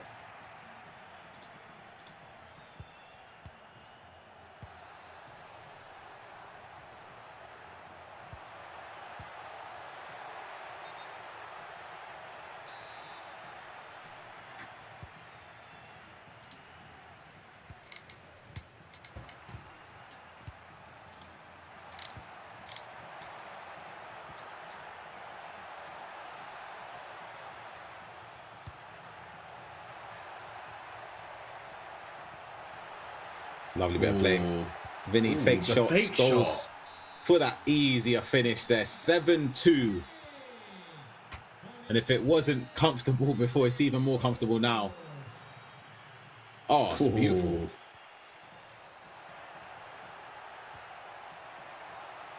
Oh, it's lovely. It's goal number 8. 8-2. Storm leads against Ready. The skills came out there for that whole attack. Like I said, Storm on the ball. What a way to cap off his performance in the whole day. He has been amazing. And the results have proved it for himself. 9 for 9. Sensational. Great performance from Storm. Absolutely. He's run out victorious in that final game. And we will shortly be able to see the results from the other game between Dark Prince and MK Vortex, which will determine the 2 players that will advance. Of course, Storm, 100% locked in. We know he's going to be one of the players in the top 8 for the knockouts tomorrow. However, there's one more spot. And again, I'm not going to spoil it for you, Shells. I'll let the group standings be updated and put it on screen. I do know the result between Dark Prince and MK Vortex, but we'll take a look at the highlights quickly before that. We jumped in on this game at a perfect time where we saw it go 4-2. This beautiful play. Don't know if there was anything else he could have done differently to make it 4-3. But then after that, it was just beautiful stuff from Storm. Yeah, Storm's decision making on the ball just seemed to be perfect all game long. Every game he's played, of course, Reddy seemed like he was fighting early on, but Storm going forward, there's just only so much he can hold on to. You can see the fake shot there just to give him the 7th, and that goal there for the 8th. Great piece of skill for Storm and to cap off a great performance. Absolutely. That final game was MK Vortex winning 2-1 against Dark Prince. He turned the game around. He was 1-0 down. So that puts MK Vortex through and Ready eliminated, who has 3 points. Dark Prince on 0 points. We've mentioned Storm on 9. It comes down to that first game in round 1, Chelsea, between Ready and MK Vortex. Obviously, games could have gone on a little bit differently after that. But if you had won that game, Ready and I'm talking about, it would be a completely different story. Yeah, it's hard to be a loser of that game, of course. In 6-minute halves, you're leading 5-2. I'll be honest, it can't happen. But unfortunately for Ready, it did. But for Vortex, what a comeback indeed. And that's the type of comeback you need to have if you want to book yourself a place in a knockout. And it's given him a chance to play in the knockouts. Of course, coming back against Dark Prince as well puts him through to the knockouts alongside Storm. But Ready will definitely be upset about that one in the first round. 100%. You can just look at the table there with the goal difference at the goal average on the far right of the table. Storm was just light years ahead of everybody else. Yeah. Scored so many goals. Barely conceded. Only conceded 2 goals, and that was in that final game. Unbelievable performance. Everyone else is in a negative goal average, which is unbelievable. It just shows the level he was operating at. Yeah, and I'll be honest, out of the players qualified, and Storm, he might be the guy to beat. Him and I think Special H, them two, with Dex X as well, Dex Jr. Listen, the knockout guys we have are top players. I'll be interested to see who's going to come out on top. But that performance from Storm, all 3 games, I think I've just been really impressive. Absolutely. It's been a very, very long but interesting day to see and the opportunities unfold for the players. We'll have our top 8 confirmed. We'll go through the bracket shortly. There will be an interview, though, between the 2 winners or 2 players that advance into the knockout stages, if I'm not mistaken. So that will be underway very, very shortly. Yeah, Shells, unbelievable performance from Storm. Yeah, but of course, big shout out to Vortex as well, because that comeback in the first game, if he didn't do that, he probably would have been out, and I would have been Ready going through. So I think he needs to try and carry on with that momentum and that confidence to believe that he can beat and play well. And I think if you carry that confidence, anything can happen at knockout football. We all know that. Yeah, exactly. And again, I'm trying to think back. You mentioned Special H. I would say he's been the player of the day. Maybe it favors him a little bit more just because of how established he is compared to some of the other players in the tournament. He's had a lot of success and a lot of reps, you would say, in other tournaments. It was comfortable from him. But again, he had an extra game to impress me. So maybe that factors in as well. But I think he's going to be someone to keep an eye out. Dex Jr., you spoke about. There's all the players that made it through were unbelievable. Commiserations to those that didn't. Of course, their tournament comes to an end, but they still walk home with a prize, which is obviously something that you can be very grateful for as well. And the experience, the opportunity put on by Orange and EA Sports for this FC26 tournament, Samsung being a partner as well is unbelievable. Yeah, of course, commiserations to the players that, of course, will not be playing in the knockouts. But as we was once first competitors, it's our first LAN event of some of them, but they still done a great job. Obviously, they're representing the country that they're from, the champions of their country. So it's good to see them on a global scale competing against the very best as well. But of course, their first tournament, hopefully many more to come. Yeah, absolutely. And again, you spoke about just having that experience, even if it's not, obviously it's not going to be anyone's first tournament because they had to play a tournament to get here. But in terms of just being able to get more and more reps in, it could help maybe even in this season of FC26. There are more events, there'll be more opportunities down the line. But let's take a look at the bracket for tomorrow. This is what we have here. Special H99, Egyptian representative. He is up against MK Vortex. You can see at the top there, representing Mali. You've got Maximino, we saw with that unbelievable last-minute goal representing Tunisia. He's up against the Wolf, who, that'll be a very interesting game, who, of course, represents Jordan there. You can see Dex Jr. of Senegal up against Hatim, who another day you could have seen him eliminated in Morocco for the representative. And, of course, we just saw Storm there for Guinea up against CKE. It feels like a lifetime ago when we last saw him. And he's, of course, the representative for Ivory Coast. So the bracket there, are there any, what would you say the key fixture that sticks out for you? Ooh, it's a tough one. I think Maximino versus the Wolf could be a very interesting game. I definitely think Special H is the favorable man against Vortex, but anything can happen. So I think Vortex will have a tough job on that matchup there. But I think Maximino versus the Wolf, that is the most interesting one to me. But I think we're going to go to an interview to hear some of the players. Vraiment attendu toute la journée pour être ici là sur scène pour jouer. Comment tu l'as trouvé? Il y avait des adversaires qui étaient difficiles à battre, surtout voilà, la Guinée. Oui. Il m'a donné beaucoup de fil à tordre, mais j'ai envie de jouer contre lui après pour une revanche, quoi. Voilà. Donc c'est lui le joueur que je vais jouer contre demain, vraiment? Oui, si c'est possible. Oui. Merci beaucoup et encore une fois, félicitations à toi. Merci. Et je vous remercie aussi encore une fois d'avoir suivi la compétition aujourd'hui. Merci aussi à Orange d'avoir organisé l'événement et merci à Samsung pour donner les prix aux show matches qu'on avait eu aujourd'hui. On se retrouve demain à 11h pour les quarts finales, les demi-finales et la grande finale. Donc prenez soin de vous et à demain.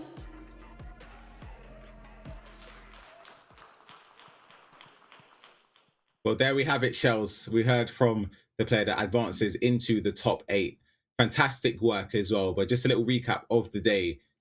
We've had so many games. I believe it's 14 in total, if I'm not mistaken. 17 competitors split amongst 4 different groups. Group A consisted of 5 players in the group. We saw how it panned out. Special H99, 12 points from a possible 12. High flying. Look at the goal difference. 25. CKE there as well, Shells, 9 points. He's the person that you will see tomorrow in the knockout stages as well. Maestro, Mizu and Arcane unfortunately didn't manage to make it through, but of course a fantastic experience for them as well.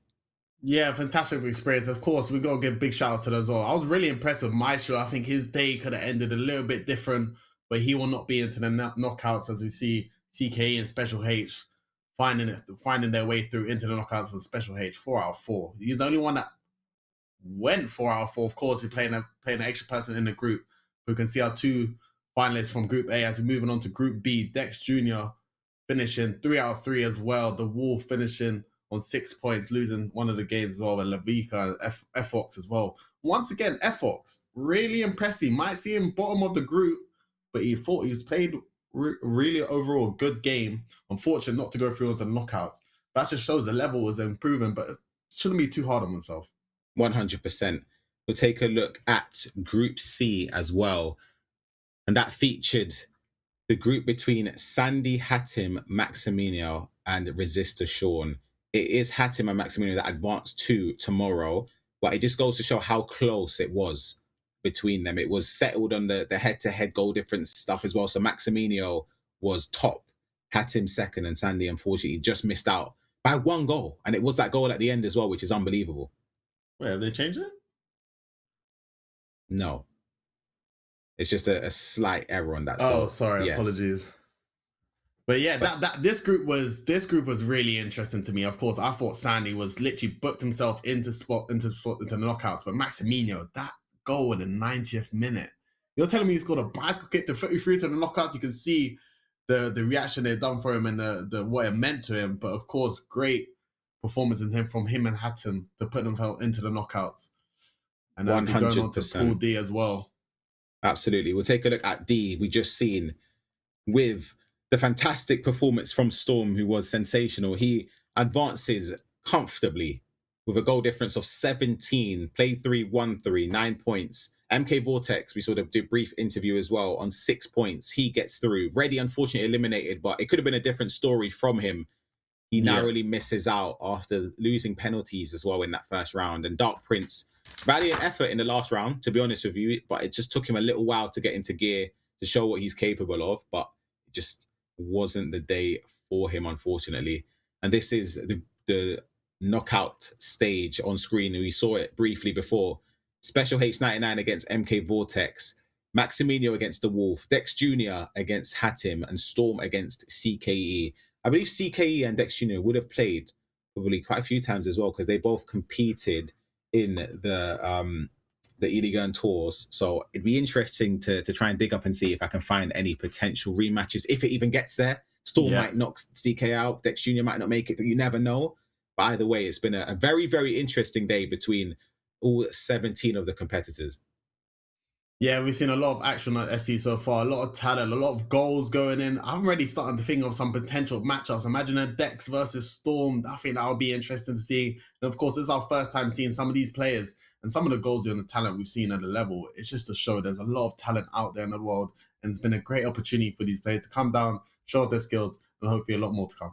Absolutely. Well, it's been a pleasure, Shells, to be alongside you. It feels like I can't get rid of you. Can't shake your hand. It's alongside Shell. But it's a pleasure, my good friend. And of course, thanks to all the production, the players that took part, everyone involved. And of course, last but not least, a huge congratulations to the players, everybody with Orange. This is only day one. We have the knockouts to take place tomorrow, which will be live on my Twitch channel as well and other platforms across as well. But yeah, hopefully you enjoyed today and we'll see you tomorrow. Take care.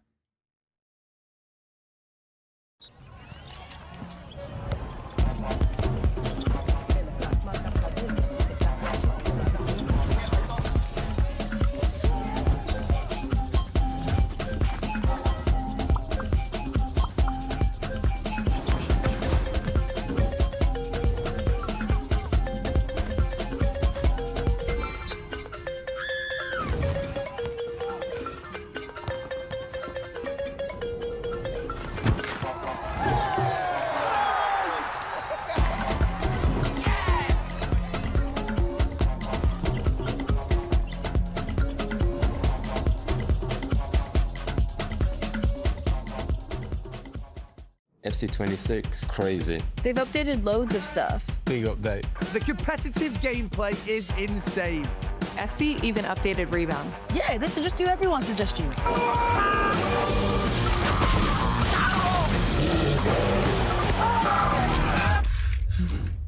Why don't they just do a sale?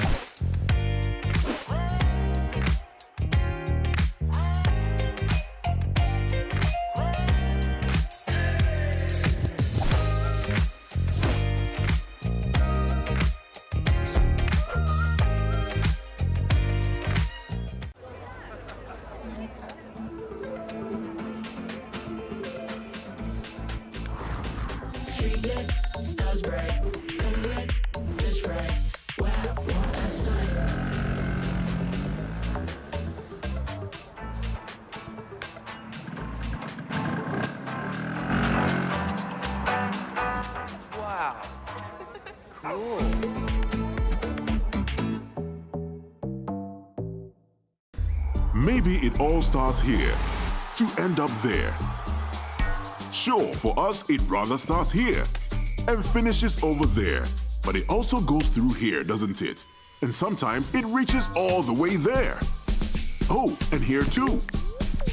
Let's not forget what happens here, there, and there again. But whether it's here or there, behind your screen, in the stands, or on the pitch, Orange is here, proudly supporting African football for over 15 years. On m'a dit que c'était trop dur. On m'a dit que j'y arriverais pas. On m'a dit de les laisser jouer entre eux. On m'a dit que je finirais par faire rire tout le monde. Alors, quand on me dit que c'est pas le même sport, je fais comme d'habitude. J'écoute pas. Et je tire.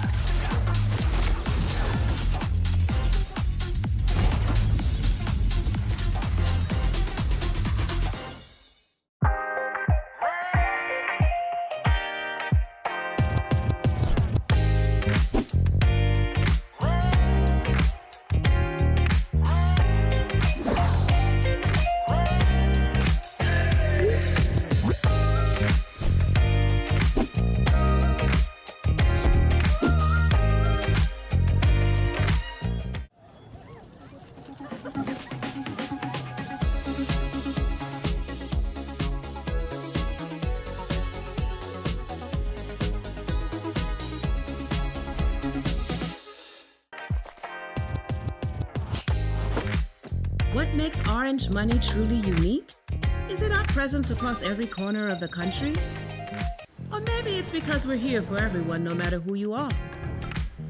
Or could it be that we're always here at any moment for any reason? Either way, every time you need to pay, receive, transfer, save, or borrow, Orange Money is here.